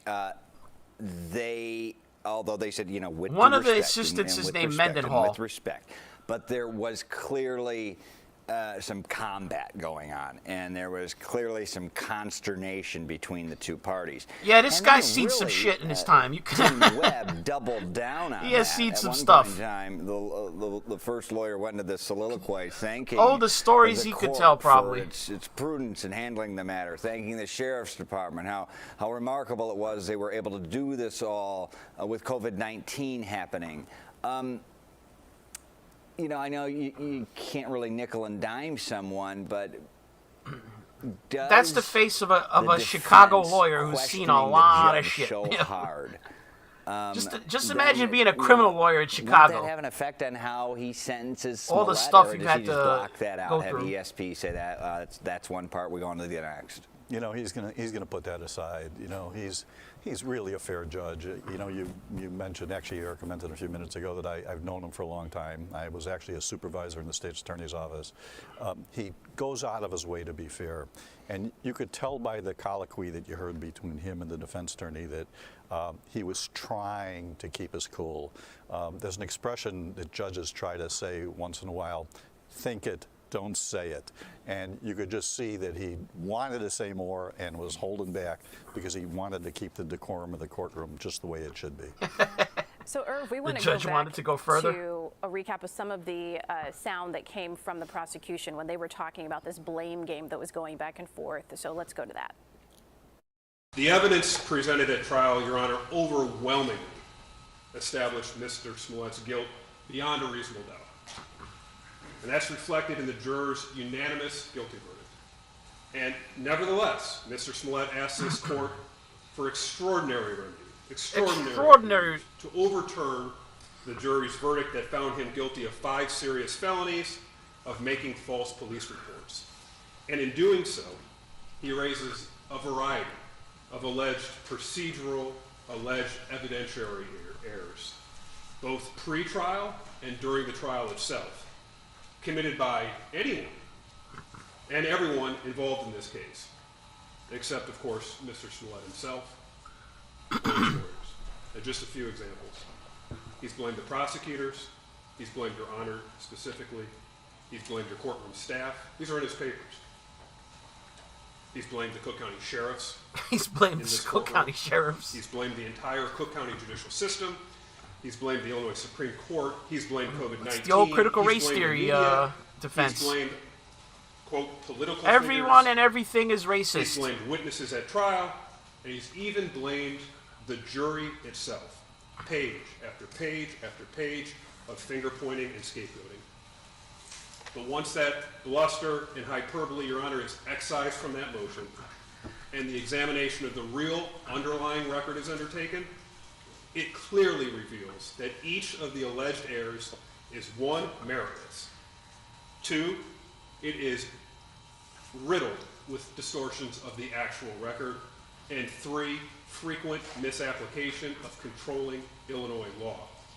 But most important, none of those alleged errors remotely rise to the level of one, requiring are the Rangers playing the St. Louis Blues tonight? Unanimous verdict, nor two, the issuance of a new trial.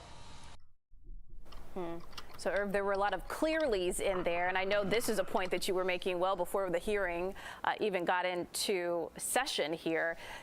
You think in terms of the new trial motion that it's really the chances, the likelihood of this yes, they are nil. 8 p.m. Eastern time. I would say that because the procedural objections that the defense has, and which are typical, you either blame the judge for making mistakes, Igor. the jury for making mistakes, or the prosecutor for making mistakes. That's the typical areas that you go after in a motion for new trial.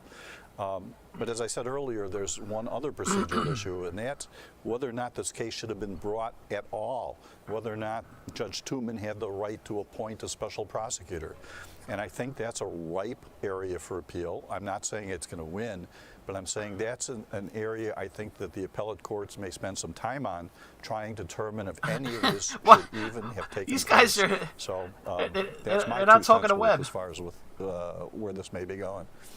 Yeah, that's an interesting point. So you're saying, is he showing him something on his phone? To the point where you have a judge who is then assigning a special prosecutor. What are they looking at on his phone? As the defense argued, should it have been tied up and shut down when he basically forfeited his $10,000 bond, correct?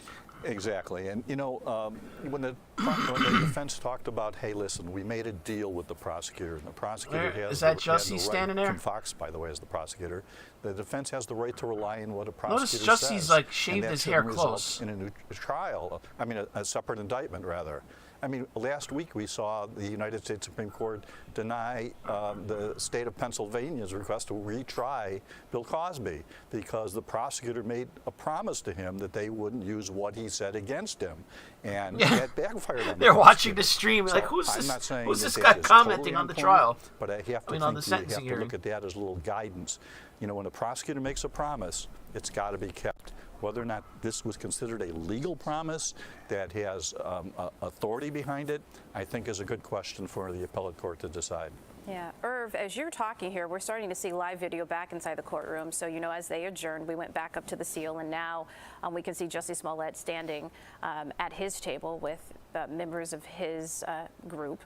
And you can see just in terms of the perspective there, the judge sitting to the left and Jussie Smollett, as you circle, pan across that, you can see where the special prosecution sits. And then you can get a view of who is inside the courtroom. And, you know, this is something that we don't often see. And we spoke about this before because there were requests, Irv, and you mentioned this previously, to do something unprecedented in a lot of these cases, which is actually to have the cameras in the courtroom.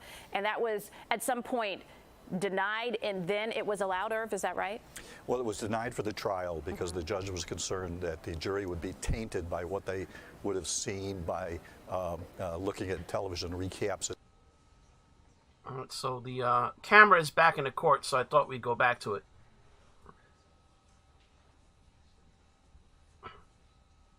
This is a different angle than the camera we've been watching so far. This is the Fox 32 camera angle, where they focus more on the defense table.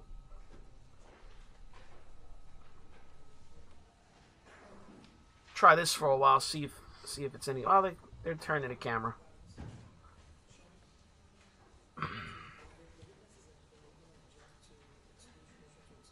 All right. That's the Jussie's family sitting in that row. Mima's sitting. Well, she was sitting in the seat by the aisle. Everybody ready to resume? Thank you. Okay. We're at a sentencing stage now. Pre-sentence investigation was ordered and it's been received. Does either side have any corrections they wish to make to the pre-sentence investigation? Your Honor, on behalf of the state, no. Sorry? Any corrections or amendments? No corrections. All right. Then we'll proceed on further. I will inquire of the government, do you wish to present evidence in aggravation, either witnesses or documentary Will this evidence? be Webb doing this himself? The answer is yes, Your Honor. Sure. Nope. You may do so. It's still going to be this guy. Mr. Mendenhall will be.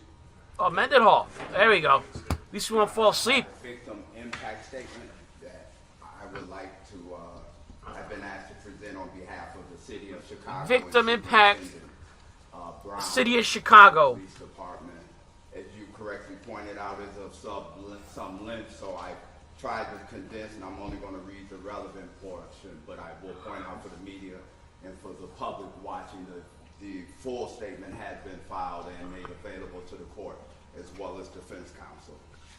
So again, Your Honor, the letters on behalf of Stephen Kane, Deputy Corporation Counsel, and David O. Brown, Superintendent, Chicago Police Department.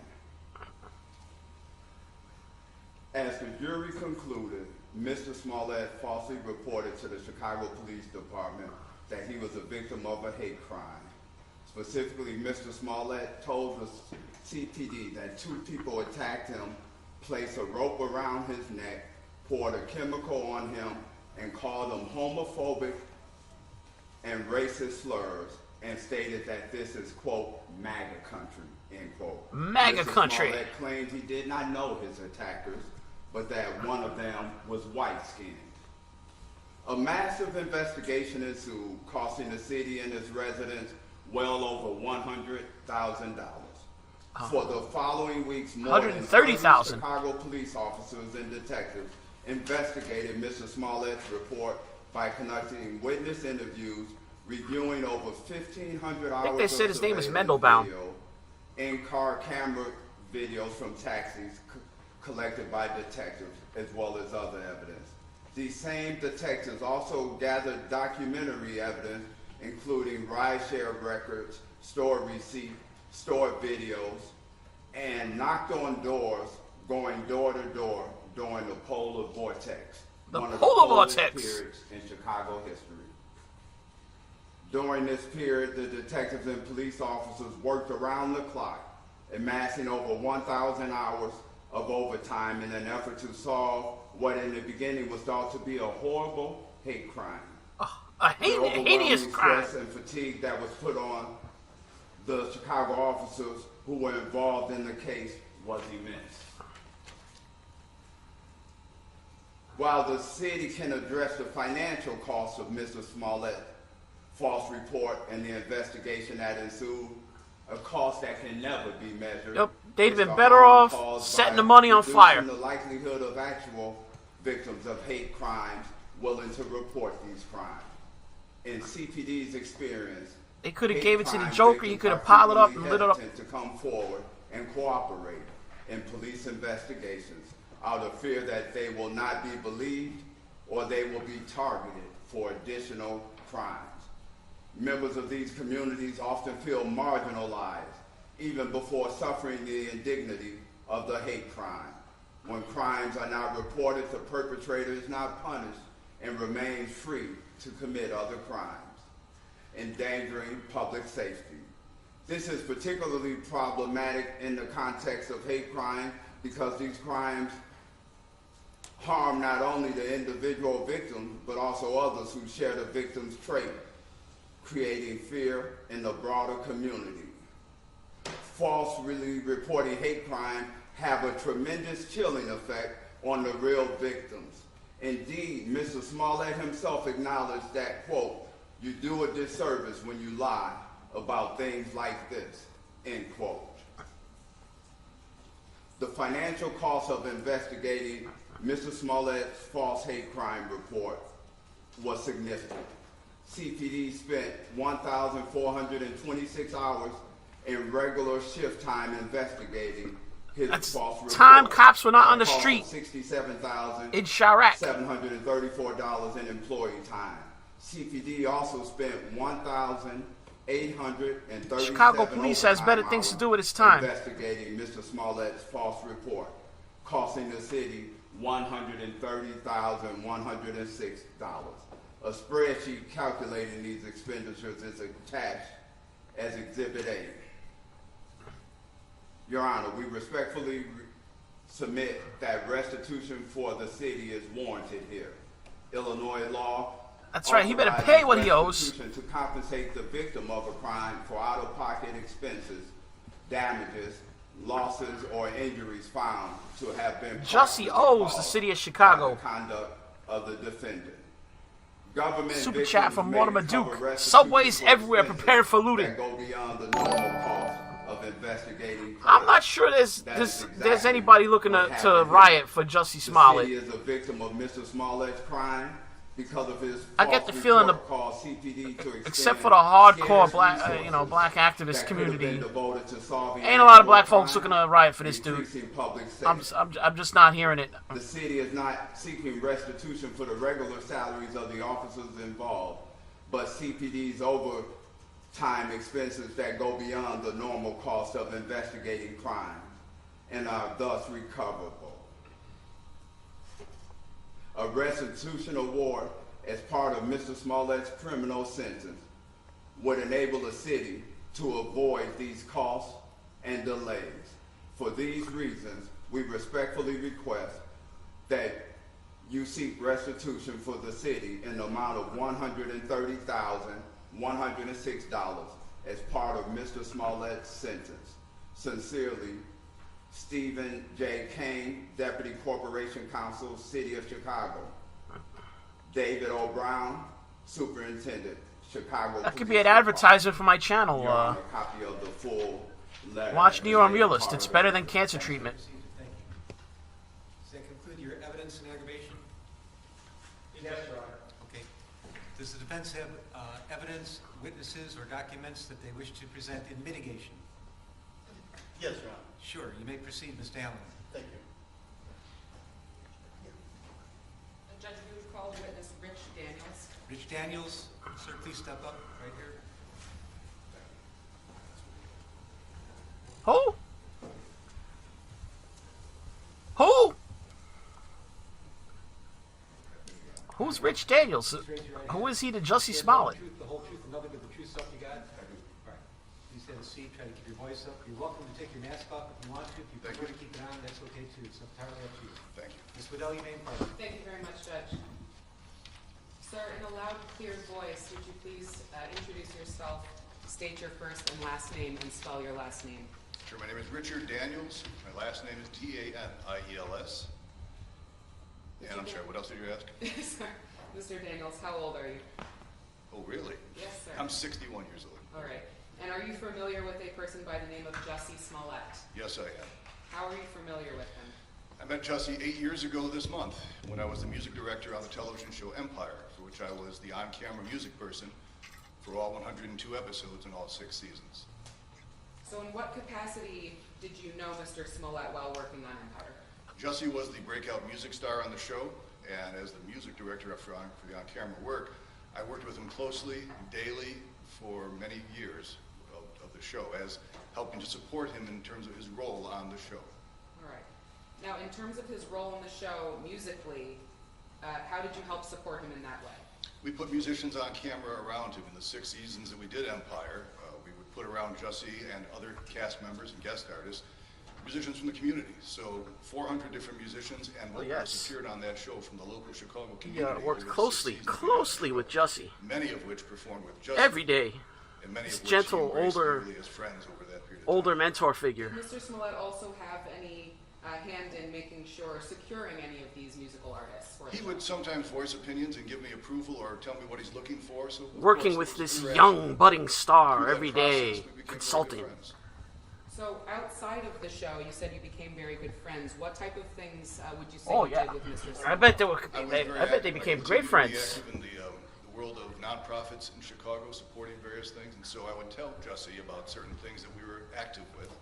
And as a celebrity, I would say it would be very meaningful if you might consider. Sure, they became very close off camera. Talent, which he willingly did on many occasions, and it was always a very meaningful experience for those who saw him and interacted with him, and meaningful for those of us who brought him out. Now, Mr. Daniels, I'm going to ask you briefly to, if you can, go through just a few of these nonprofits or any of them. I know that there's one that was relevant with the Boys and Girls Clubs of America. That was a meeting we had that never went beyond the meeting stages. But the one that was really relevant was a school on the west side of Chicago, a grade school.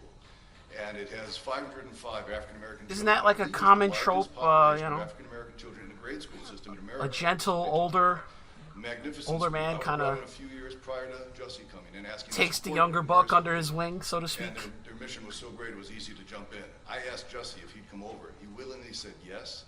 And for me, it was an extraordinary life experience because each of Super chat from Zero Depressive coming in. I think the plan is to make people log off out of boredom before the sentence. Empire had become in the African American community.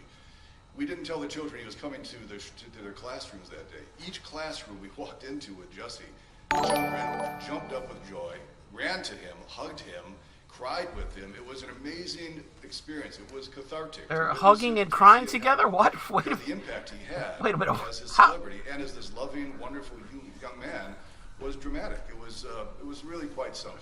I was very taken by it, as were those who were with me that he was day, quite taken. as were the people who were administrators at the facility. And that was one example of the many that he participated in, of giving his time and his talent. He is a very charismatic young man. He's a very loving and caring young man. And, you know, he was generous and he was thoughtful and he was kind, funny and intelligent, and I just think the world of him.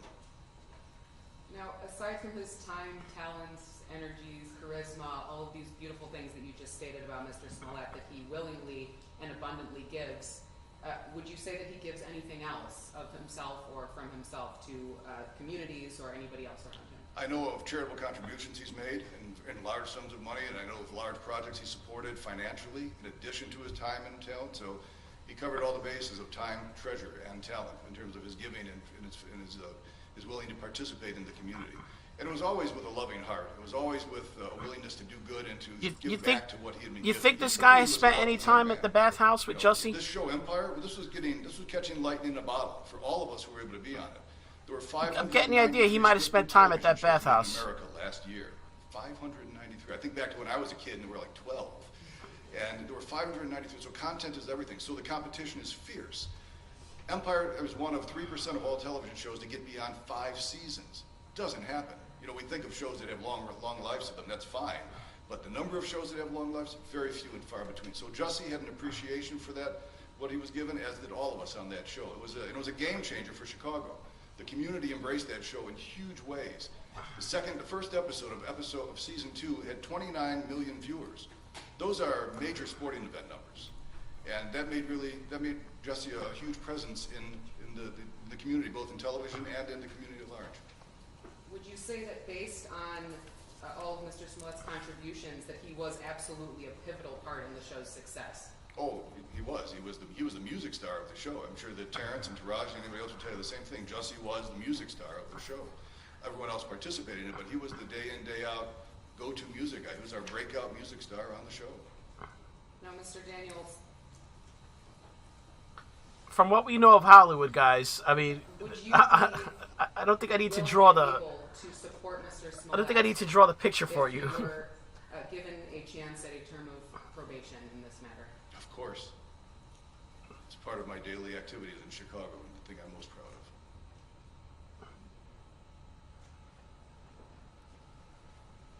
You don't believe that there would be any issues that Mr. Smollett would ever exhibit on a period of probation? None that I would have ever seen or ever thought of.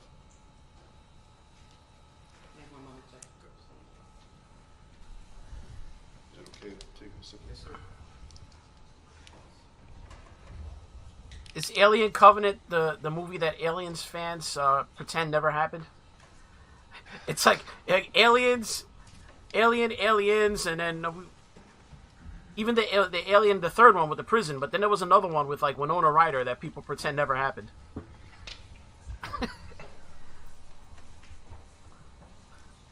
Just going back briefly, Mr. Daniels, of all of the incredible services you said Mr. Smollett gave himself to willingly, those were not required of Mr. Smollett in any way, were they? They were not. Neither by the show or any agency that you're aware of? No, absolutely Yeah, we don't speak of the Winona Ryder Alien film.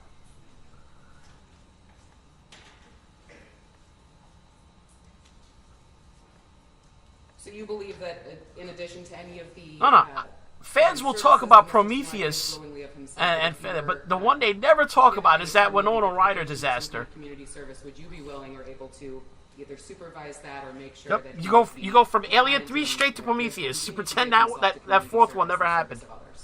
Absolutely. Even the Alien versus Predator movies get talked about, but not that one.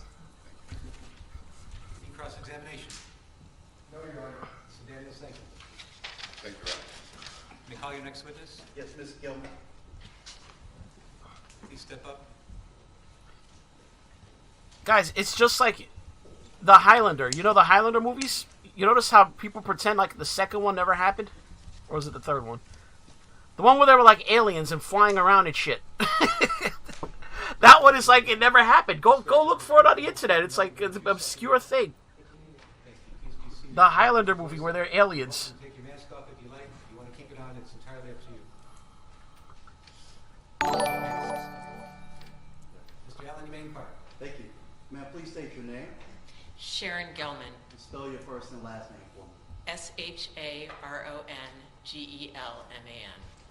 I know my mother would kill me for this question, but I'm not going to have to ask how old are you? 62. And what do you do for work? Well, now I'm a writer, editor, and a nonprofit consultant, but for many years I ran a nonprofit called Artists for a New South Africa. Okay. Without telling me your address or anything, what state do you live in? I now reside in Maryland in the Washington, D.C. area. And did you fly in for this specific purpose? I did. And why specifically did you What? fly Jay in? Fry, you talked about the Highlander movie that doesn't exist Jussie's on your like stream? family to me. I've known him for well over half of his life and a good chunk of my own. And I came because I was hoping that I could help people see the Jussie that I know. So do you remember around the time you first met Jussie? I met him in 1999. That's very specific, okay. And so why does that stick out, 1999 when you met him? It was we were producing an event. It was the 10th I'm not even anniversary talking about of my Highlander Endgame. organization's existence. I didn't mind that one. And it It's was the one where they anniversary retconned the of entire South thing and they were Africa's new instead of democracy, and we it were was some doing kind of a alien thing. It was like specific, the stupidest movie. portion of the event. They were like literally Desmond flying Tutu around was at our the end. keynote speaker, and It was ambassadors horrible. and city I council. should We were in dedicate a this stream to this. specific This portion, which was was about so the role of traumatizing. young people in the struggle against apartheid.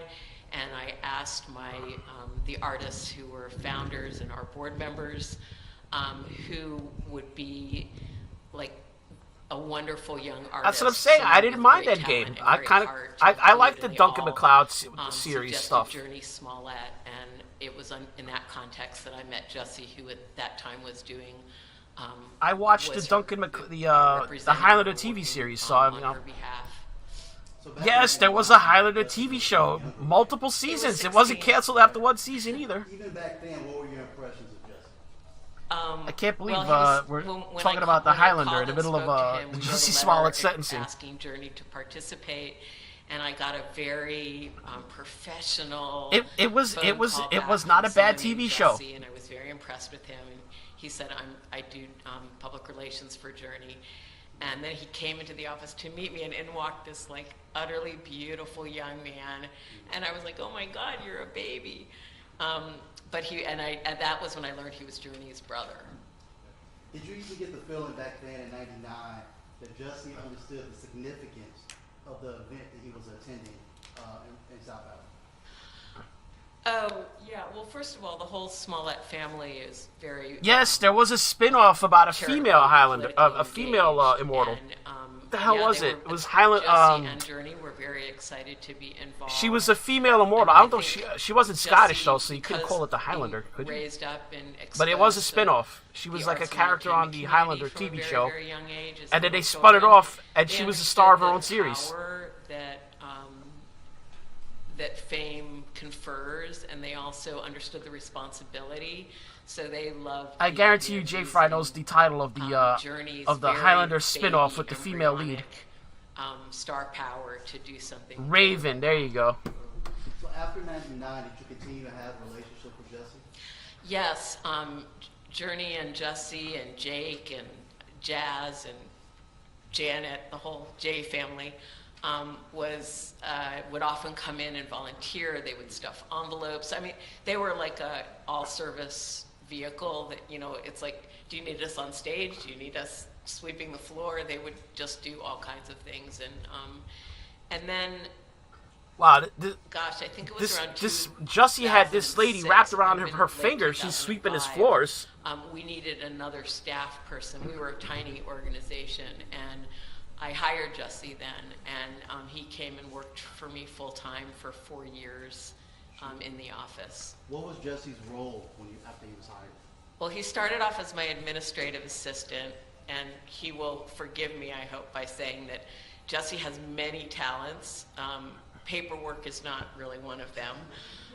But he was so good with the staff and with our volunteers and with I our bet he interns. was. I mean, we were a tiny the male organization. interns. We did big things, and we depended on the largesse not only of our celebrity members, but also of students and grassroots community folks who came in. And Jussie just was really stellar at making everyone involved, from the highest and mightiest and most world-renowned to, you know, the kids we were working with in the inner city, making them feel special and welcome. And we worked really I didn't realize hard. it went that long. 6 seasons for the Highlander. Look at that. Rare gift of making I knew it went a while, but I didn't realize 6 seasons. That's long so for a show. He really played a very, very pivotal role, and I promoted him pretty quickly. Most shows do not reach 6 seasons. Think about it. Better Call Saul hasn't even started its season 6 yet. Our charity auctions, and then we produced an audiobook in honor of we announced it on Mr. Mandela's 90th birthday, and we released it on its 91st birthday with a major publisher and 26 celebrities from all over the world, renowned people of all backgrounds. And Jussie, you know, was very involved in coordinating that. And as I said, he was willing to... Judge, man, he's barely hanging in there, man. You know, go pick people up. He was a good photographer, so he would document the sessions. You know, anything that needed doing, Jussie was willing to do it. I got a little starstruck when I heard Nelson Mandela and Desmond Tutu.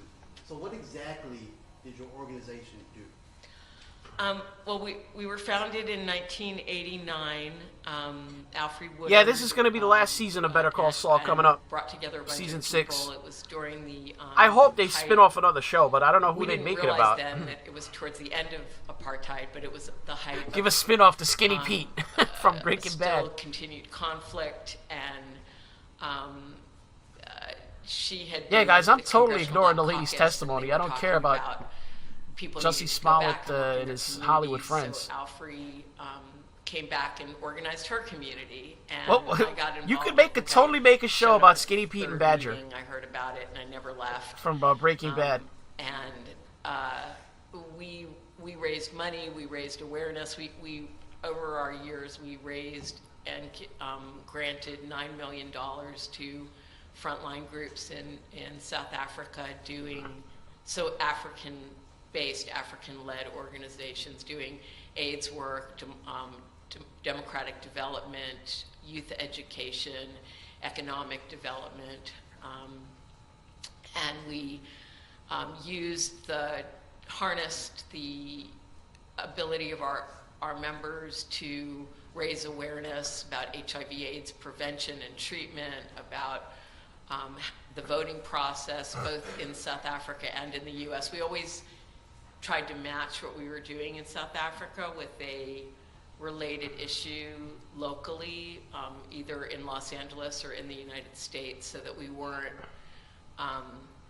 you know, being those people who care a whole lot about something thousands of miles away, but don't care about the community that you can drive to or live in. Okay. So during Jussie's time working there, I heard that you put him in charge of charitable. Are you guys saying that Jussie was charitable part of the farm murders? Seems like a very important job. Can you describe that? Yeah, well, It's he funny did. that I mean, she brings that up was South one of the Africa. things he did, but for You that, know what what he would do you don't is really he see a would, lot of coverage of that, even on right-wing channels, except for Lawrence Southern, that documentary she did. our donors and celebrity members. Forgot the name of the documentary. and What's the others title? of resources, and ask for things that we could. I mean, it should be easy to either, find. Just go to her channel. Auction off live or online. So live at a big event or online, and so it would be everything from, I think, our two highest money-making things, or our three, were Gillian Anderson, who was a board member, gave us passes to the wrap party for the final season of X-Files. Jackson Brown let us auction off, I think it was, well, he Jussie's a let good us auction guy. off someone Don't send him coming to jail and because he working with gave him me in a studio tickets to record their to song, the rap party for which the ended up X-Files. being a really Okay. long process because the person wasn't a musician, but we earned a lot of charity dollars in the process. And then I think our other highest generating item was a luncheon, private luncheon. Yeah, I with, think that's the title of the documentary, Farmlands. So this is from 1999 when you first met Jussie. Now we're at from 1999 to 2010 since you worked those 4 years. Can you explain the growth in his character you observed during that time? Well, Jussie, I mean, obviously he went from being a very young, you know, adolescent to an adult. I mean, I would say his character was the same. He was a very open-hearted, hardworking, pure-hearted person. I mean, he didn't have a car. He rode a bus 1 hour each way to our office, and sometimes I would drive him partway home. He's a good boy. He never did nothing. And he would always be like, no, I'm fine, I don't mind. It's like he was like, I'm so excited to get up every morning and do something to make the world a better place. I mean, he was like evangelical in that way of really believing in the cause, and he got paid very little. We wanted all of our money to go to the front lines, but nonetheless, he got paid really little. And every time I would sort of apologize to him for that, he would be like, no, I'm so, like, I feel so excited and lucky to be part of this. And we became friends. I mean, I loved all my employees and I believed in them, but Jussie and I also became real friends.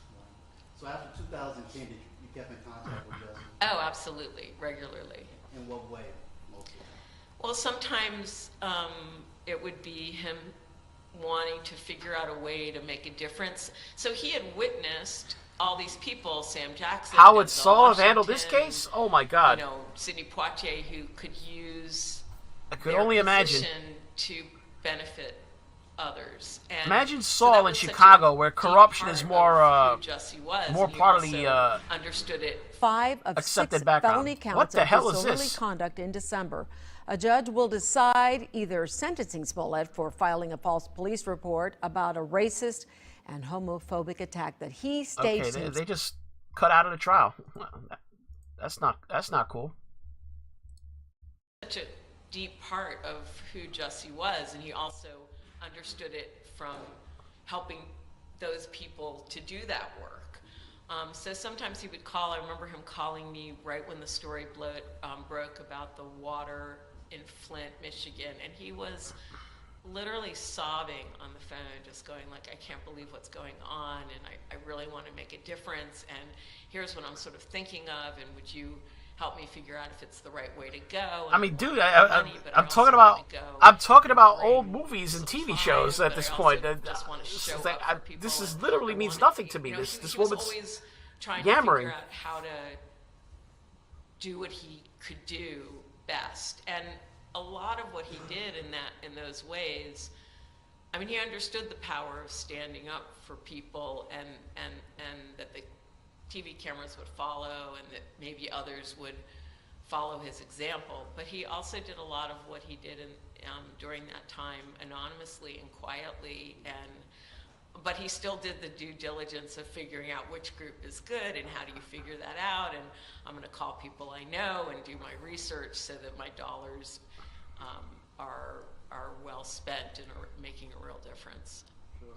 So Jussie went from taking a bus to your Wait a minute, office did she to just a, compare worldwide phenomenon. Jussie Smollett to Sidney Poitier? What? Did you notice any change in his personality when he gained that phenomenal success? Not really. I mean, he was still Jussie. He was. I don't think Sidney Poitier was running around doing fake hate crimes. He was so, like, you know, effervescent about this magical thing that had happened to him. And I think for all of us who worked with him at ANSA, Artists for New South Africa, whether board members or, I mean, we were all so thrilled for him. It was like, you know, we all knew he was talented. We had him perform at a couple of our events once he started performing musically, and we were all fans. And but you know, I mean, he wore it well. He wore his fame responsibly, and he understood sort of the requirements that come with that kind of position if you want to be a good decent person living in the world. So if Jussie was given a period of probation in this case, would you be willing to help supervise to make sure that that probation period goes fantastic?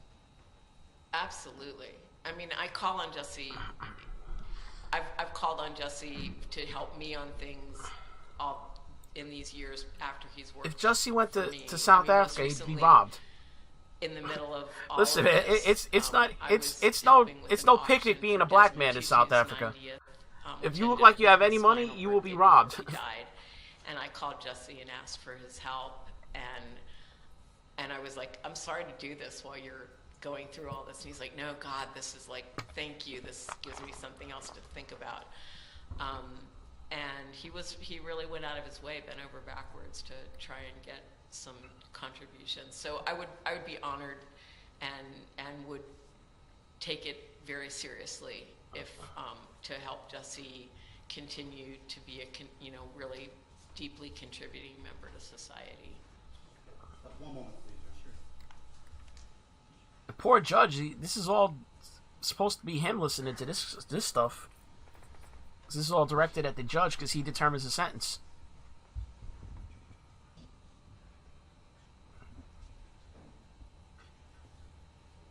Nah, you don't want to be in the jail associated with no chomos, man. you might be thought you might be associated with that person's crime. Yes, Judge. Judge, would be calling Joe Smollett, Mr. Smollett's older brother. Oh, this is Jussie's big brother. He's gonna speak on Jussie now. Sure. You come up on the witness stand, please.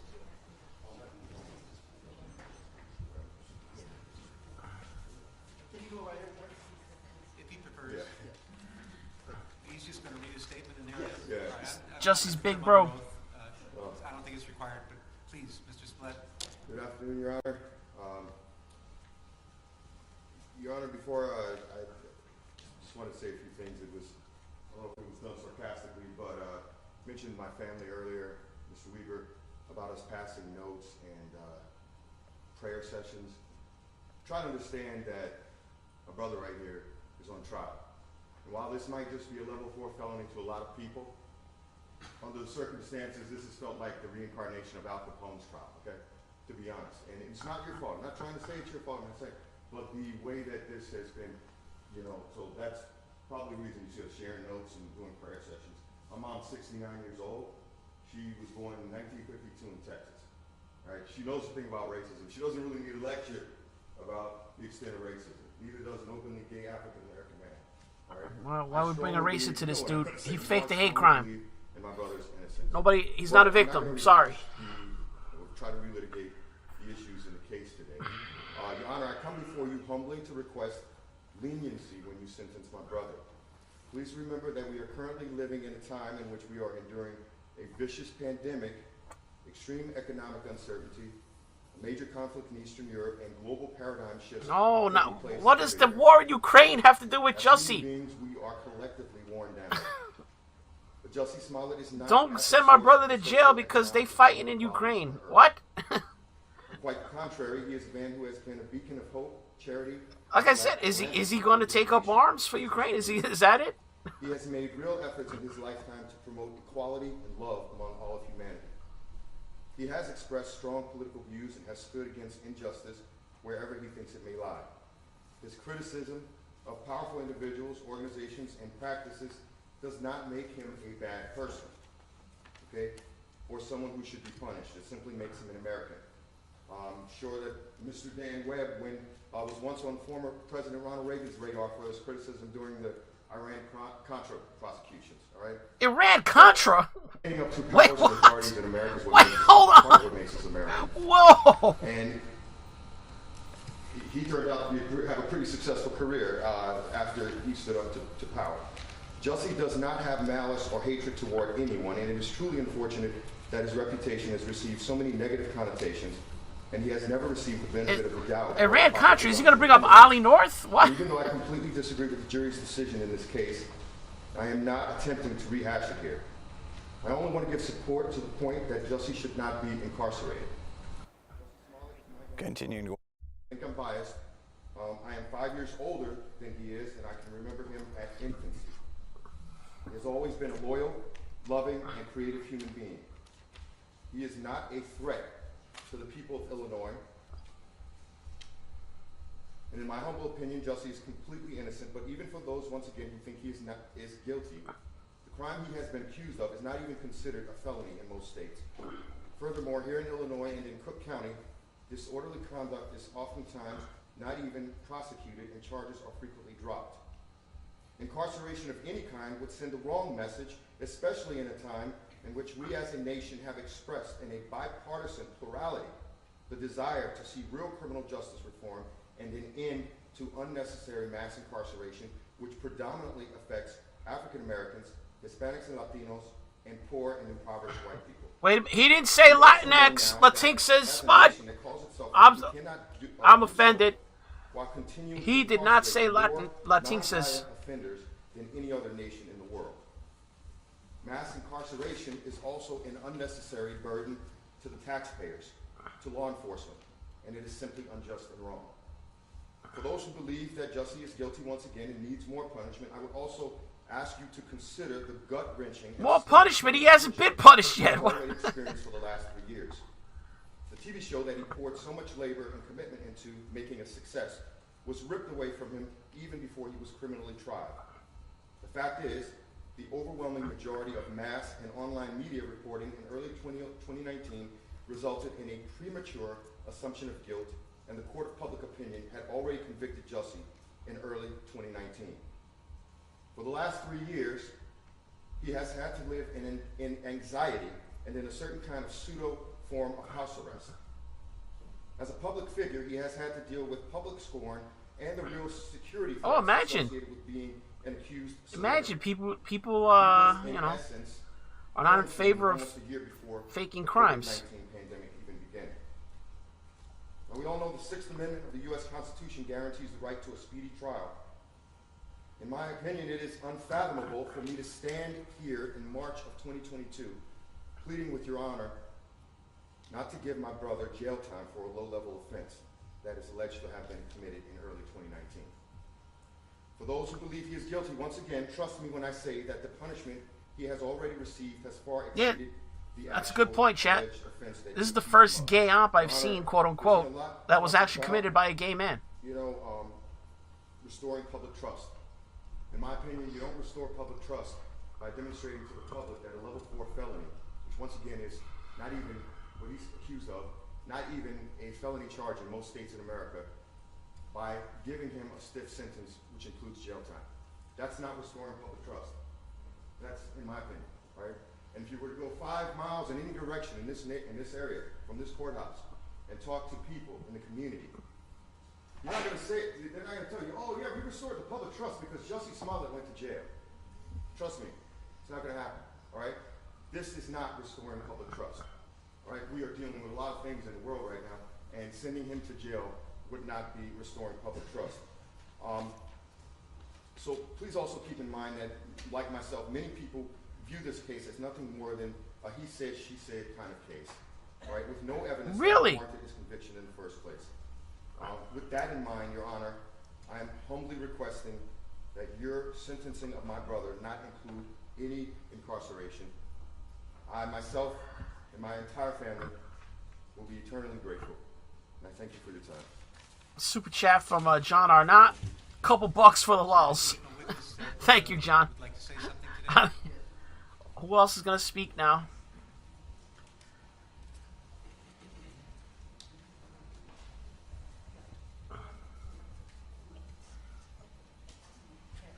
We're gonna have Mima. I think Mima's coming, guys. Mr. Allen, how about a chair? Would that be helpful? I need a mic. She's the Yeah, boss, yeah. She's gonna tell me where to go. I want to be heard. Oh, Jussie's gonna cry now. Oh Lord. Mima's gonna speak on Jussie. Get your popcorn out, people. Okay. Get your popcorn out. Here, okay. Here come the tears. Opportunity to allow me to make this statement. My name is Molly Smollett, and I am 92 years old. I have lived in New Mexico for over 25 years, but I am originally from New York, where I was a film editor. Mima. I am the proud grandmother of Jussie and his siblings. I felt compelled to come and tell you that the Jussie I know and love does not match up with the media's betrayal of him. And I'm talking to you guys. You haven't done a good job on investigative reporting.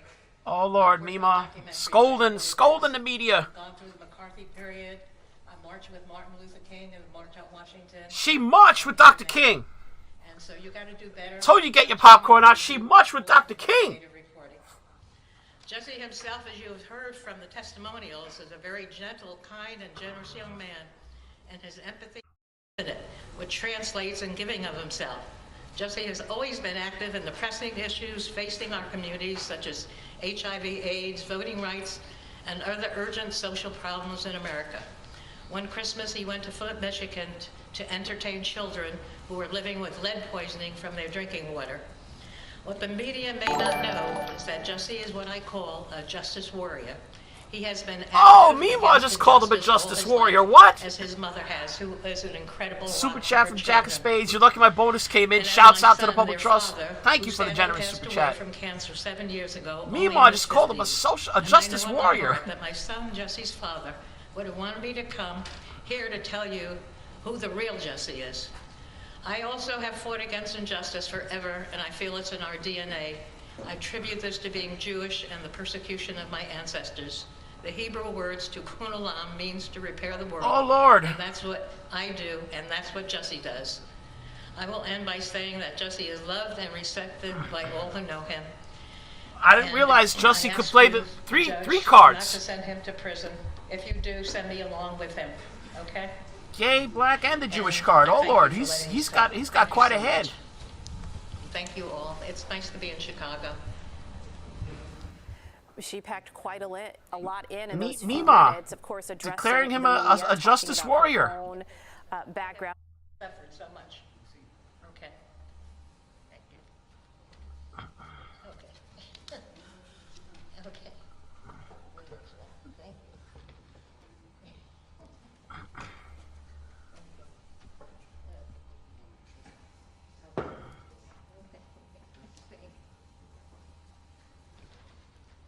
Yes, Jussie scoring the hat trick of critical race theory. Stucci, any other live witnesses you care to present today? Judge, not at this time. I believe I'm just checking Mr. Allen. Okay. No, Judge, just the statements to be. Okay. All right. I've heard evidence in aggravation, evidence in mitigation. I'll now entertain arguments in aggravation and mitigation, starting with the Office of Special Prosecutor. All right. I'm sorry, Your Honor. Arguments of aggravation. So these would be arguments of why to put him in jail. Okay. I know what you're talking about. I have received numerous letters on behalf of Mr. Smollett. Some of them as recent as today, this morning. And I think it's only fair to publish and spread of record who those letters are from. Generally, they're all asking for mercy. They all know him in different capacities. They're strongly advocating for him. But you can tell me who those letters are from. And I think the Special Prosecutor has also received the same letters that I've received. Yes, Your Honor.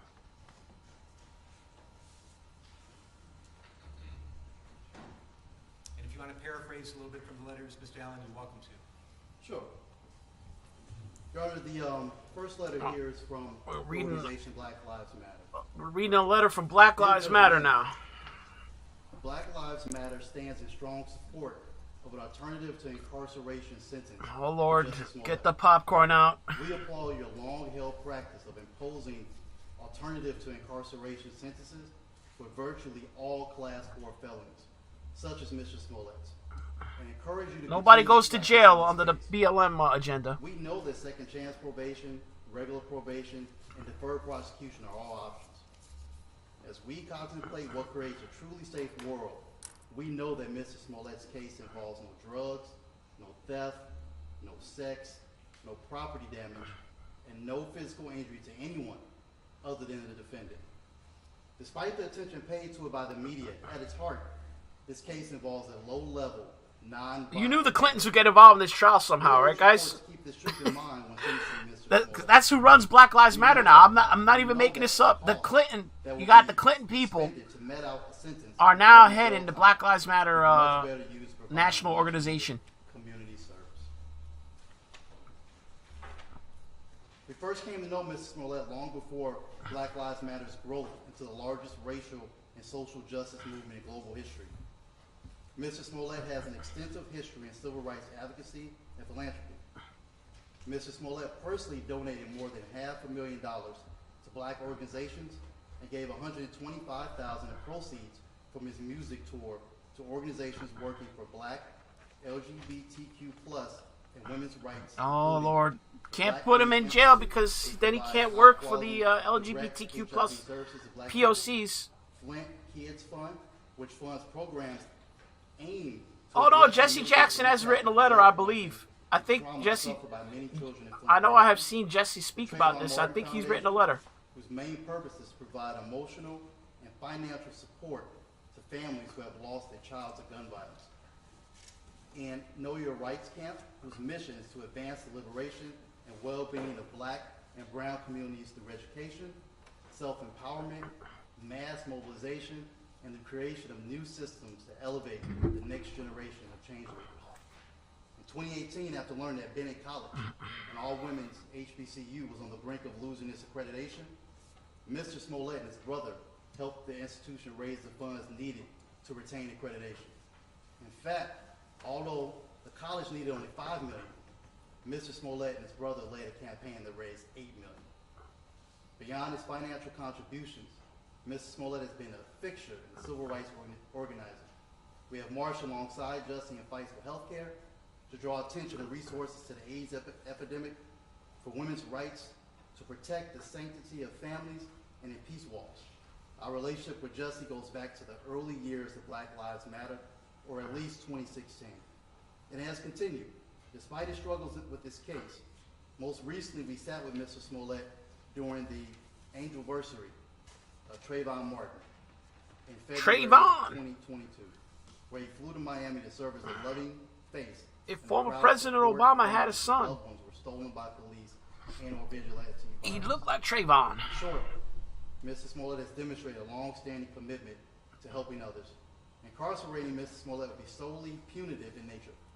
Mr. Smollett does not pose a threat to anyone. Thus, we respectfully request that this court impose a sentence that is an alternative to incarceration, and that's sincerely Melina Abdullah, PhD, the director of Black Lives Matter Grassroots. Also have a letter here from Latanya and Samuel L. Jackson. It's very short, so. Oh, hold on now. What's going on? Back to the defense table for some conferencing. And Special Prosecutor Webb sucking on that pen, man, with a vengeance. Guess that's his tick. Man, I write to you today to ask for mercy as you sentence Jussie Smollett. I understand the difficult nature of your job as you seek to make decisions which take into account the crime and the punishment. It is with respect of knowing this that I humbly implore you to please find an alternative to incarceration for Jussie Smollett. It is my understanding that Jussie was convicted for Class 4 disorderly conduct, which, to my understanding, people convicted of this offense historically are sentenced to various alternatives to incarceration. My husband, actor Samuel Jackson, and I have known Jussie since he was a baby living down the street from us in New York City. We watched him grow from a child who was always kind, full of laughter and joy, into a responsible teenager who, becoming aware of the inequities suffered by some people in life, became an energetic volunteer helping anyone who was working to alleviate those inequities. Additionally, as a young man, we have worked side by side with Jussie and organizations committed to stopping the HIV/AIDS epidemic in America, as well as dispensing aid to Africa and Israel. Jussie has used his celebrity to impact community outreach work, such as providing water during the Flint, Michigan crisis. Yeah, man, I should have prepared like a social justice bingo card. I didn't realize they were going to dip this heavy into it, man. Actual letters from Black Lives Matter. We are proud to know intimately, and who we stand ready to provide the support and monitoring. I should have guessed. We could have had a social justice bingo game here. To probation scenario. Jussie has no prior criminal record and has never been violent. It is incredulous to Sam and to me that this entire criminal situation even exists. Jussie has already suffered a great deal of punishment, as this situation has destroyed his existing career and has impugned his reputation. Please, Judge Land, in God's name, please save this young man and allow him to be of service.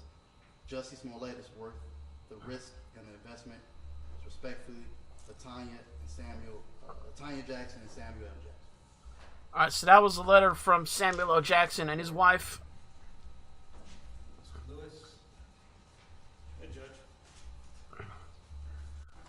Judge, if you'll indulge me for a moment, I'd like to read a letter from the Rainbow Push Coalition. It's from Jussie Jackson. This is the letter from Jussie Jackson's organization.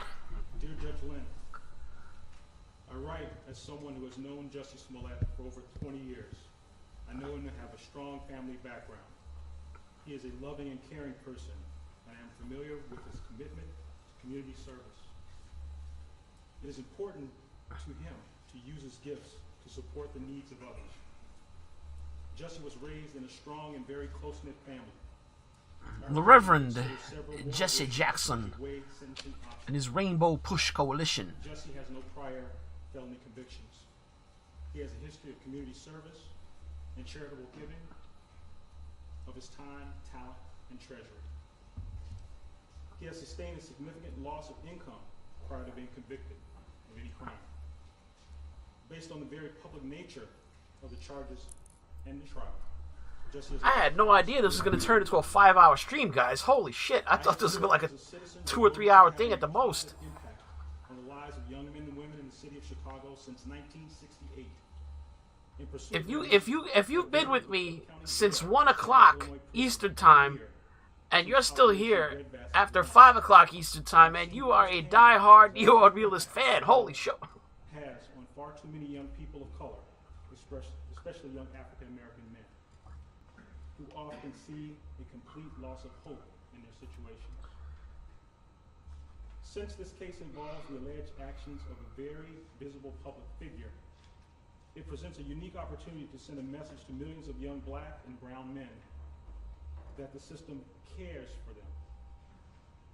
This highly publicized Class 4 felony case can be utilized as a positive teaching moment about how the criminal justice system can work to benefit all in our society. I appeal to you in the spirit of righteousness to consider the impact America's criminal justice system has on young black males who struggle every day to survive the streets of urban America. We have an obligation as a society to favor restorative justice rather than retributive justice. Justice Smollett was convicted of a Class 4 felony, the least severe category of felony in Illinois. A well-established practice in Cook County is to sentence Class 4 disorderly conduct cases to incarceration. Yeah, and we see how that's working out for Cook County. Is murders out the murders go unsolved. It's like people getting slaughtered every weekend. What's going on? I don't think you want to emulate the criminal justice system of Cook County. Record, as well as many positive contributions to society, demonstrates that he poses no risk for recidivism. Jussie has a long track record of being deeply engaged and contributing citizen who is committed to helping the most vulnerable in our society, whether persons living with HIV/AIDS and children orphaned by the disease, or children whose health was damaged by the contaminated water in Flint, Michigan. Jussie's commitment to serving the community began as a child. As he found professional success, he continued to donate time and money to charitable causes. Another factor that we urge your honor to consider is that the crime did not involve violence to others. None of the actions charged indicate that Jussie ever... There's no sirens here, bro. I think that's coming from the courtroom. Jussie has already suffered. He has been vilified. If there's sirens, it's not here in Brooklyn. His professional reputation has been severely damaged. He has suffered lost career opportunities, a loss of income, and there are a number of people who rely on Jussie for financial assistance. Finally, I am deeply concerned about the physical safety and well-being of a well-known, non-violent black gay man with a Jewish heritage who may be incarcerated. Play that hat trick! For all the foregoing reasons, I believe the only fair and just outcome is to sentence Jussie Smollett to a non-incarceration. He played the hat trick gay black Jewish man card. We respectfully urge you to do so. Rainbow Push Coalition welcomes the opportunity to serve as a place for Jussie to resume his desire to serve the community. During the first year of COVID, we served more than 4,000 meals each day. We have a program that is designed... I heard sirens too, but they weren't here. Each and every day in the city while trying to survive. I got these wraparound headphones. Believe me, if there were sirens, I wouldn't be able to hear it. If I heard them, it came out of the audio from the stream. We have worked diligently to transform the lives of young people in our Push Excel programs. I believe that Jussie has much to give to America, and this case is a stumbling block that should not become a setback to his future. We do not want Jussie to become another prison statistic, as he has way too much to offer. I stand ready. It'd be funny if the judge was just looking at his cell phone right now, several thousand members playing Wordle. Rainbow Push Coalition to support Jussie Smollett in his journey to wholeness. We want to assist this court in meting out justice for Jussie Smollett. I'm not on Long Island, man. I'm in Brooklyn.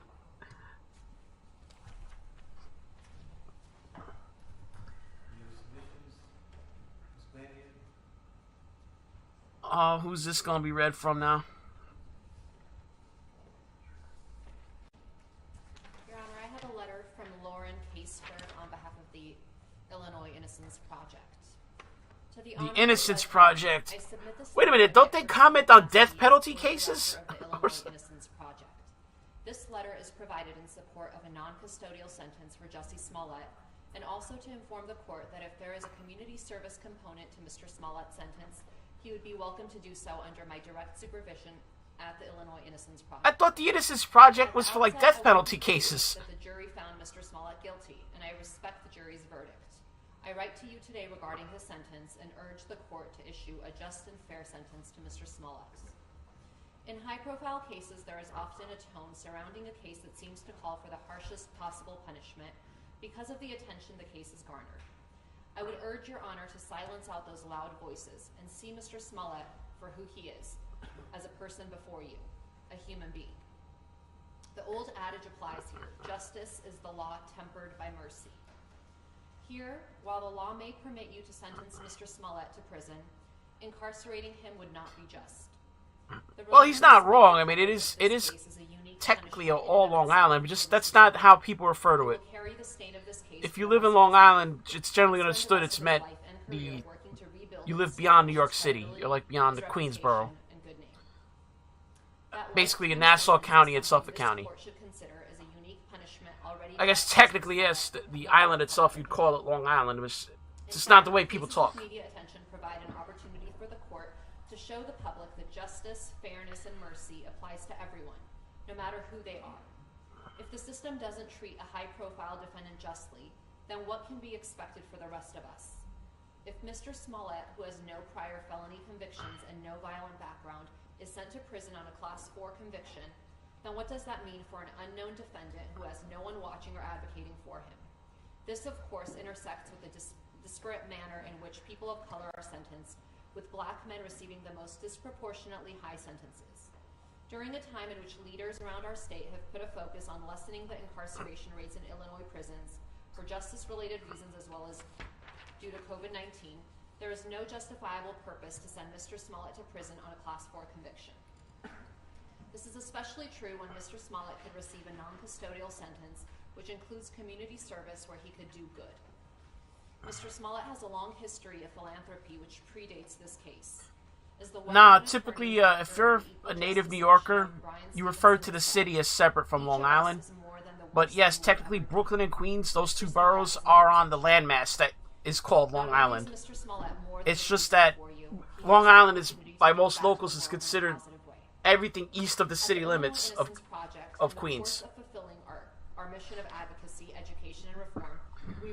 Once you leave Queens, you're considered you're living in Long Island.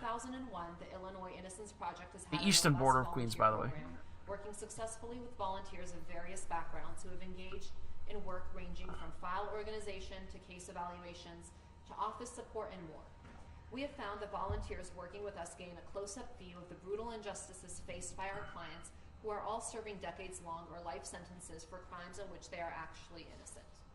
This up-close view of the trauma inflicted upon these individuals and their loved ones is an awakening and often life-changing experience for our volunteers and staff. In my 9 years working at the Illinois Innocence Project and my 15 years as an attorney working in criminal defense, I have seen the cruelty and dehumanization of prison, as well as how oh prison my impacts people. God. Every person I've ever known who spent time in prison left with increased... This is not an argument to me mitigating the guy that committed a fake hate crime. For crimes of violence and dangerous individuals. Not for someone in Yes, I agree. Prison is not a place you want to go, but, you know, it's where you go when you commit a crime. A probationable Class 4 offense and who has much good to still offer this world. Prison time should not be given to satiate the public's calls. Not to mention, I'm not even sure he's going to get prison. If he gets a custodial sentence, I'm sure it will be less than a year. In which case, I don't even think he goes to an actual prison. I think he goes to the local county jail. Project updates if Mr. Smollett were to have the opportunity to work with our organization. Thank you for your consideration. Sincerely, Lauren Caseberg. Although, from what I understand, you might rather go to prison than local county jails, because they hold everybody in the county jails, from the murderers and the rapists down. If you're like a low-level criminal, you're better off in probably a level 1 prison. With the court's indulgence, I have 2 letters. The first is from Oscar-nominated winner of 4 Primetime Emmys and 2 Grammys and political activist Alfred Woodard. I actually think it's safer in a level 1 prison than most county jails. In our for big cities. In this time. I am writing to you today as someone who is more than a friend to Jussie Smollett. I am in my 60th decade, and when he was a young teen, as we worked, and we met when he was a young teen, as we worked together to bring shelter, health, and education to South Africa's AIDS orphans. Jussie referred to me as Mama Alfred. Can't send Jussie to jail because South Africa will collapse without him. Jussie was convicted of a Class 4 felony. I know it to be the least severe category of felonies in Illinois. I also have learned it is a well-established practice in your county as well as around the country to sentence Class 4 disorderly conduct cases. I mean, could you imagine? Alternatives to incarceration. Can you imagine being incarcerated in the Cook County Jail? Holy shit! I'd rather be in an Illinois level 1 state prison than Cook County Jail. I don't know, man. A trial judge must consider when sentencing someone is the potential for recidivism. Jussie's lack of a felony criminal record, as well as his many years of humanitarian work on behalf of communities in need, is a strong signal that he carries no risk of recidivism. For years, I have been at his side as he's lit up rooms full of elders, men and women battling and living with HIV and AIDS, and playgrounds where the children of those who lost the battle reach for the kind of joy that Jussie brings. Now, some conscientious... I wonder why the Innocence Project... It's a good point, guys. Why is the Innocence Project writing these letters for the January 6th defendants? Who, in the most cases, a lot of them are charged with misdemeanor crimes. Since he was a boy. His dedicated work as an artist brought him success and allowed him to bring his natural impulse to be of assistance to an even wider field of effectiveness. Jussie has kept his heart, his wallet, and his schedule wide open to those suffering among us. Judge Lynn, I know you and I are meeting, quote unquote, in a situation that would cause some, quote unquote, mamas to lower their eyes. But I must tell you, I am proud of this man, who I have known to be... I'm proud of the guy that faked the hate crime? What? It is an honor to write you on his behalf, because I get to sit and think on Jussie this afternoon. It brings up wonderful thoughts. My dear friend Jussie Smollett has been convicted of a non-violent crime. He never has been, and certainly is not now, a public safety. I mean, the Innocence Project couldn't find other defendants that were actually innocent of the crimes they're accused of. They're gonna die on the hill of Jussie Smollett, who everybody knows did what he did. That would have crushed or inflamed lesser men. I'm sure somewhere out there is a black man who got railroaded by the system that they could find. Jussie Smollett is not that man. I'm sorry. Price that few in real power have even for crimes against the health and safety of millions. Through it all, Jussie has stood like the good man I know him to be. Bottom line, if he is incarcerated, I fear for his safety. I fear for his safety. Judge Lynn, I've heard you characterized as a fair man. It is your fairness and your discernment that my hope is relying upon in this matter. You hold the keys to the freedom and the future of a great giver, Jussie Smollett, to keep his commitment of bringing joy and hope to people whose every... I mean, I know of a case that was here of speaking of Long Island, it was a case in Long Island where a black man, his son was being chased home by a mob of white teens. And he shot one of them on his property because they were attacking his son, a mob, to kill him. And because the gun laws in New York are such bullshit, they actually charged the father for defending his son's life. The son ran home to his house. These people basically came out to his property, to attack his son. He defended his son. That is a case for the Innocence Project. This is years ago, though. Wish I remember the name of the defendant. At a 57% and 39% rate, respectively. A mainstay of our organization continues to be advocacy for fair treatment of persons of color by the criminal justice system. This brings us to the subject of the upcoming sentencing of Jussie Smollett. It would be an understatement to say that an inordinate amount of attention has been given to Mr. Smollett's case. This case involves no drugs, no theft, no sex, no property damage, and no physical injury to anyone other than the defendant. Despite the attention paid to it by the media, at its heart, this case involves a low-level, non-violent offense. We urge the court to keep this truth in mind when sentencing Mr. Smollett. By way of background, yes, it was Nassau County. Extensive history in civil You rights are correct. advocacy and philanthropy. Mr. Smollett personally donated more than $500,000 to Black organizations and gave $125,000 in proceeds from his music tour to organizations including the organizations working for Black, LGBTQ+, and women's rights, including the Black AIDS Institute, which provides high-quality, direct HIV services to Black people, the Flint Kids Fund, which funds programs aimed to address and mitigate the impact of lead poisoning and the trauma suffered by children. Matt and Blonde, that's like the oldest, I think the oldest segment on their show is Hoax Hate. Have they even missed a week of the Hoax Hate segment?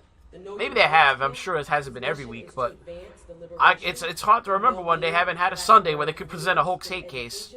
Self-empowerment, mass mobilization, some Sundays multiple. that elevate the next generation of change leaders. In 2018, Mr. Smollett surprised a 6-year-old double amputee with a wheelchair accessible van. Holy after shit, learning we that the really... child's school district did not own such a vehicle. Mr. Smollett has been a recognized supporter of the Human Rights Campaign, a civil rights organization that strives to end discrimination against LGBTQ+ people and realize a world that achieves fundamental fairness and equality for all.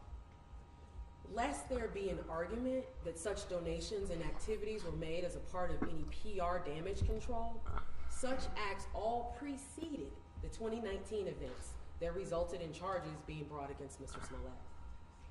In 2018, after learning that Bennett College, an all-women's HBCU, which stands for Historically Black College and University, was on the brink of losing its accreditation, Mr. Smollett and his brother helped the institute raise the funds needed to retain accreditation. In fact, the college needed only $5 million. Mr. Smollett and Jay Fry makes a good point. Like this, the Jussie Smollett case. I mean, I think I messaged Matt and said, "This is a big day for you. I can't think of any individual other than Donald Trump that you've covered more on your show." The Chairman's Award. I'm sure Matt is watching this in some way, shape, or form. Who committed themselves to acts of public service while using their platforms to create effective change. In short, Mr. Smollett has demonstrated a long-standing commitment to helping others. We believe that incarcerating Mr. Smollett would be solely punitive and would serve Super chat from Lucifer the Doberman. Is this B-word pretending that donations make a crime not happen? I guess if you donate enough to charity, you get a get-out-of-jail-free card, maybe. I don't know. That will result in a 25% maybe that explains the Clintons. in the prison population by 2025. One such proposal for reform was reducing the incarceration rate of persons convicted of class Good point, Kaiser Outdoors. I'm sure Ted Bundy did a lot of good things for his community, too. Of which Mr. Smollett was convicted. Finally, Mr. Smollett does not pose, nor has he ever posed, a threat to anyone. Thus, we respectfully ask, assuming this court is inclined to sentence Mr. Smollett to anything other than a monetary fine or a suspended sentence. Super chat from Radagast. Phone's about to die. Want to send some cash for your work before that happens. Thank you very much, Radagast. You don't have a charger handy, apparently. Thank you. Thank you, Judge, for your time. We wish to publish no further letters, Your Honor. We incorporate other letters into the record. Oh, thank you. They're not going to read all the letters. Oh, Lord. I'm ready to keep going. The lawyers need a break. Are you ready to go? Maybe we have a short break. Yeah, sure you can. Yes, very short. Okay, short break for the asked for. Let's check with the with the other streams covering this. There's Nate the lawyer. I don't think we got the signal, and I think he got a big enough number that he said, I need a recess. LaFonda Williams says by the end of this, Jussie is going to be Fauci with all the disease he's helped battle.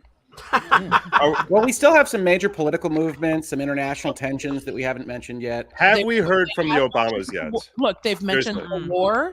They've mentioned in reference the Holocaust. What else is on this? Well, COVID's been mentioned a bunch. COVID's been mentioned. Wow, COVID. The reason the I asked Holocaust. the reason I asked about the Holocaust. Obamas is the war in from what I Ukraine. recall, there was speculation that the reason this case was initially dropped was because of pressure from Michelle Obama. I don't remember. I remember reading about that's true. He is correct on that, chat. So that's why I'm wondering whether. That's why I would not be surprised if they got Michelle Obama to walk in there and ask to give him probation. I think he might actually get it. And if you consider the clout that they have, yes, chat. I think the judge can Al go Capone one of and two Iran ways with that Contra. kind of move. Yeah, I no, mean- that's a risky one. No. I have great respect for the amount of influence that the Obamas have in this area specifically. Michelle would never South stand Africa, up there. She'd HIV. actually sit in the audience, right, next to one of the attorneys, like that scene in Goodfellas when they got the guy's uncle sitting there and he just glaring at him, glaring at the guy on the stand. That's what Michelle would do. She'd do that. Yeah, we got South Africa and HIV also were brought up.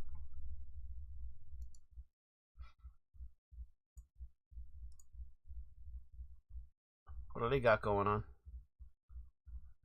Oh, they've just totally moved on.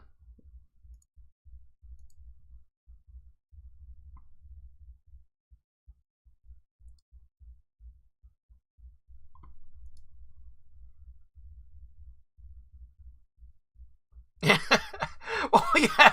What's next? The Hiroshima bombing? Yeah. Oh my God. Yeah, they'll bring up the 100 Years' War.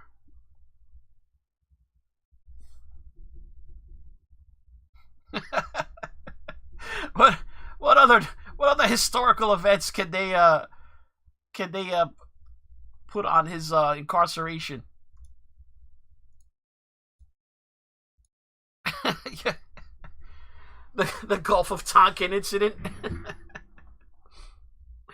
The sinking of the USS Maine.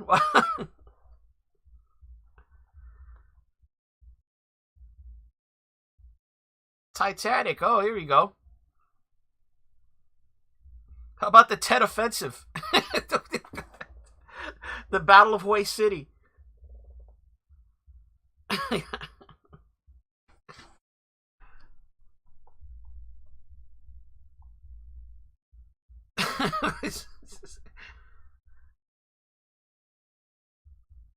Yeah, wait a minute. Were Kamala Harris and Cory Booker big champions for Jussie early on? What happened? Did they abandon him? No letters of support? Yeah, what happened to that? Where's Senators Cory Booker and no, not Senator anymore, Vice President Kamala Harris?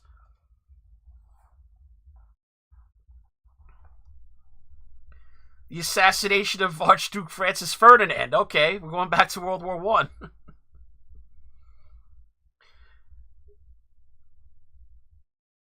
I don't know, the failure of Operation Market Garden. I don't know, man. What else could they pin on this case?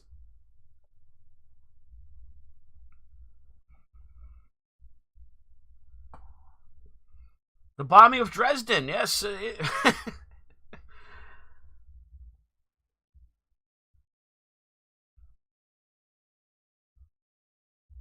The attack on Lunar Colony 7.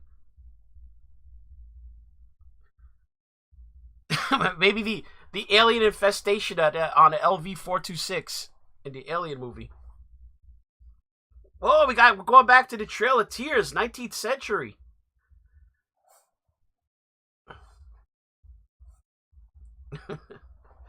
The Alamo, the eruption of Mount Vesuvius at the Pompeii. We're going back to like what's the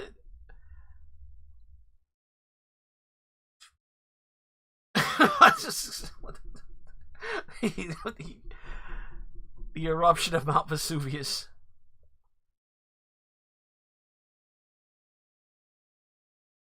Let's see, here we go. The 9/11 attack. The bombing of Monte Cassino at the monastery in World War II. The Twilight movie. Oh my God. What a disaster that would be. The Norman Conquest. Going back to 1066. Okay, looks like the short break is over. Cameras pan back out. Or zoom back out. And the lawyers are coming back to the table.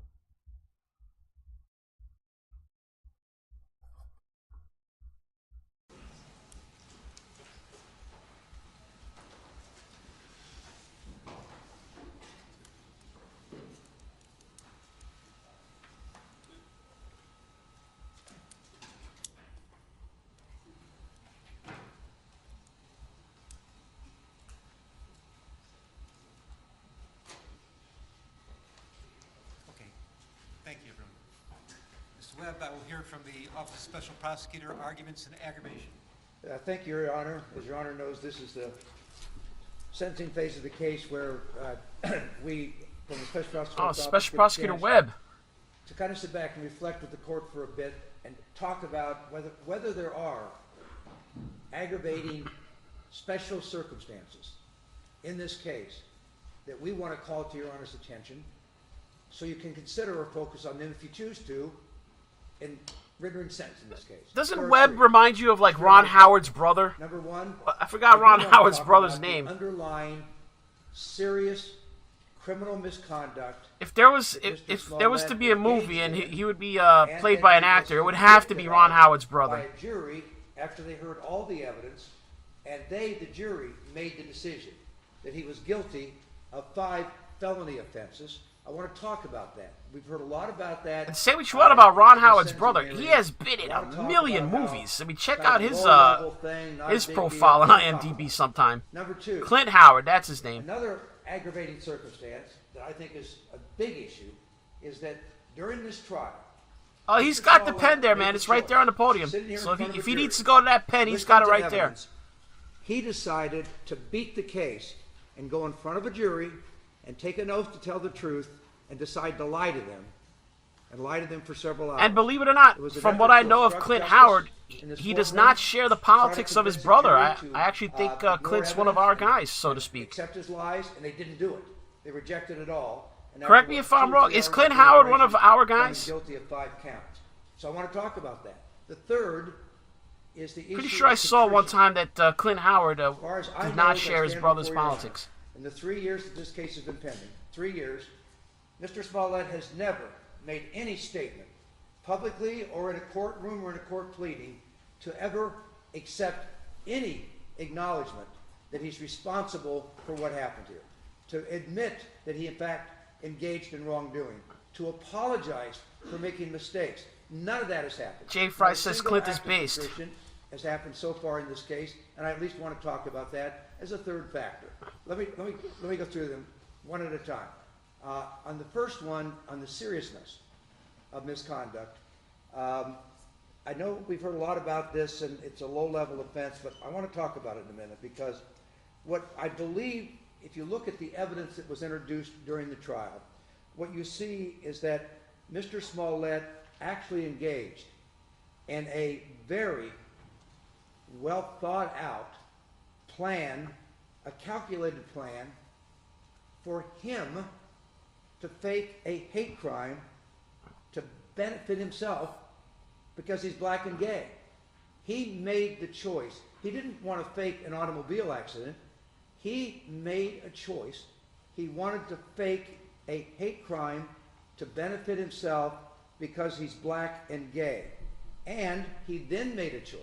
He made the choice to falsely report it to the Chicago Police Department because he wanted public attention to it.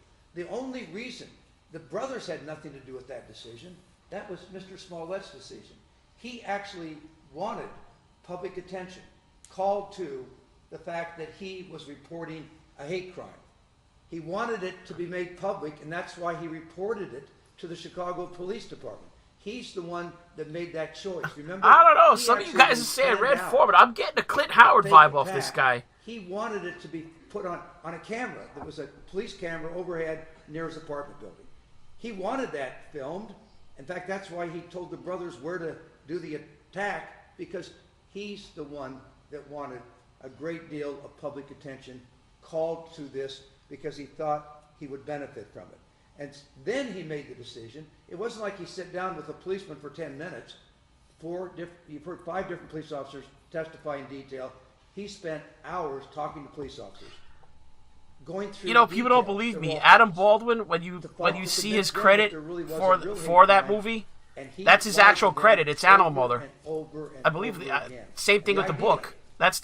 There's no actual name for the character beyond Animal Mother. Taking their attention away from other crimes and criminal activity in order to benefit himself is some type of low-level, insignificant activity. Check it out yourself. Look up Adam Baldwin's credit. Not being consistent with the evidence. In Full Metal Jacket, it'll say Animal Mother.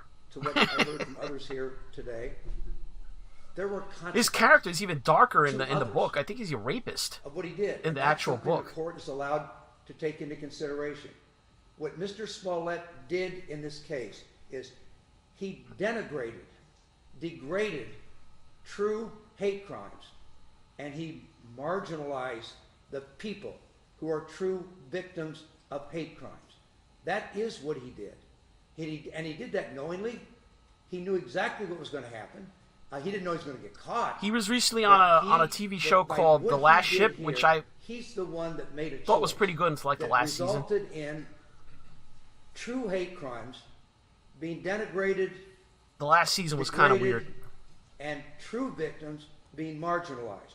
We know, in fact, it's in the Chicago Police Department report, that the hate crime victims of hate crimes are frequently minorities, whether it's based on race, religion, or sexual orientation. And studies show that that group of people are reluctant to report criminal activity to police, hate crimes to the police. And that was discussed in the Chicago Police Department report. There are studies that support that. It takes a tremendous amount of courage on behalf of someone who's been truly victimized of a hate crime to have the courage to come forward, to go through. Yes, The Last Ship was about a pandemic that devastated the world population. It takes courage. The United States essentially collapsed and had to reform. In this case, clearly, I think they moved the capital to St. Louis or something. Marginalized, discouraging influence. It hurt the effort to have people come forward and report hate crimes. And that was wrong. That is serious misconduct and a serious consequence of what he did. And he did it in 2019. And if we want to go back to that time period, that's a time period where there was a lot of racial tension, divisiveness. Hate crimes were becoming far too common, and police were accused of not paying enough attention to it. And that society was trying to find a way, at least this is my view, of trying to find a way to make it clear that that needs to be reported. Hate crime needs to be addressed by law enforcement machinery in this country. And what he did, what Mr. Smollett did, to marginalize that, to discourage people from coming forward, I respectfully suggest is wrong. And that and it was a normal consequence of what he did in order to benefit himself. Remember what the facts are. He made the choice in January of 2019 he felt that Empire was not paying enough attention to a hate letter about him that came to him, and he wasn't getting enough attention. And he decided to fake a hate crime to benefit himself. He wanted to benefit himself. That's why he did it. That's another movie, Jarhead, where the sequel, people pretend it never happened. There's a movie, Jarhead 2, that people never heard of. He did it all. He planned everything out at that time. He recruited the brothers. He went forward with this plan, and even to the point of trying to work out where they would actually do a dry run, so that the brothers would know exactly where to do the attack. Yes, guys, they rehearsed the fake hate crime. He told them what to buy, what derogatory, homophobic, racial slurs to utter, to try to pretend as if there's whites involved by yelling out mega. The prosecutor is not going to litigate that part of here because they've never been able to establish whether the hate letter was real or not. That's also being handled by the FBI. That's an FBI investigation, so it's beyond the scope of the trial. Yes, so it is serious misconduct. He's just not going to address it. He's going to pretend it's just real. And well, not even pretend. Just for a fact, he can't prove it's not real. So hate crime can't really. Victims that are not going to report. He's got to say crimes. what just the They facts are say. the No, victims. a letter was the police received. Department though is a victim, and I'm going to talk about that because sometimes the Chicago Police Department gets criticized for not doing things the way maybe people think it should be done. I'm not here to defend the Chicago Police Department, but I'm telling you, in this case, this Chicago Police Department shined. Jarhead 2 has nothing to do with the original Jarhead, I don't believe. Matter of fact, it's probably a straight-to-cable movie. I don't think it even came out in the movie theaters. Check it out. I'm not 100% sure. I know I've seen it. They argued.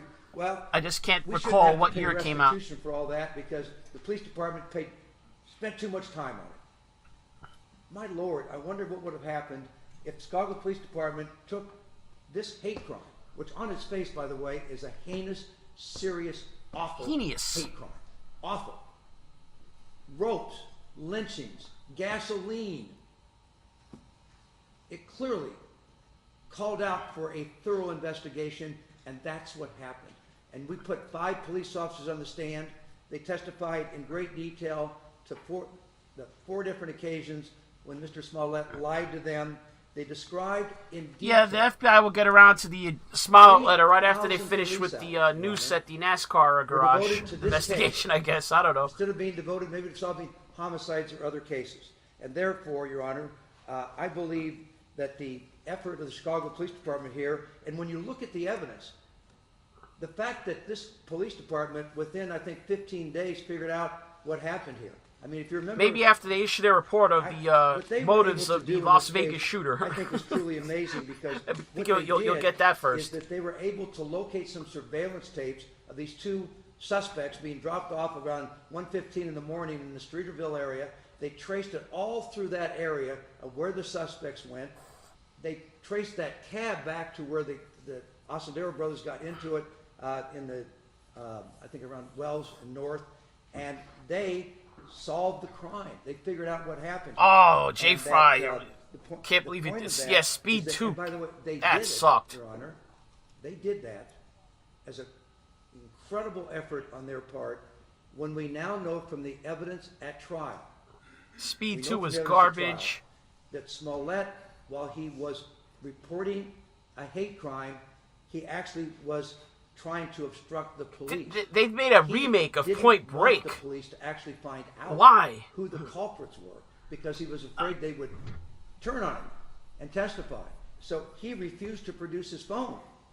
You heard all the evidence. He refused to produce it because there's 50 contacts on there with Abel Osendero that he didn't want them to find. So he just refused to cooperate. Number 2, he refused to let the police look at his Northwestern medical records the day that he reported the crime because he knew that Terminator 3 was bad, but it wasn't. Not support his, oh my God! I can't mention this movie ever existed bad. So he refused to cooperate, and then he wouldn't even do a 3-second DNA swab when he had reported this, and reported that the robe may have the DNA on it. Super chat from Point Curation, painting and listening to Deltron 3030. Hope your day is going great, brother. You're doing good and good work. As far as you consider whether it's a serious crime or not, I respectfully suggest that the fact that he not only planned out to falsely report it, but then to obstruct the police investigation. And yes, the issue about whether it's serious, and I've heard a lot about, well, no one goes to jail. That's not true. Every case, Your Honor. Yeah, but Speed 2 wasn't just bad; it was god awful. Oh my God, whose idea was this bad? Because I was curious about all this stuff I've been hearing that, well, no one goes to jail for this. That's just not true, by the way. There was, in fact, I think there's 6 cases in the last 5 years that we found in the research. Speed 2 is beyond just crappy sequel bad, man. I'm telling you. crimes. Just to, watch it. You will. Police. If you saw the It is a original at serious all, course you would of criminal you would weep. misconduct to do it. It's a felony, and I think there was one decided by appellate court 4 months ago, which involved reporting to the police that the person was hit by a police car when they weren't. I think what happened here was a lot worse than that, and that person got 14 months incarceration for filing a false police report. So the Oh, Jay Fry's just bringing out the yes, awful I do sequels believe now. that, Yes, Triple X State of the this Union, conduct is garbage. serious, and I respectfully suggest it's an important factor to consider. Dare we even mention that last Matrix movie? What the hell was that? Line under the oath. fuck? I'm not going to go through it. Your Honor heard Matrix the testimony. 4. Let's He let's made a nip choice. that trilogy By in the the way, I'm bud. a defense lawyer, Your Honor. Yes, we all get choices to be made, and defendants can make choices. But he made the choice. Mr. Smollett made the choice that he could deceive that jury and went on the stand and lied to them about so many different things. I'm not even going to. I was going to summarize. Let me tell you a some of them, movie but that did buck the trend, I don't even and want- actually don't I need thought to. You've improved heard on the source what happened material. during the course of the Tron trial. Legacy. Testimony that he went out. Tron and Legacy at to 2 me o'clock in the is morning that got rare eggs thing from where they Walgreens. reboot a Well, the movie Walgreens was not even a from the 80s, 24-hour Walgreens. where you actually It was watch a it and go, ridiculous story. okay, The fact good that job. one of the attackers is white and he didn't even know who attacked him was ridiculous. The fact that the brothers had no foreknowledge and just happened to stumble over there into a Not saying student Tron building that they Legacy is didn't like the live in, greatest movie or in the happened world to or be anything there at like 2 that. o'clock Just in the like morning when you and watched he it, was you weren't out like crying like, going to why? in that stairwell. All of that were intentional lies, and by the way, people do not, that going in front of a jury and deciding to lie under oath to see if you can beat the case and obstruct Super justice chat coming is in a from Point serious Curation, course Neo rapping of along with criminal Deltron and misconduct Automator, that I whether think he should knows be it or taken not. into consideration. I also will tell Your Honor that the issue of lack of contrition here, I do think is an important issue, and Your Honor can decide how much to give to that. But the reason I went and did some research on this, Your Honor, because I wanted to make sure I was handling this issue properly before Your Honor. And so I went and did some research. And I would not mind another the Tron Illinois movie. Supreme Court has made a big deal out of the fact that That's sentencing to me is the judges measure of a movie. absolutely If can if I consider watch it and say I wouldn't that mind seeing someone another one, that's a has successful shown reboot. no contrition whatsoever, particularly after they have been convicted of a crime. Yep, Now, it may the new be- Dune I could movie. be- I- it could Definitely be looking here forward to when the I'm next one. talking, Mr. That Smollett was will speak to the court I had big fears and for that. Explain how he's accepting full responsibility for his criminal misconduct. He may do that. That's fine. Let's see if that happens. But at least at this point, that has not happened. And there's an Illinois Supreme Court opinion called People versus Ward, in which I'm going to quote, the Supreme Court told sentencing judges a continued protestation of innocence and a lack The other of thing they remorse did with Tron Legacy may is they convey a respected the strong source message to material. the trial judge that the defendant is an unmitigated liar. And notice they didn't introduce and that modern continued storylines. war They with just society. said this is a That's world the that quote has from the evolved on its Illinois own, Supreme separate Court. from the So I world. do think it's at They least a didn't factor put for Your modern Honor woke to politics consider into it. during the course of your decision making here. So let's go through the different issues of sentencing and just talk about them briefly. Term of imprisonment, yes. We are recommending to Your Honor that the seriousness of this crime should result in a period of incarceration for all the reasons I've just articulated to you. As you know, that each of the counts, the felony counts, 3 years times 5, he faces 15 years maximum in jail. And Your Honor knows that Illinois law provides that you have the power to impose a term of imprisonment if you find that probation would deprecate the seriousness of the offender's conduct and would be inconsistent with the ends of justice. I'm not going to suggest any amount of time, because if there was ever a judge that had the ability to understand what to use discretion, whatever you decide is let me just say this, your ability to decide based on all your years of experience and your years on the bench, we accept that, and whatever you decide on that issue, you decide that. Yeah, that was But my we only do problem with the believe first that Dune it is a movie. It serious ended in a weird criminal place. misconduct It was like that if they had warrants ended that an movie 15 appropriate minutes amount of earlier, prison time. Number it two, would have been restitution. way better. The Illinois restitution statute covers Class 4 felonies. And That was says my you only shall problem with it determine was that it whether went a little the bit too defendant should long be because required to it make was a weird restitution stopping point. in cash for out-of-pocket expenses. You've heard the evidence. It's $130,000, $130,106, and on that issue, Your Honor, we believe that's the appropriate amount of restitution to order. Now, I will say that that first Smollett case, which led to a $10,000, it's called a forfeiture in the record, okay? It was some kind of forfeiture to the city of Chicago. It was not restitution. The city of Chicago did not claim, was not trying to get, that was done by the state's attorney's office with no agreement by the city of Chicago, but he did pay it, okay? So at least our thought is that that would be deducted, that the order for restitution would be $130,000. That's the right order, but he does get a credit for that because he did pay it under, let's call it confusing and this unusual circumstances that I've talked about in another report, and I'm not going to talk about here. Probation. As Your Honor knows, under Illinois law, for a Class 4 felony, you can impose a period of probation not to exceed 30 months, but you cannot impose both a term of imprisonment. You have to appreciate Sharknado for knowing what it was and leaning into it. Class 4 felony Sharknado under the case was law. schlock. Our recommendation They to Your knew Honor it was is schlock, that you have the authority and they didn't to impose imprisonment. Try to pretend to on be one anything of the else. So counts knowing what that he their was role convicted of, was one of the is the reason five why counts you he's- appreciate the he was Sharknado convicted of. movies. And then on one of the other four, or more than the others, It's total. you They're can total impose- you bullshit, can impose and a they don't consecutive pretend it term not to be. of, So probation to that follow. it's you can Now, watch why the do Sharknado why do movies I with that talk strange about appreciation okay? for just leaning Why into should what that they be? are. Because he's not a violent crime, etc. Your Honor, in 2007, Yes, Mr. Smollett had a unapologetically prior over the conviction top. In 2007, in connection with a DUI arrest in California for providing false information to a police officer. Mr. Smollett reflects that this case today is not the first time he had lied to law enforcement officials, and so I believe as a result, the Office of Special Prosecutor believes that an appropriate term of probation, whatever you decide in your Honor's discretion, should follow an imprisonment term. Next, criminal fines.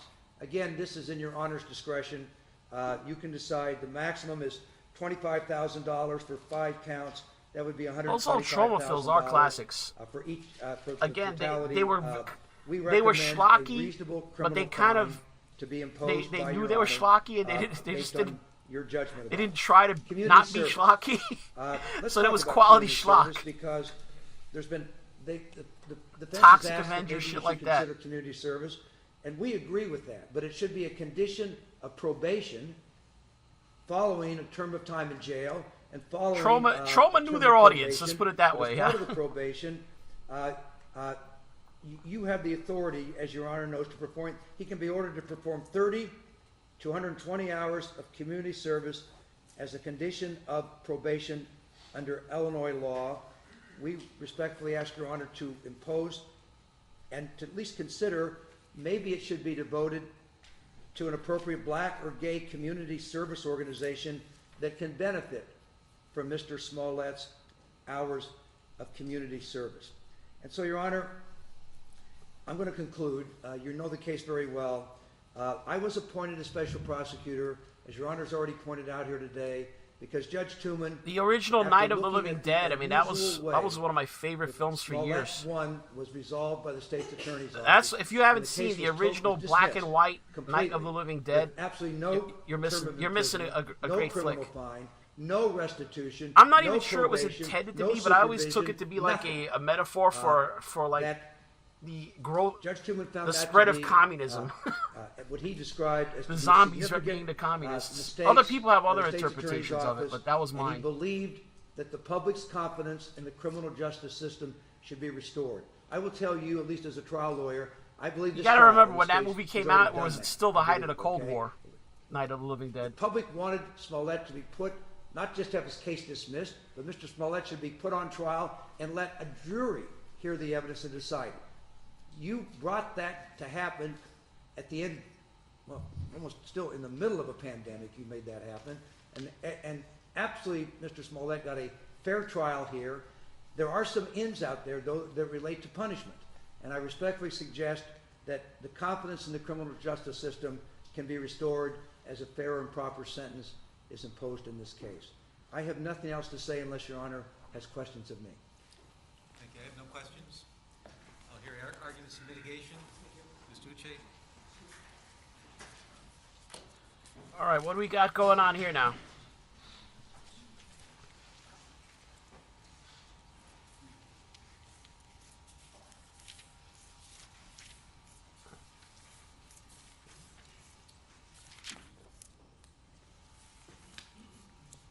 Mr. Webb, Judge Lynn, may it please the court. Judge, the defense is respectfully asking that you, as a starting point, consider the following. The extraordinary media publicity surrounding this case, the intense negative backlash against my client, Mr. Smollett. Here we go. The significant negative impact that has had on his career, his livelihood, his family, who's been in court all the time, and perhaps more importantly, his reputation. All those things taken together in of themselves are not just extraordinary, are not just unique, but indeed eternal enough punishment. And some will argue more than enough punishment for a low-level Class 4 felony in this state, and I dare say in any state in the Union. I begin by quoting a judge. I am trying to treat this case more like other cases, not differently than other cases. Yes, that is a perfect example, guys. Compare the Planet of the Apes remake with Mark Wahlberg to the Planet of the Apes trilogy with Andy Serkis as Caesar the Ape. One total garbage, the other better than the original source material. Somehow this case has turned into a sheep in wolf's clothing. A misdemeanor dressed The up Planet of as the a Earth cop, trilogy might be essentially. one of the closest And how do I know modern this? trilogies Mr. Webb to perfection. spent the entirety of his argument talking about the time wasted by the Chicago police force, time wasted by the city of Chicago. He also spent time talking about the impact this could have on the LGBTQ community. But there are problems with that, of course, Judge. Because I searched the disorderly conduct statute, the entire team did, and I was searching I thought to see the if second there was of any the aggravation Planet or of the Apes enhancement ladder movies, that the our recent legislature in remake, Springfield put in place was probably the for best of the Class three. 4 disorderly conduct. Did they meet during the discussion of the bill that they passed to say anytime anyone wastes more than $30,000 of resources, it becomes a Class 2? Anytime anyone wastes more than $500,000 of resources, it becomes a Class 1 or maybe a Class X. No, it's not there. I searched for it. But what we do have is an enhancement ladder that does exist in the disorderly conduct statute, and it's right here. If you call falsely 911 or the police to claim that there's a bomb threat, any terrorism-related issue, you get a I'll Class tell you 3. the achievement of Planet of the Apes. I'll tell you why I consider it an achievement. And I actually like the movie I'm going to compare it to. Time wasting and money, I like but it's Avatar, already infused but in the Class in 4. watching That's the whole Avatar, point of a Class 4 by the disorderly end, I'm not even rooting. I'm not Smollett rooting is for not the being Na'vi. I'm accused still rooting for the of humans screaming fire, when I'm fire, watching that movie. or bomb, bomb, bomb. Whereas Which in Planet of the Apes, a public I'm safety totally on the concern. ape side, That's why the at least legislature from put that you know in there. the Caesar faction. Because they were thinking of a situation And where I'm like, someone yeah, comes man, into just a kill the movie humans theater, off. They're screams a bomb, liability. And there's a stampede and people could possibly die. So there's a public safety concern infused in that enhancement ladder. They did not think Not about achieved. money or time Not wasted achieved by the because it's Avatar already series. By in the the Avatar statute, series, I was it's actually on the already side of the part humans. I was like, the- oh, the Class 4 statute. Planet of the Apes made me sympathize with the apes. And we know they think of these things when you look at the statute, the armed robbery statute. If you rob someone with a gun on top of the Class X enhancement, what happens? You get 20 years added to your sentence. You rob someone with a gun and you discharge that gun, causing great bodily harm. What happens to you? 25 to life, enhancement on top of the Class X. Even down to your basic speeding laws. You're driving 26 miles per hour over, now Class B misdemeanor. You're going 35 Yeah, that miles scene per where hour, Caesar now is Class talking A to his misdemeanor. friend Maurice the legislature orangutan. thinks about this thing. Mr. Webb, When an OSP wants you to legislate when law that doesn't Maurice exist asks him, in our you know, statute. we haven't That is seen not humans for for a while, and it's like they stopped thinking about them. It's like whatever civilization they had, talk about, well, like there are humans problems were with irrelevant to it. We can't take it at face value. Judge, you have the victim impact statement in front of you. If you look at the first 2 pages, there are no dates on that. If you look at the second 2 pages, highlighted. Yeah, this guy is really just throwing And shit at the only wall 4 and of seeing those what sticks. entries are before February 15, 2019. Why is that important? It's important because on February 15, 2019, the Oshundaya brothers, according to testimony, confessed allegedly to this incident. And that was the day detectives let them go and began their investigation on Mr. Smollett. So why do we now have charges, most of which are after 2/15? Come on, man, you can't bring up 80s movies and not bring up Ferris Bueller's Day Off. Come on. Judge, the second point I'll make is we're asking That's the you to quintessential adopt 80s the movie. previous sanctions. Mr. Webb tries to dress it up like a forfeiture. Call it what you want. Mr. Smollett was fined $10,000. Black Law's Dictionary, that's a fine. You can't punish a person twice. Yes, chat, this And I is know you still deny the going on. motion. That's fine, but that's not why I'm bringing it up. It's past 6 Because o'clock there's here on an the Eighth East Amendment Coast, issue and here. they're Cruel and still unusual knee-deep in the punishment. sentencing phase in the Punishment that is too severe. aggravating factors and for the mitigation offense. phase. And how do we know this is too severe? Assume, oh, the jury found him guilty. Okay. But Smollett won. To 2019, they made him pay what? $10,000 fine, which has never been Yeah, returned to him. the original The sovereign of the 80s state labyrinth. of Illinois, through their agent, the Cook County State Attorney's Office, that's a said, good "Mr. one. That Smollett, one's up we're there. taking a $10,000 bond. We're giving it to the city of Chicago. Bye-bye. He's never seen it. Probably the best thing That is a Sting was fine. ever in. Then they made him do community service, which he cannot undo unless we had a time machine. So those 2 things are punishment. Jennifer that has been Connelly, meted out before to she him. became the emaciated person she would grow into. And now Mr. Webb has come here to ask you, on top of those 2 things which he cannot undo, nor can anyone. You can deduct it all you want from the fines or the restitution. It's still a fine that occurred. They're now asking you, on top of those 2 things, we want you to give him community service and jail time. He doesn't say how much jail time. And jail time. And by the way, while you're at it, for the restitution that has no dates on the first 2 pages and the other 2 pages, there are only 4 after 2/15, we want you to give him that too, $130,000. It's overkill. It's called beating a dead horse. And that is not justice. That's retribution. That's punitive.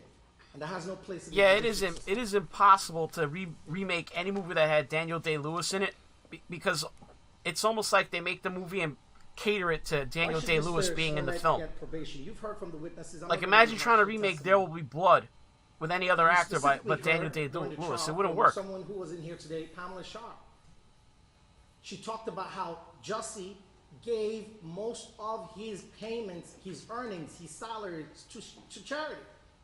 Uh-oh, Jay How many Fry's people pulling do out that? the I Shogun haven't of done Harlem. But maybe I've learned He something just brought up The from Mrs. Last Smollett. Dragon. How many people are the age of 16 were He's taking gonna a be pushing that bus Bruce Leroy catching bullets with his teeth bullshit.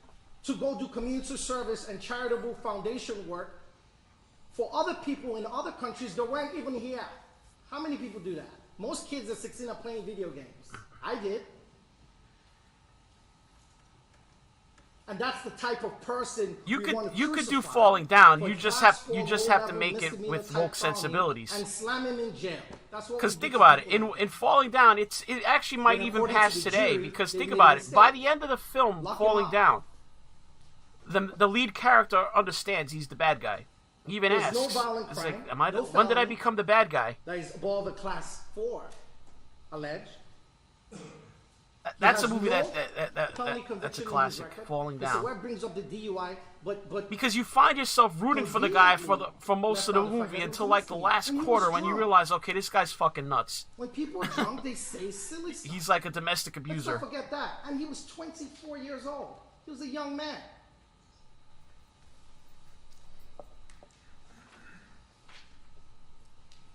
If Your Honor doesn't seem to, if Your Honor is somehow Not economically viable. what's in Your Honor's mind, thinking Mr. Not Uche, economically viable. that's just you. You're his That defense connection attorney. Of course you're between gonna ask for probation. between Well, the adult Douglas's probation character and the department not here in this economically building has been around viable guy to me, they made eye They do a contact, man. probation They knew And each what other. did They were rank Mr. simpatico. Smollett using the Ohio risk scale assessment, they ranked him a 7. And when you To me, compare that was the most the profound scoring scene in the system, movie. 0 to 14 is considered low When risk. Douglas made that So connection with Mr. the not economically Smollett viable is guy. not just low, but he's low within the low risk standard. 15 to 23 moderate risk. 24 Not to 33, economically viable high risk. 34 guy plus. was basically the black There you version What do they of recommend for a Douglas's low-risk character. individual? Minimal supervision, non-monitoring supervision. That's what they told you. Because the whole thing between the lead character in Falling Down was he was a guy that did everything like he was supposed to. He followed the rules, and he got fucked over by society anyway. That's the point between that scene between him and not economically viable guy. Not economically viable guy is the black man who followed all the rules, did everything society said he was supposed to do, and started his own business, was an entrepreneur, and got screwed over. This is what Mr. Webb is telling you. Is almost like the leading edge of the World Economic Forum, just screwing over the regular guy. Who would not want to report? Where are the statistics? Who said that? We still haven't got shipping all the jobs to Asia. That was the thing in the 90s. That's some serious constitutional issues. But what we do know statistically, in an era of partisan tribalism and hyper-aggressive tribalism, political tribalism, there has been bipartisan agreement that there's disparate treatment of black men and minorities in the criminal justice system. This is no longer there's a remake or that actually turned out great. Was Dredd. The First Step Act. They went in a different direction than the original Judge Dredd with Stallone, which was kind of more comedy. Put reform forward. Whereas the remake of Dredd was way different, a lot more gritty. Offenders from custody.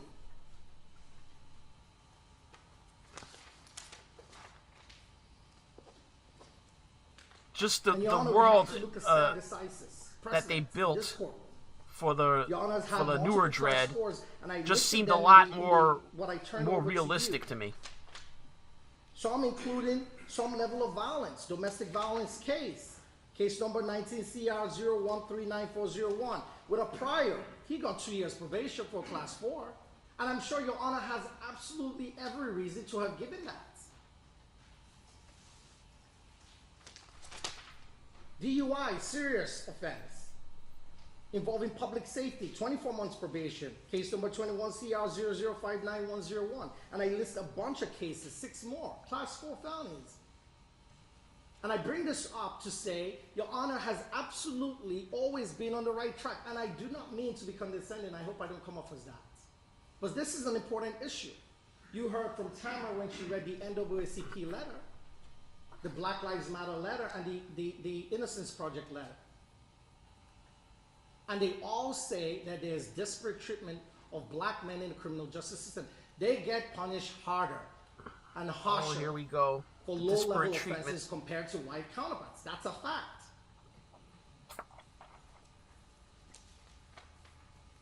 Mr. Webb was appointed special prosecutor almost a decade ago in a case involving involuntary manslaughter. That's why I was surprised he was asking for jail time, because that individual, what did they get? 30 months probation, including 60 days in their house, home confinement. Reminds me, another recent, when I say recent, I mean within recent years, was District 9. Just because it was something I'd never thought of before. You just get so used to movies based in the United States or even the United Kingdom that when the movie being set in South Africa almost was interesting in itself. Mr. Smollett disrespected And that somehow you the black transplant community, this the gay alien community. culture Irony of this situation, into what is and Mr. Webb basically, quotes statistics that I don't want to say an he believes show alien that culture to people most punish people, but a different and culture, false one we're not reporting. used to. Well, So you had the most South black Africans men and most black upset and people angry are at this falsely alien accused all the culture in time their in midst. the age of social media So I where thought that was inundated with reports about that it. was And pretty what happens clever, to those actually. things? They go unprosecuted, underprosecuted, and not prosecuted at all. So why are we jumping up and down and acting like this is a murder case? It's not.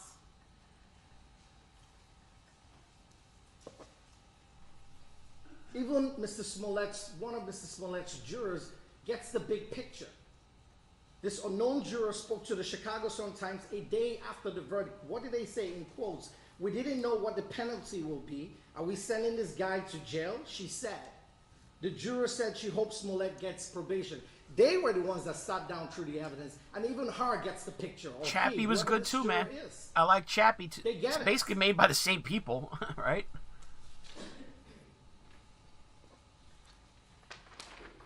What does jail accomplish? Mr. Webb is asking for incarceration. You could almost see for Chappie low-level as taking classical place in the same felony. universe as Well, District 9. Your Honor saw the submission from a medical affidavit. The jails are inundated. Yeah, I've with the seen pandemic. Dr. Strangelove. Illinois had one of the worst cases in the world. Sending Mr. Smollett to jail is almost like a death sentence. Yes, it is. Because anything medically can go wrong. For me, the part And of Dr. everyone Strangelove that reacts always to the just sticks COVID-19 with me is not really most of the movie. infection differently. It's the whacked out general Now, in the he beginning hasn't talking done about it the yet, communist thank God. plot But I don't know what happened in the jail, on American where fluids. I showed you studies show, unfortunately, the guards in the jail, unfortunately for them, and it's wrong, are always the last to get medical treatment, including booster shots, which as of January, they haven't even received. So we send Mr. Smollett to jail. He dies of COVID and what? For a class 4 low-level offense? Mr. Smollett is a high-profile individual. There has been negative backlash against Mr. Smollett. I'm not complaining. We're the defense team. We Man, come to 6 the hours of territory. this. Each and every one You of can the tell defense I'm lawyers totally has gone. I'm received talking about racist movies and or shit. Sexist attacks after this case and during this case, and that's okay. We take it. We're defense attorneys. That's what we do. Yeah, Chappie, you could say, is kind of so like now imagine the attacks. it's that got Mr. that Smollett spirit has of to live short with for the circuit rest in of it. his life. That is punishment enough mentally.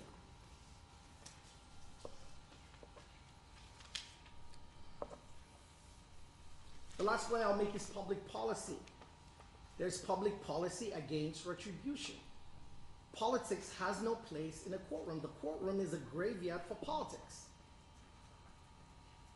And they can get up here and say the pride of Chicago was offended. That's fine. And time and money was wasted. And I heard Mr. Webb state to this court something I couldn't really decipher during the trial, that Mr. Webb did it for himself. The problem with that is we've all heard testimony from multiple people who say that Mr. Smollett does things for the community. And moreover, let's not forget, everyone testified unimpeached on their side or on our side. That was another one in that terms of this that holds up particular well issue. to me. The Peter Jackson Webb, King Kong in movie. terms of deciding or You trying watch to that, figure and out it's clear what that drove Peter Mr. Jackson Smollett absolutely to do adores this. King Kong. Started off by The saying he wanted more the money, King Kong then franchise. it became attention, then it became because of the letter he received. They haven't even up that until that now was touched on that was a good watch. So I pushed back on that theory that Mr. Webb states to this court that Mr. Smollett did this because he was somehow benefiting himself. There was never a clear picture coming out of that for that.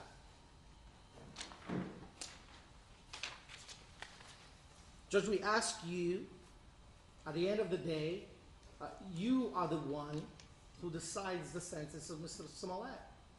But we ask you to decide it based on the law. not on the time wasted, not on a sprawling investigation. It's not here in our law. It's not accounted for. And there are many things you can do to make this. Oh, a let's see teaching if moment. let's see if Jay Fire remembers this one. Here is someone that is a Firefox with Clint Eastwood. He's well known. That's an People 80s like movie. him. After this case, or during this case, I doubt that anymore. Height of the Cold War. He has suffered. And we see it every day as a defense team.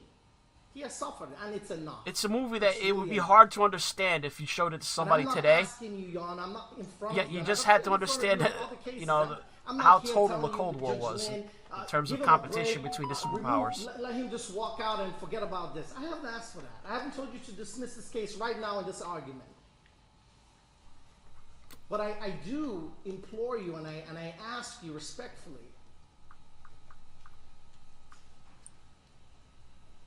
to focus on the law and to tamper justice with mercy. We've all made mistakes, Judge, in this life, and I'm speaking from your point of view because there was a conviction in this case. But what I'll leave you with, he that is without sin among you, let him. Oh, really? cast Now the we're going first for the stone. religious?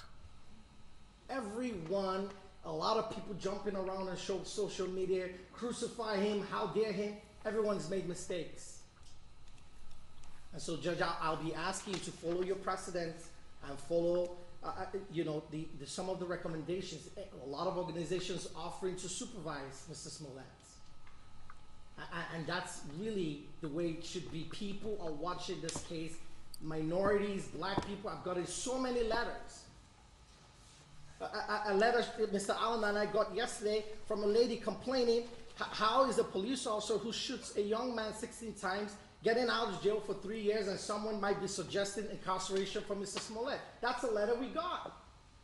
So people are watching because people think in the black community that there is a double standard, and there is. But Your Honor has been one of the few people in the United States in terms of dispensing justice Arrival was all right. that has stuck Sorry, just to catching the up letter here. of the law and has treated class 4 felonies the way they ought to be treated. And so, Judge, with that, I submit my client to your hands, and I ask you Oh, for finally. mercy at this time, and I ask you not to allow a political stoking to influence your decision, which I know you will never. And I ask you to focus on the law and the fact that there is no enhancement ladder for time wasting and resource wasting. And so, Judge, one more thing I would say, Mr. Webb talked about the restitution. Now, Your Honor has the power to give restitution, and we concede that point at this time. But, Judge, what I would remind you Oh, is, when did the if original Mr. sheriff Smollett come back? has to I pay missed that. Maybe that probably amount during the or break. any amount Your Honor deems fit. Oh, Mandelbaum, he's leaning on his hand over here. He's had a very negative, barely hanging on here. impact on his career and his finances. So I would just ask that if Your Honor is going to give him that restitution, Mandelbaum or Mendelsohn? you give him some time Forgot to which. pay that. And I was can't even remember his shocked name Mr. anymore. Webb was asking for incarceration because for a second I wrote out my notes thinking he was going to ask for some sort of suspended jail time, which will in a way be a middle ground. I disagree with it. To say, Judge, maybe you give him a suspended jail time to allow him to pay. If he doesn't pay the fine within 6 months, he gets 6 months in jail. I thought that's what Mr. Webb was going to say, but of course I'm not a prosecution. Are they really going to take So, 7 Judge, hours I to would get ask through you with the respectfully, sentencing? to give Mr. Smollett probation, and in fact, I will be asking for no fines based on the fact that he's been fined before. Thank you, Judge Lee. Thank you for listening to me. Oh, Lord. Mr. Smollett, you're about to be sentenced in this criminal case. Is there anything at all you'd like to say Is to Jussie anyone? going to talk? Want a break? We'll take a break. 5-minute recess. Another break. Let's check out Nate the lawyer. Probably. He's just circling so much. He just I asked for wish no there were more restitution. scalpel-like. Okay, we All done? right. Did he just ask for no Mr. Smollett, restitution? you're about to be sentenced in this criminal case. Is there anything at all you'd like to Thank say? God. Want a break? We'll No. Oh my God. Make a decision. He needs to go ask his attorneys, what am I supposed to say after all that? Are those all defense attorneys? Yes. Oh, yeah. That's the whole table? Yeah. Oh, yeah. 2 tables. Two tables. Oh, it's cafeteria defense. Did he say how long this recess is going to be? And we No, come back. Right? I don't think It's the moment you've all been waiting for. The sentencing of Jussie Smollett. This is Will he awful. walk or will he go to prison? I They will literally say, went though, over after- all the facts again. They literally went over everything They again. It's kinda crazy. relitigated the They- yeah, they motions re- that they they've re-argued the already case. gotten denied on. It's just, it felt like that defense You've been attorney was like, listening I in didn't get to- to argue enough, and now I'm back. I Where's was Judge thinking Borkowski? probation was, This is I was thinking Branka, probation you- was probably appropriate until I heard his defense team, and now I'm thinking jail. Ian, it's Yeah. so funny to me because I was listening on this, Yo, you know. I gotta agree, man. I mean, they're arguing. There's no remorse, man. It doesn't sound like there's gonna be any remorse, any admission of guilt. Why should the judge not sentence him and give him jail time and fine him? This is bullshit.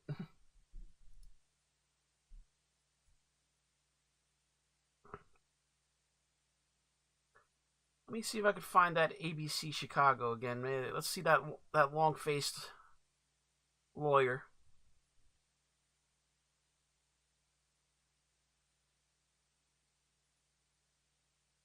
This is not it. It was CBS. That was the one.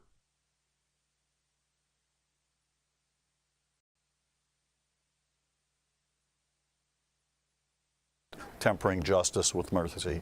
So I think Mr. Uche missed a great chance to try to ask for something that wouldn't harm his client for the rest of his life, but decided to roll the dice and see what's going to happen. Saying probation is different than asking for second chance probation.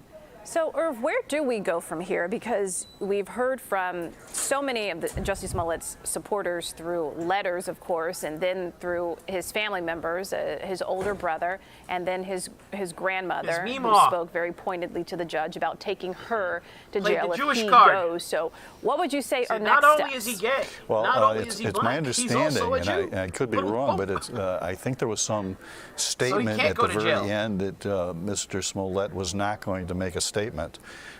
If that's the case, then after this little break is over, the judge is going to come out and pronounce the sentence. Knowing Judge Lynn the way I do, he's not going to be talking for a long time, but he will give his reasons and he will impose the sentence, which I suspect will be probation. And the only question is whether or not there will be some Cook County jail time. Under Illinois law, he could give him up to 6 months in the county jail as a condition of probation. Also, he has the right to order that $130,000 of restitution to the city of Chicago. I think that would eliminate the federal case because he would have to pay it as a condition of probation. So my guess is he'll give him 2 years probation, he'll give him X amount of days in the Cook County jail, order restitution. I don't think he'll fine him like Mr. Webb requested, and he'll give him his appellate rights, and I think this case will be headed toward the appellate court. So, Irv, my colleague, co-anchor Brad Edwards, back with us now, so we want to bring him into this conversation. Yeah, it just slipped out quickly. Irv, back. So what is your call then? How much time do you think Jussie Smollett then could go He just said, dude. to jail for, which would be a short stay? Guesstimate the time, and then really by the time this thing is appealed, it will be moot. Jussie would have already served the time, right? Because if Jussie's going to go to jail, he's going to need a toothbrush tonight, right? Not necessarily. Okay. If the judge sentences him to probation with X amount of days in the Cook County jail, he could take him into custody to serve that time, and whatever number the judge says, Mr. Smollett would only do half of that. The other thing is the judge could sentence him to the Cook County jail, but stay that pending any appeal or any particular amount of time. He doesn't have to impose it right away.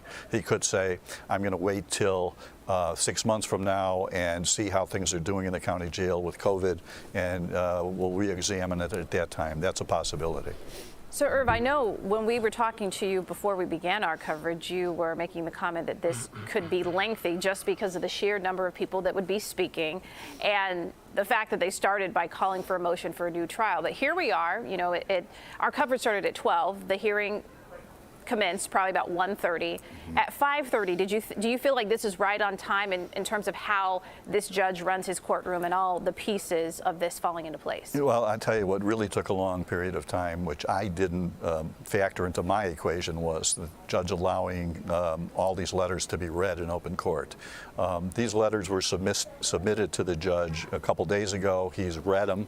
Then why did they make us go They were through read that? in open court for the benefit of the media, not for the benefit of the judge. the So judge that already took a read long 'em, period of time. And Erica, you're an attorney.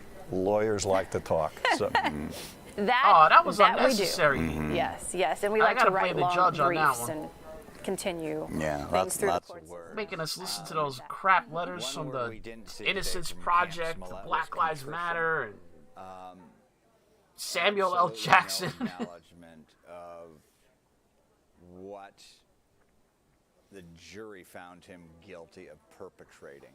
I can't Surprised believe by how that? tedious it is to get to the because, sentencing. leaving the decision about your freedom to a judge is very important. And they say that that first step towards rehabilitation is admitting what you did wrong. And I think Judge Lynn was looking for that. And as he's sitting in chambers right now, he's saying, I really wish I would have heard from the defendant. Although he won't hold it against him. That's not the proper way to do it.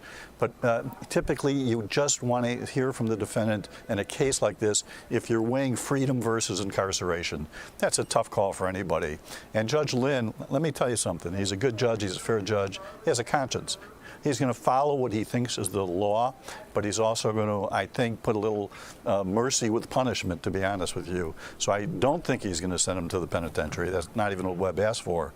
But I do think that he may give him a little jail time, just because he committed perjury. He lied to the jury. I mean, he lied to He the just judge. lied. He lied and the I think whole there has time to he be a was on the price for stand that for in the like judge's hours mind. and hours and hours. So, Irv, if we look at some of the key witnesses, family members who testified on Jussie's behalf, and I know we've been talking about this earlier, even the body language did not come across as meek or remorseful. There was a lot of finger pointing, while the older brother said he didn't want to dwell on the fact that he was innocent. He still pounded it in and saying that he was. So what do you think should have been done differently if they wanted to get this outcome of no time in jail? You know, talk about your brother in not the fact that he's guilty or innocent, but to talk about your brother with a good relationship he had with him, maybe throw in a few episodes of You can lie to doing the things world. That's together not a while they crime. were growing up, But if or the fact you're he's so under proud oath of on his the stand brother in a for criminal case what he and accomplished lie, in with the that is a entertainment crime. world,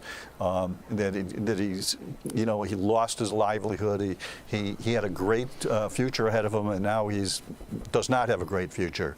And then when his grandmother got up there and she started to blame the media at the beginning of her statement, I'm sure Judge Lynn was shaking his head at that point in time. I mean, because Jussie Smollett really used us as the media to get the story out there. I mean, he knew where to hit the third rail. And at that point in time, he hit a story contrived, completely out of the park. Never seen anything like it. Irv, I don't think you've probably ever seen anything like it. Just the police resources, so on and so forth. Absolutely, Brad. And you know, the judges arguing You with could lie themselves your right ass now off. in You could chambers go as on to what to national do. TV in a debate It's one of for these the president situations of the when you have United States aggravation, and you have just lie through mitigation. your teeth. I don't think Even that's Uche legal. did his client any favors today by his Raise your last hand remarks and to the take that oath judge. in court. You're talking it's a Perjury. class 4 felony. It doesn't mean anything. My God, it's a felony. It's not a misdemeanor. The fact that he's challenging the city of Chicago overtime remarks, when the city of Chicago said, we don't even want to get paid for just the regular time of our police officers. We just want to get paid for our overtime. And he challenged the amount of money that the city wants. That, if in you a just sentencing got hearing, here, you that's have not not what you want to missed the focus sentencing on. yet. You want to focus on your client, the good deeds that he's done, the lucky fact that for he's lost you. his livelihood, the fact that this will stay on him for potentially the rest of his life if he's potentially just gotten given here, probation you today. still have not missed the sentencing of Jussie you got to Smollett. look at what's important, and I don't think his lawyer lawyer did I that wonder, today. is there a limit So, Irv, to the now, length we're of still a waiting stream for on the sentence, YouTube? but the fact that I've never Jussie Smollett I was don't think I've convicted ever on this gone Class this 4 long. felony, Probably and some of couple the of times in political the, touch points that we saw with, say, the in the state's Rittenhouse attorney, trial. and them deciding not to prosecute, and then bringing Maybe in the I'm- special maybe prosecutor, it's like a and, the 10-hour charges limit. being dropped I've at seen different points 10-hour before videos. that. What do you think the message or the precedent that this case is setting, what do you think that sends to the legal community here? You know, as a former assistant state's attorney, and after speaking to many other former assistant state's attorney, we all took this case personally because I think we felt that what was done at the initiation of this case wasn't right. It's not something we ever saw before. We hope the state's attorney's office does well. We're proud to be members of that office. When I was sworn as an assistant state's attorney many years ago, and I had to raise my right hand, and the person who swore me in said, we have one rule in this office, and that is you do the right thing. And I hope that the state's attorney's office gets back to that, because that's what a prosecutor's office should be doing. And that was part of Dan Webb's damning am I going to sign assessment off here. Dan Webb. and have Tim Pool's show come on You next? know, Is that what's when going you're a on? guy like Dan Webb, you got a CV, a resume that could really choke a shredder. You take a case like this on, as you don't take it on for money, so you take it on for the clout. Your assessment of his not only performance, but logistically, how Still no motion from the in-court camera.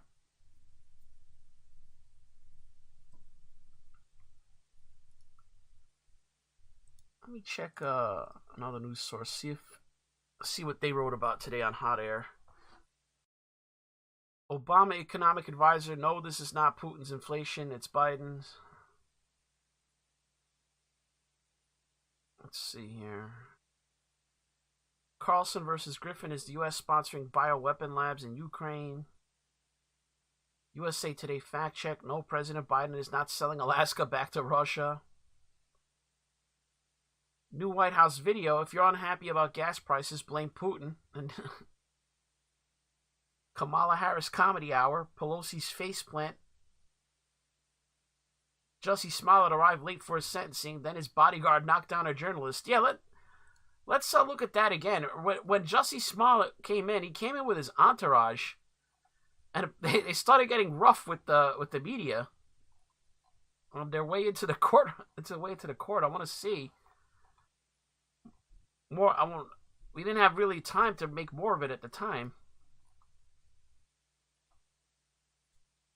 So there's an update on the story.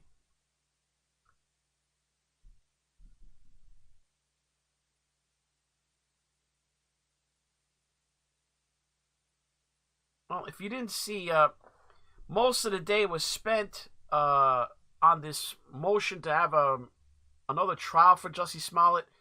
Here's the moment when Judge James Lynn denied that motion. Sadly, he did not bang the gavel. That's what I was hoping to see him, just bang that gavel. But no, he just denied it verbally. As to the rest of it, we've talked about this for 2 years, and I have made records both orally and in writing on each of these issues, even some things that were not raised orally today. I'm going to stand by my findings and rulings. I do believe at the end of the day that Mr. Smollett received a fair trial, that he was proven guilty beyond a reasonable doubt by the jury based on the evidence that was presented, that there was nothing unconstitutional about these proceedings. His motion for post-trial relief is respectfully denied. We're going to go further. I'm suggesting we take a short recess, and then we're going on to the sentencing hearing. All right, so that was the judge denying that long, tedious, I guess, afternoon of arguing back and forth about having a retrial, if you could believe it. I'm not seeing any video, though, about the knockdown. Here we go. This is when they were walking into the courthouse. Let's see if we could spot the guy that gets knocked over. Jussie, you're about to meet your fate. Do you have anything to say? Do you plan to apologize before the judge today, Jussie? Appreciate it. You're about to meet your fate. What do you have to say, Jussie? Move out of the way. I'm out of your way. Hey, you don't shove me, man. There we go. Watch it. You know, that's called a battery. Oh! Handsy. Oh, there he goes. Down goes white hair. Back up. It was the white-haired reporter. All right, as you see, his bodyguards are getting a little bit violent with the as he approaches the building late. He just tossed a photographer down. But Smollett is here. He's entering the courthouse. And he's... Let's see that again, ladies and gentlemen. Keep your eye on the reporter with the white hair. You will see him get basically ragdolled to the ground. All right, as you see, his bodyguards are getting a little bit violent with the... I guess it's a photographer. He's taking pictures. With the as he approaches the building late, he just tossed a... Oh, I think I didn't go back far enough.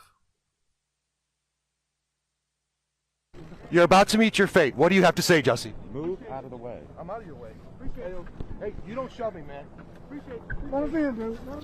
Watch it. Oh, there you go. He's going down, guys. Battery. Yep, he definitely gets shoved.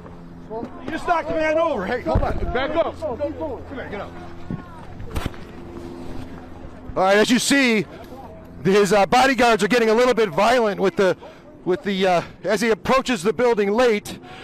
He just tossed a photographer down. But Smollett is here. He's entering the courthouse. And he's now in the building. I don't know who that white-haired photographer is, but we'll see if we hear more about that from him.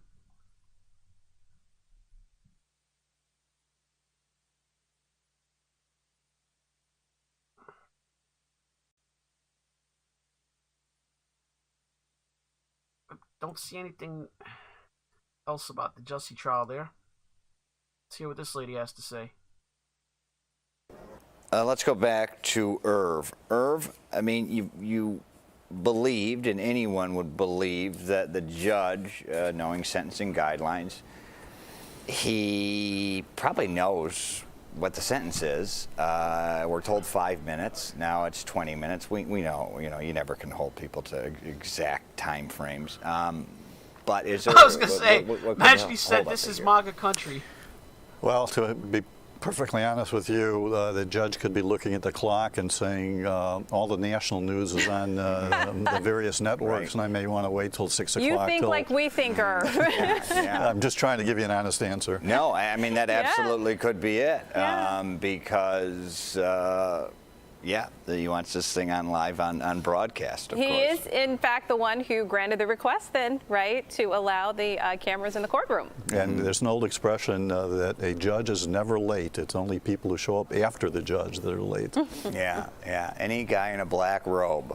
There's something about black robe syndrome, right, or something like that? Exactly. So let's talk about the precedent, though, and although it was mundane, people are used to seeing highlights from court. Sometimes when they see the actual minutia and they see the weeds that are gone through in a hearing, you can lose some people to it interest-wise. But it was interesting to see a camera in a courtroom for sentencing in the state of Illinois. Yeah, for those of you who are believe just showing up now, yes, 6.5 hours nearly after this thing now started. that it does happen here, and it's long happened in other states. Super chats, Illinois was just for a long time send a super chat at a and there's something moratorium. important is going on, No I'll cameras in probably have courtrooms. to Do you think wait this a is little something bit we to will read it. now see more? Otherwise, I do. if it's And just boring nonsense, it actually started I'll a few just years take it right ago, away. and particularly Judge Gahn and Judge Burns at 26 and Cal. Yeah, this break has gone over what the the judge kind of But the one said thing it I have would. to say is the problem area is not the state court; it's federal court. There's no cameras in the courtroom, and basically reporters have to stay in the lobby. Can't even broadcast from the floor of the courthouse. So, Irv, I was just going back through the timeline here, and I know we have a lot of this online from Charlie DeMar breaking this story, but we're talking about 3 years. And boy, what have we seen in the 3-year period. But in terms of it happening during a pandemic, there being quite a few delays because of motions and everything that might. So, yeah, if for those of you who are, again, just joining, we're still waiting. Oh, they're back. Thank God. Mr. Smollett, Could this be opportunity it to say finally? something. If you'd like to say something and you have an opportunity not to say something, it's up to you whether you say something or not. But here's your chance if you do. Judge, I've spoken to my client. He, as I pointed out and Ms. Glandian pointed out, has very serious constitutional technical issues and many more issues, substantive issues with this case.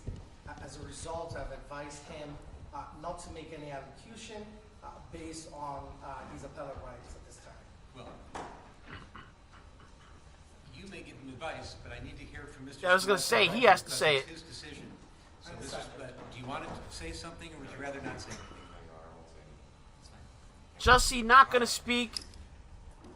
All right, we're ended. It's not required to, but you would think you're throwing yourself on the mercy of the court. In the criminal justice system, You would 3 years. do that. Approximately. Here we go. It's been approximately 2 years on this particular docket.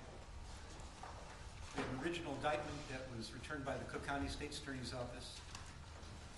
There's a quick dismissal that occurred in this case that caused tremendous consternation in the community, and to this day is a basis of great confusion and misunderstanding and mistrust. In any event, some things happened after the first dismissal. Some things happened? Only dismissal on the case. Is that of the like first indictment. Ilan Omar? People were very Some upset. people did something? One person came forward in particular, and that person, of course, is Sheila O'Brien. Sheila O'Brien is a former retired appellate court justice. Some people in the did state of something. Illinois. She came to court as a common citizen, without credentials, just by herself, and she said she had a grievance, and she wanted her grievance heard, and she thought that with the handling of the case by the State's Attorney's Office of Cook County was so upsetting, and she was losing sleep, and she explained in her petition all the reasons that she thought that a special prosecutor had to be appointed, not to necessarily indict or do anything in particular, but just to look at this and give it a fresh look, because something appeared to be wrong. The case ultimately got assigned to Judge Michael Tuman. And I can say that among his peers, among his fellow judges, Michael Tuman is considered cream of the crop. He's a long-standing veteran judge. Silky hair judge. I've been a judge. He sat in this building for many years.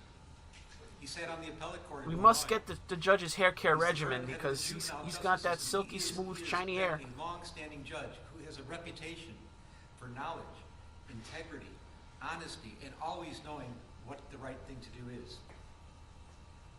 He took this matter under advisement and hearings were conducted. And after all these hearings were conducted and he listened to both sides, he heard from the State's Attorney of Cook County, he heard from Ms. O'Brien, he recognized... Oh, I just noticed he's got some ocean spray here. There was concern.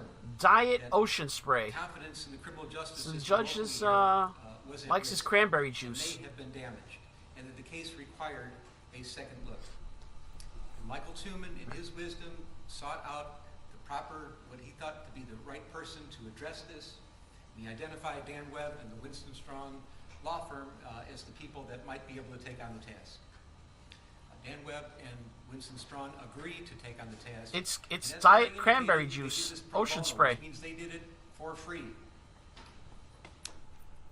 I don't know that at the time they signed up for this, that they had any idea that it was going to be as work-intensive as this case has become.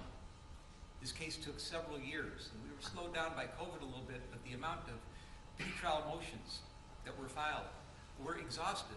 I have never, other than death penalty cases, which I used to preside over, seen anything like the extent of filing of pretrial motions. And I'm not faulting the defense. He's compared this case to a death penalty I would case. say that this case received as much attention and was gone over every little bit of it by a fine-tooth comb as thoroughly as any case I've ever seen before. The stacks of pleadings are high. I've got stacks on my desk. Seriously? And we had to wade through all of them, and it took a long time to do that. And there was a tremendous amount of attorney manpower and billable hours that were lost by the Winston Strong firm. And they did it selflessly. They did it because they thought they needed to do the right thing.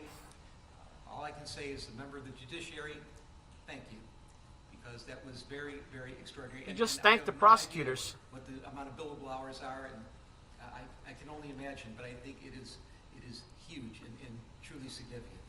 In the event, what happened here is that after Mr. Webb and his team reviewed the case. They had several assignments, one of which was to look into the conduct of the State's Attorney's Office, and they returned a report to Judge Tooman about that, their findings about that, another about the Chicago Police Department and their handling the case. They did that. But what's relevant here, of course, is that they went to another grand jury, and they returned a second indictment. And the second indictment, ultimately by random, got assigned to this particular court. And we came here. We've been here for a couple of years now. Well, the pretrial motions have been resolved. A trial by jury was held. The defendant was found guilty of 5 of 6 Start counts of chanting, felony guys. disorderly conduct. Lock him up. Lock Our him post-trial up. motions have now been resolved. The pre-sentence investigation has been completed, and we're at the final step of proceedings on the trial court level of the criminal case, and that's sentencing. Let me talk first about the sentencing range, because I think there may be some misunderstanding, at least how the court assesses the sentencing range. This is a Class 4 felony. This is the lowest class felony in the state of Illinois. I will note that legislatures throughout the country, in Illinois in particular, have constantly cut into judicial discretion and forced us to have mandatory sentencings under different circumstances. We have to do this and we have to do that, and try to have some kind of cookie cutter justice. But that does not exist in this case for me. I am left unfettered. Under Illinois law, the range of sentence in this case is as follows. Mr. Smollett is looking at a probationary term of up to 30 months. He can receive time in the county jail as a condition of probation of up to 180 days. He can be ordered to perform community service, ordered to participate in behavioral classes, ordered to pay restitution, ordered to pay a fine. He's also subject to a penitentiary sentence of what I find to be 1 to 3 years. Now there's talk about, well, what about 5 counts? Shouldn't he be at least eligible for a 15-year sentence? There are ways to analyze Illinois law and say that in a case where there are 5 counts, that consecutive sentences might be required or might be at least considered. I don't believe that I could ever make the findings that are necessary in Illinois law, and I'm not going to have a long dissertation about it, but I don't think those findings would apply. I don't think Illinois law, for the facts I have before me, would allow for consecutive sentences. So as far as I'm concerned, the penitentiary sentence, should there be one, would be 1 to 3 years. I'm mindful that there's acute public interest in this case. We have television cameras that they want to be here, and they are here. People are watching. People seem to care passionately for varieties of reasons about this case, and the reasons are many. And let me be clear that the sentence that I put down today and render down to Mr. Smollett is not in any way, shape, or form to assuage any public sentiment in any form at all. I'm listening. Is he going to give him things jail that were brought time? to me in court today, things, people that have participated in the aggravation and mitigation portions of the presentation today, but this is not for the public. The sentence that's going to be rendered today is going to be strictly for Mr. Smollett. It's going to be fashioned for him. And when a judge sentences somebody, and I've been doing this for quite a while now, you have to look at both the crime that was committed and the person that committed it. How did the person get here? Who is this person? What is the crime? You put them together, you look at the sentencing range, and you try to find something that is just and fits and makes sense and that is right. And that's what we're going to do. Let me tell you, Mr. Smollett, I know that there is nothing that I will do here today that can come close to the damage you've already done to your own life. You've turned your life upside down by your misconduct and shenanigans. Shenanigans! You've destroyed your life as you knew it. And there's nothing that any sentencing judge could do to you that can compare to the damage you've already caused yourself. So who is Jussie Smollett? Who are you? And how, out of all people in the world, did you get to be here, sitting in the courtroom in Chicago at a sentencing hearing, convicted of faking, hoaxing, racial and Hoax homophobic hate. hate crimes? Hoax hate. How in the world did this happen?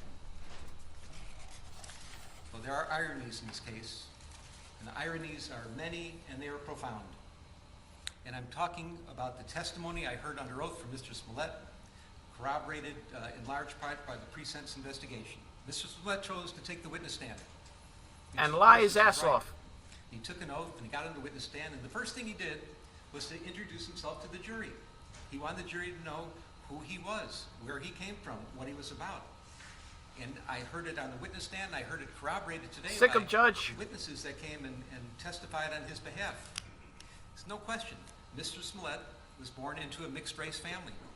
His mom is an African-American woman. His dad was a white Jewish man. There were 6 siblings. And if you can say anything about this family, and we're talking about a very, very tight-knit family, a village that was always in sync with each other, that cared about each other, was completely, wholly supportive of each other, you know that this family knew about matters about social justice more than anything else. That's what the family stood for. It is part of the This is not good for Jussie, guys. He's basically just setting the predicate that he should have known better. To be sensitive to matters about racial discrimination. This does not sound good for Jussie. Any kind of social injustice. And as a matter of fact, I'm learning more about it as we're going on in the letters I've been receiving and the testimony I've heard today. He's been doing this all his life. He doesn't just talk the talk. He's walking the walk. He's out there. He's advocating. He's involved in the community. He cares deeply about social justice issues. And for you now to sit here, convicted of hoaxing, hate crimes, racial hate crimes, and homophobic hate crimes, the hypocrisy is just astounding. Hypocrisy. I don't know where to begin. I'll remember one thing that will always stick in my mind, and I've been involved in so many trials over the years, but something happened in this trial that it was remarkable, and it talks about your sensitivity to issues of social justice. You're on the witness stand. You're being cross-examined. Your liberty is at stake. It is your criminal trial. Mr. Webb is winding through some things on cross-examination, and he's going through some social media communications, and whether it was Instagram or chat or text, a little quibbling about that, that doesn't matter. But Mr. Webb found a line that he wanted to confront you with. He said, "Didn't you say," and he used a word starting with the letter N. Dropping the N-bomb. Place at this time, and I'm paraphrasing. And rather than just answer the question, which is what a witness is supposed to do and expected to do in their criminal trial, you stopped the proceedings. You said, "Mr. Webb, out of respect for all the African-American people in this courtroom, you should not be using that word." Jussie done in by... I was amazed. By correcting him for using the N-word. N-word. I'm not talking about the pairing and the gamesmanship that may go on between a prosecutor and a witness on the stand. That's not why I'm telling this, recalling this event. But what I'm talking about is how sensitive you were to any kind of slight, that anybody, if the wrong words His come out of virtue someone's mouth, signaling you're going to get up and done in by his virtue signal. Oh my God. Sure that they know that they're not behaving the way you're supposed to behave. So you know better than anybody else that these are serious matters. They're serious to you. They're clearly serious His to you. virtue And signal your whole family. struck the judge. And for you to be here now, convicted of these hate crimes, it's just astonishing. Faking hate crimes. So why did this happen? That's a good These guys point. don't like I the think sound it's of this. On everybody's mind. There's some conjecture you did it for the money. Frankly, I do not believe that you did it for the money. You were making, the evidence showed, close to $2 million a year when this happened. I don't think money motivated you at all. But the only thing I can find is that you really craved the attention, and you wanted to get the attention, and you were so invested in issues of Judge social sticking it justice, to and you Mr. knew Smollett. that this was a sore spot for everybody in this country. You knew this was a country that was. Will he slowly bring the trying to hammer heal, down? Or is he just going to do a injustices tongue and lashing correct here? injustices and trying to make a better future for each other, and it was a hard road, and you took some scabs off some healing wounds, and you ripped them apart for one reason.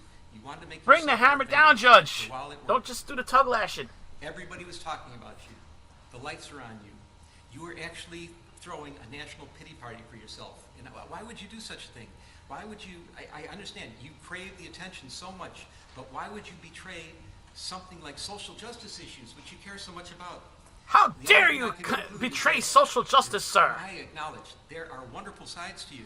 There are very giving and charitable and loving sides to you. But you have another side of you that is profoundly arrogant. And Does it work against selfish Jussie that the judge believes in social justice? Could that have blown up in his face? In the course of all these events. Let me talk about hate crimes for a minute. I've been a criminal judge for many years, and I've heard many victims of crimes testify in front of me. And any victim of a crime, no matter what the crime is, they are demoralized by what happens to them. It doesn't matter if you're injured unjustifiably, if somebody hurts you and it maybe cripples you or damages you in some fashion that's going to be long-standing injuries. If your property is stolen, your vehicles are stolen, people go into your homes, your possessions are stolen, people do all kinds of terrible things. It is a demoralizing experience, and sometimes it's the worst experience that anybody can ever go through in their entire life. And then if it turns out that the motivation for the criminal to do something bad to you was because they hate you because of your race, because of your ethnicity, because of your gender, your sexual orientation, your religion, your age, your disability. If that was the reason for it, it is exponentially worse. There is nothing worse than to be a victim of a hate crime. Wow, this doesn't sound good. It is the worst thing that can happen, especially in our country with all our history and all that we're going through now to try to get around some of these issues. Hate crimes are the absolute worst. And I believe that you did damage to real hate crimes, to hate crime victims. There are people that are actual, genuine victims of hate crimes that you did damage to. These are people that have a difficult time coming forward. They may be mistrustful. They may not want to bring it to the attention of the community or first responders. There may be some trepidation. I don't know for sure how much damage there was. I don't know how this is going to impact other people, if they're going to be hesitant to come forward because they're going to think that they're going to be accused of acting like you and doing a stunt like you pulled here. I don't know if first responders are going to be more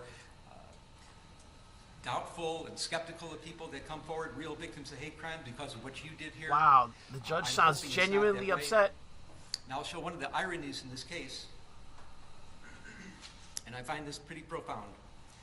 I got letters from people that advocate about victims of hate crime their entire lives. They devote their lives to this. I'm talking in particular. I think that the judge is woke, and he's actually upset at Reverend Jussie the Jackson, betrayal of woke values. an icon here in Chicago. No introductions necessary. They devote their whole lives to addressing issues about social injustice and hate crimes. And they are here today asking me to show you mercy. And I take that seriously. I find it profound. I take it seriously. And I know that they're in a better position than myself to educate the public about that topic, about the damage you've done to real victims of hate crime. And I am confident that because of all the attention that you've garnered here on this case, that they are going to seize the opportunity and they will educate the public and they'll be talking about this. And they'll try to mitigate some of the damage that you've caused to real victims of hate crimes, and they're better positioned to do it than I am, and I will defer. But I will acknowledge that you have done some real damage.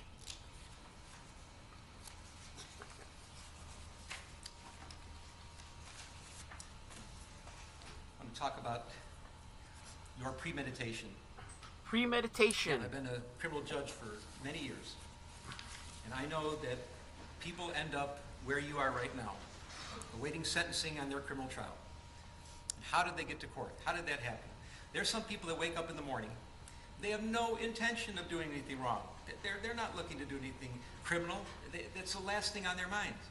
But there are crimes of impulse that happen. Road rage, a barroom fight, bumping into somebody, words are exchanged that somebody finds insulting, and sometimes weapons are available, and the results can be horrific, and they can be permanent. And people are sitting here and they're wondering themselves, how did I get here? I wasn't looking for trouble, but trouble just seemed to find them, and crimes and impulse. And when I'm saying that I have to put the person and the crime together and try to mix them and understand who it is that committed this crime within the sentencing range, and that's part of my job to do, I consider how the person got here. So, but this is not a crime of impulse. There are also crimes of opportunity. Walking down the street and somebody they left the keys in the car with the motor running, and they take the car. Or they're in the department store and they see someone put the credit card on this side and they go to adjust their baggage on the other side and grab the credit card. Those are crimes of opportunity. They didn't wake up thinking they're going to commit a crime, but something just looked too tempting to them. They use very bad judgment, and then they get in trouble, they get caught, and here they are. But then there are crimes of premeditation. Mr. Smollett, that's what you are all about here. Pointing the finger. Premeditation. Wagging the finger. You did wake up in the morning thinking you were going to do something bad and something wrong. And I know more today about this than I ever did before, that there are some wonderful things about you. And I know how people, they cherish I saw that finger wag. wag. They cherish your relationships, and they cherish the good works that you've done. And they love you sincerely and deeply, and they're not faking, they're not lying when they talk to me about their feelings about you and the good things that you've done. But you had that dark side, and this is what happened here. You premeditated this case to an extreme that's amazing. You wrote a script. The script involved words. You're going to encounter me on the street, yell out empire. Yes, everyone. N-word, F-word. You're going to hit me. You're going to beat me up. You're going to put bleach on me. You're going to put a noose around my neck. That's a script that you wrote. Could That's not a good Jussie's script. woke Especially social for justice narrative Streeterville in Chicago. have It's done him questionable, in? But it's a script that you wrote. You picked out the actors. You chose the Oceandero brothers. And why did you do that? Because you knew them. You trusted them. They idolized you. You're an established actor in a serious television production of Empire. They were kind of hangers-on there. They're trying to get jobs as extras. Hangers-on? A little speaking part here and there. But you were mentoring them. You were helping them. You exploited their wanted trust. Your advice. They would do anything for you. They thought you were one of the greatest people in the world to know. You that you could exploited help them in two their careers. Nigerian men. They're in great shape. They gave you a little advice about diet and exercise, but they idolized you, and they would have done anything for you. And you chose them because you knew that you could trust them, that they were loyal to you. You paid them advance by check. Not necessarily a good idea, but it was your idea. It was part of the plan that you would pay them in advance, and the check was out there.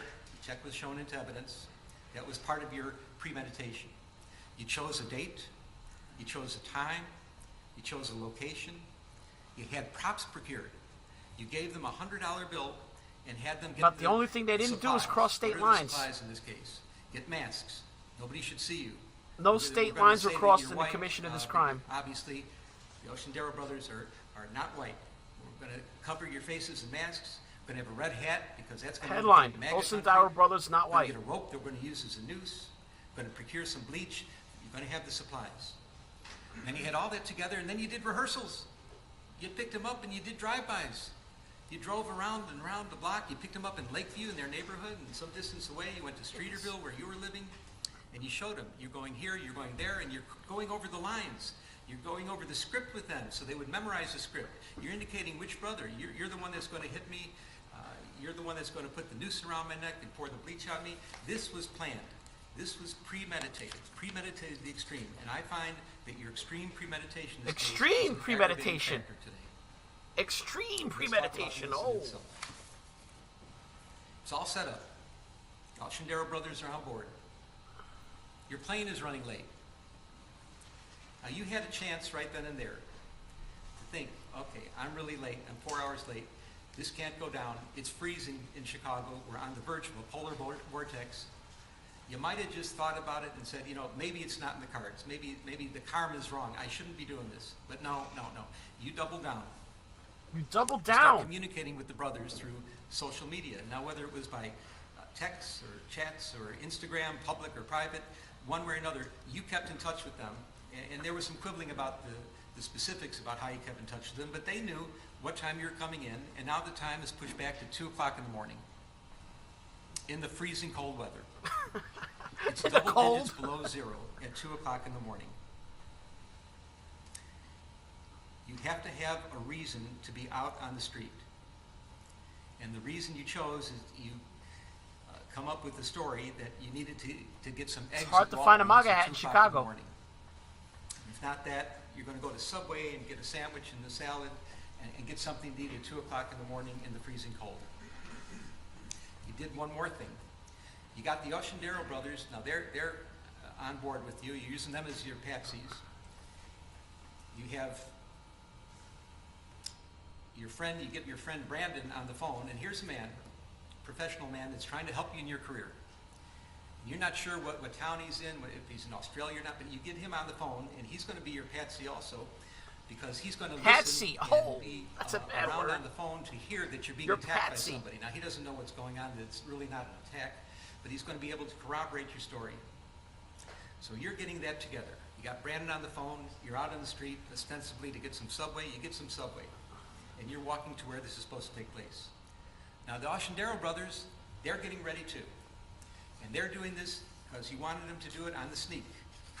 No cell phones involved. Make sure nobody sees you get there. And what they think is some kind of clever way of getting there, they have an Uber pick them up from their home in Lakeview. They take the Uber to Old Town. It's a different neighborhood. I don't see how you go through this whole speech and not give him any jail time. The cab is supposed to go to Streeterville, but not to the scene where this is supposed to happen, a few blocks away. So nobody actually sees them get out of the cab, and this works out the way you want it to work out. So they get there a little early. They're walking around. Jussie exploited those poor African brothers. 2 o'clock, the time that you said this is supposed to happen, at the place you said it was supposed to happen, at the moment you said it was supposed to happen, they appear. So you're talking to Brandon on the phone. You have your subway in hand, and they brought Joe Biden into this. Brandon. Hey, Empire. Word with the letter N. Word with the letter F. There's a scuffle. They pour bleach on you. Hey. Brandon's listening to this. They attempt to put a noose around your neck during the scuffling. You're getting a little abrasion and scrape on your face. A car goes by, and the brothers take off. They leave. They never did get the noose around your neck. So what do? You gather your belongings. You get the cell phone. You're talking to Brandon. Hey, did you get jumped? Yeah, I got jumped. I got mugged. Did you hear what happened? You're trying to make sure that he heard the words that were spoken. You grab your food, and you took the noose that they never did get around your neck, and you put it around your own neck. I repeat, you put the noose around your own neck. Oh! Jabbing that finger. Put the noose around your neck. You go home. Video footage shows that when you walk into your residence, you have this noose dangling loosely around your neck. You go into your apartment. The police are called. If the noose don't fit, you must have quit. The first officer on the scene is Chicago Police Officer Mohammed Bey, in full uniform. The first responder of the first responders. His body cam is on. He sees you. And now he sees that noose is around your neck, but it's not the way that you walked into the house. Now the noose is up at your throat. You've maneuvered the noose, and you've made it look worse than it was. This is part of your plan. Officer Bey gets a simple question: what happened? And then you start to lie. And you haven't stopped lying ever since. You've been lying and lying and lying about this case, and that's why you're here today.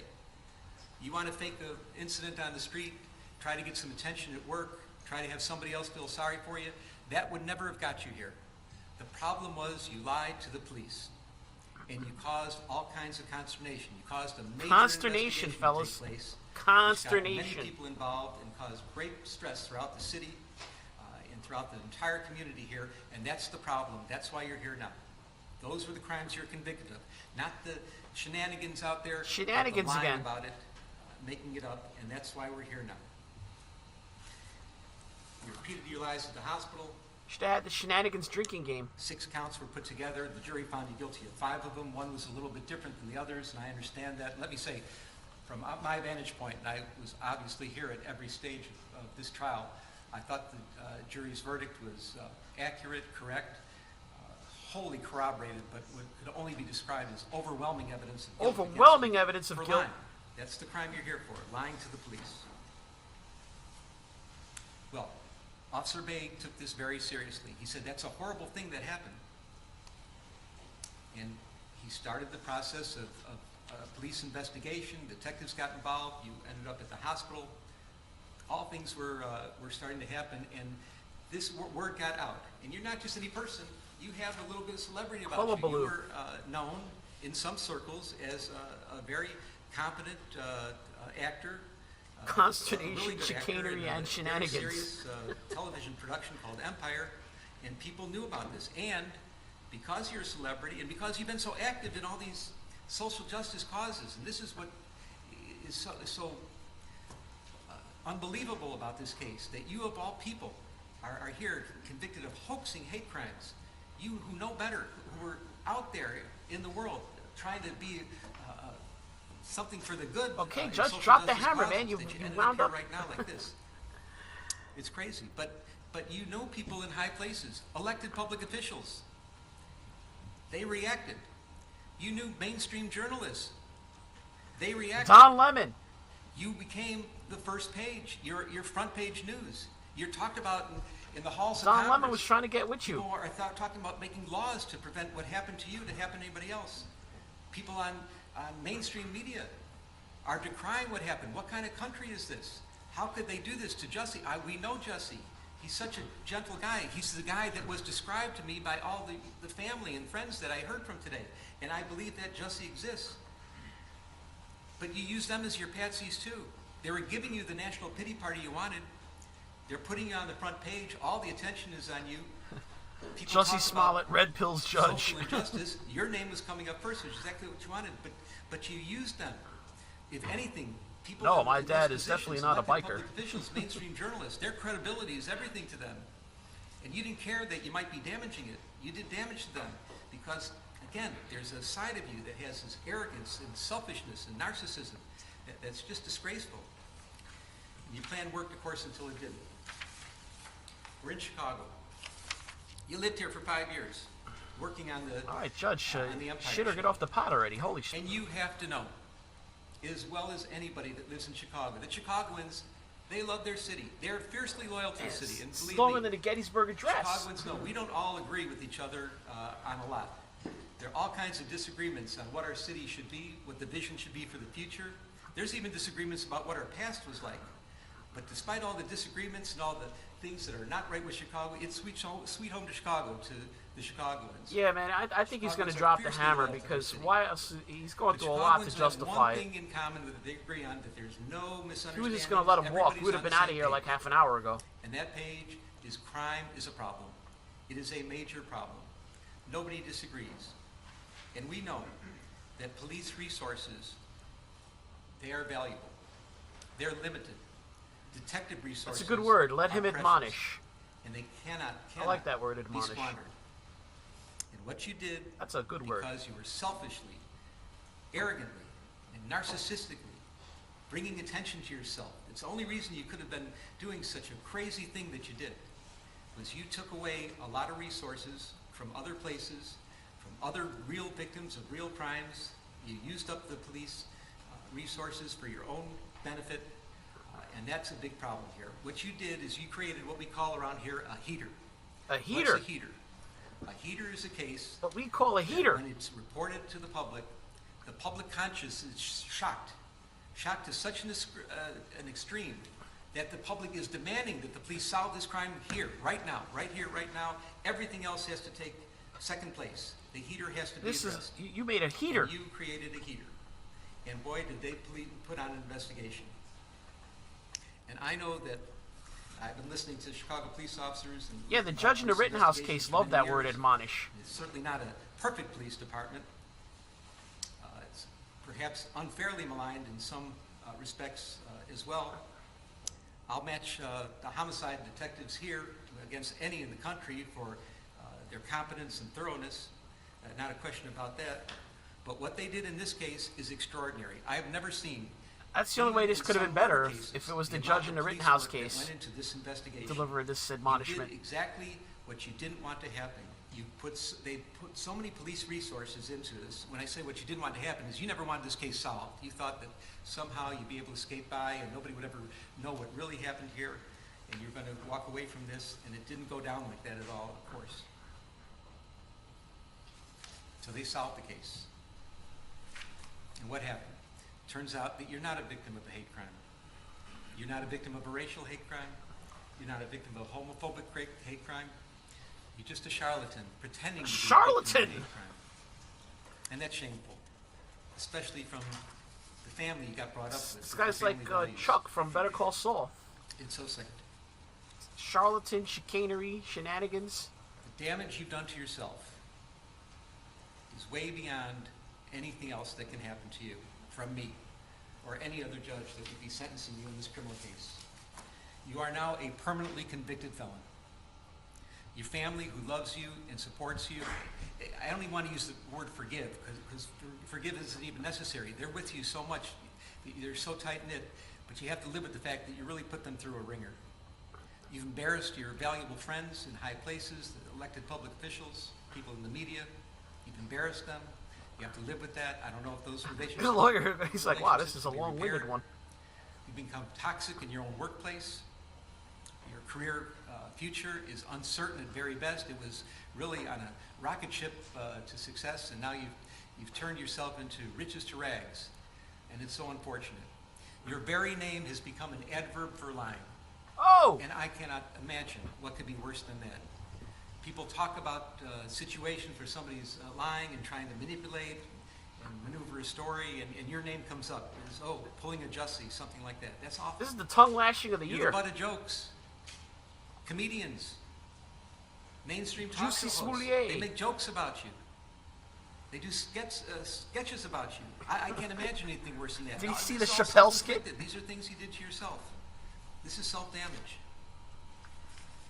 Well, some people may think that what you did is funny, and that there's some room for humor or jokes about it. But I assure you, this court does not. I don't think there is anything funny at all about hoaxing and faking racial hate crimes, hoaxing or faking homophobic hate crimes. I think that is disgraceful. Aren't you There is that? nothing funny about it. There's no Aren't humor you in that- what you did that- whatsoever. that guy all from because you're selfish, Empire? arrogant, narcissistic. At least you have that side in you that came out through this case, and you kept doubling down and doubling down and doubling down. It's not funny. It's not funny at all. And I'm your sentencing judge, and I don't find it funny. So where are we at? We're at the end. You're convicted of a Class 4 felony. It's presumptively probationable, but we have some real serious aggravating factors here. Uh-oh. Your premeditation, which I Is described. Judge going to drop the hammer The now? pain you've caused to real victims of hate crimes, which I have described. The damage you've done to the city of Chicago, I've heard. Check out the face on the lawyer. It's I been, think he it's feels been it. talked about. I'm mindful He of the knows city's it's coming. request for restitution, and if I'm going to fashion that, consider that request, I have to fashion the sentence accordingly. And above all, the capper of all cappers, your performance on the witness stand. This could only be described as pure perjury. You got on the witness stand. Perjury! You didn't have to. You Oh, did. You certainly have the a right P to. word. But you committed hour upon hour upon hour of He used the pure P word. perjury. And I find all those to be ample factors. If this court were to decide that the things you did, that any kind of probationary sentence would deprecate the seriousness of the offense and you need to go to the penitentiary, the record is clear and it would support it. Penitentiary! I'm looking at everything in its totality. And I agree. It's told to me today. You can't judge everybody by one bad thing they've done in their life. Sounds like the I don't know if hammer's it's the only coming. bad thing, but it's the only bad thing that I'm concerned about now. And that you do have quite a record of real community service and quite a record of attaching with people. There is a lot of mitigation in this case as well. And I'm mindful of the pleas of mercy, particularly from people that are in the arena of dealing with social justice issues, that are fighting, seriously fighting, not playing around, not doing games like you were doing, but seriously fighting for matters involving Oh, my man over here is hate done. He's done. crimes Look at of him. all sorts. He's sunk into the chair. And they're asking you for mercy as well. So I'm trying to consider who you are as a person, how you got here, how somehow you strayed away from your family values, you let that dark, narcissistic, selfish, and arrogant side come out, and you persisted with it for years on this case. I'm fashioning the following sentence, and here's your sentence. I'm sentencing you to 30 months felony probation, and the probation is going to be to this court. 30 months probation? You're going to be allowed to travel wherever you want. You do not have to live in the state of Illinois. You can report he's not by going to phone. jail. I know that if you're going to try to make a living and do some of the things you do, you chat. may have to go to other we're gonna have to hold places, off on that New York and Los Angeles. You can do those things. You will pay restitution to the city of Chicago in the amount of $120,106. You are fined $25,000, which is the maximum fine, and you will spend the first 150 days of your sentence in the Cook County Jail, and that will start Okay. today, right here, right now. Mr. 5 Smollett, months in jail. so the jury found you guilty, and I've sentenced you as I have. I thought it would get none when I woke up this morning. Or ask your sentence to be modified. To do those things, you need to file a notice of appeal in writing within 30 days. We also It's not a file total motion to modify sellout, your but sentence, which would have to be filed in writing within 30 this days. feels like weak sauce. Anything not stated in those filings are waived for purposes of appeal. You cannot afford lawyers or transcripts. They would be provided free of charge. Do you have any questions? No, I would just like to say to Your Honor that I am not not suicidal. That's what I would like to say. Okay. What? I'm not suicidal. Okay. I am not suicidal. I am innocent. Oh, he's pulling. I'm not suicidal. He's pulling an Epstein. If I did this, then it means that I stuck my fist in the fears of Black Americans in this country for over 400 years, and the fears of the LGBT. He's doing an community. Epstein. Your Honor, I respect you and I respect the jury, but I did not do this, and I am not suicidal. And if anything happens to me when I go in there, I did not do it to myself, and you must all know that. He's pulling. I respect you, Your Honor. He's I pulling the respect your Epstein decision. warning. Jail time. I am not suicidal. Okay. Mr. Uche, let me inquire, are there any post-sentencing motions you care to present right now? Yes, Judge. Yes, Ms. Boo. The defense would wish to present a motion to reconsider sentence. Super chat from V Radio. Female lawyer looks like she's gonna This time cry. filed. Thank you, Judge. And let me say, I've obviously considered the sentence at great length. It's Jussie timely is filed, so upset it's with the preserved jail for the purposes sentence. of appeal. Motion to reconsider sentence is respectfully denied. Pulling the Epstein claim. And is there another, one second, Randy. Anything else? Just a second. Is there going to be a notice of appeal filed? Yes, Judge, we filed a notice of appeal. We're going to be. What does Jussie know about the Clintons? That's what we need to know. You doing it in Stanter? And are In you going Stanter. to, are you going to be handling the appeal? Judge, as of now, yes. Well, you have to commit to Yes, handling the Judge. appeal Yes, through the yes, appellate we court. filed a notice of appeal. All right, notice of appeal may be filed. Charlotte, now I need the prosecutors to work with Charlotte, the probation officer, to work out probation specifications with the conditions I just explained.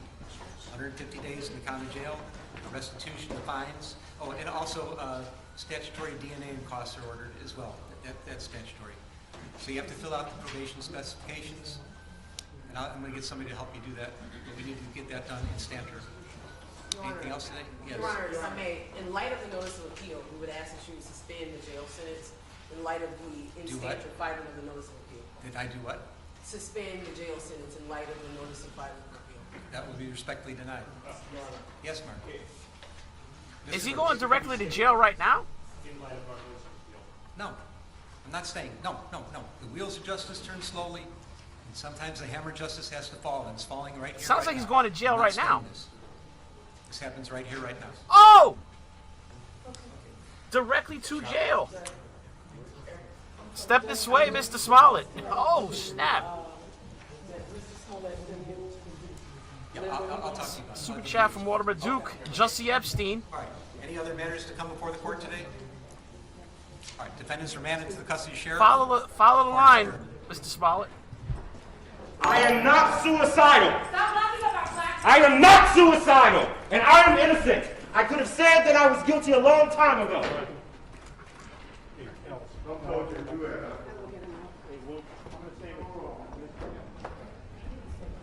Follow the yellow line, Mr. Smollett. This way.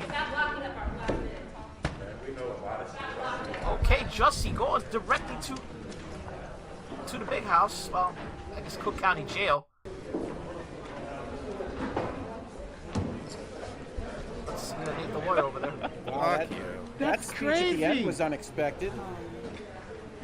Man, I was getting mad when he first said 30-month probation. I was getting Oh, mad. well, no, I was mad when he first said it too. I was mad. This is the build-up. 150 days. This is the whole damn build-up. He's going on and on about how there's so many terrible things he did, how premeditated it was, how this was completely planned, and that's why I'm going to put you in probation for 30 months. You're like, what are you, a joke?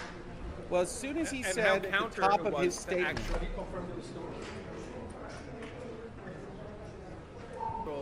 social justice. Yeah. Well, as soon as he said at the top of his statement that one of the options was probation plus 6 months in county, I So thought this is over. that could potentially work. I mean, 5 months is interesting because he mentioned 180 days was the top at the start. But yeah. Yeah, he almost maxed him out. I just love, like, at the end, like, the last minute desperation of his defense attorney. Motion for reconsideration, denied. Motion for stay, denied. Motion in light of the appeal. All right, so I mean, it looks like, guys. I don't know. I thought the 5 months probably lighter than I would have liked. More than I thought he got. I was seriously, when I went into this this morning, I'm thinking he's not going to get any jail time. Come on, he's a friend of the Obamas. He's got all these famous people pulling for him. He's in the club. Jussie there, I didn't. Now I thought even if he got some kind of token sentence, they would have done this thing where they give him this sentence and then they stay the sentence for appeal. Nah, directly to jail, no stay of sentence. That shocked me. That shocked me that they didn't let him stay out pending his appeal. So, yeah, directly to... I don't think Jussie, in his wildest dreams, ever thought he was not leaving this courthouse a free man. I don't think he was prepared to go in today. That you could see from his reaction there. He's got the Epstein thing going on. I'm not suicidal.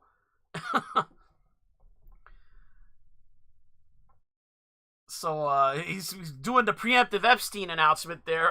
If something happens to me, I didn't do it. He must know something about the Clintons. Maybe he's worried about that. I don't know. But, yeah, go directly to jail. Do not pass go for Jussie Smollett, guys. Oh, boy.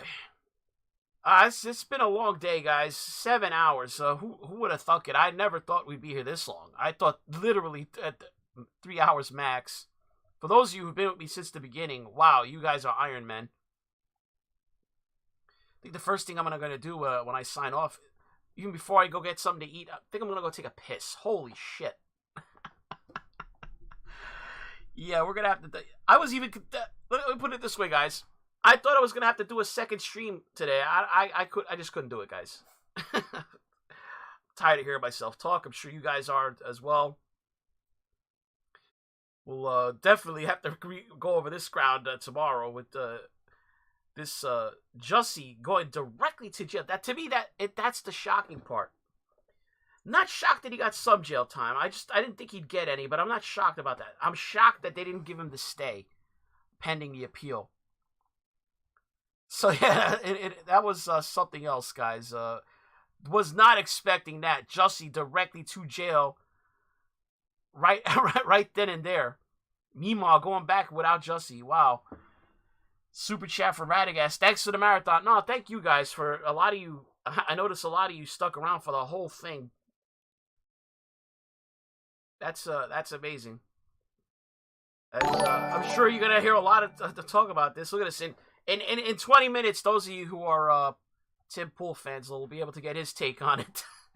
I'm sure that'll be entertaining. But man, I guess for Ken Law, I would guess would go do his own stream later today. Definitely interested in hearing that. Maybe he'll do something with Barnes, Robert Barnes. That's something else, guys. Well,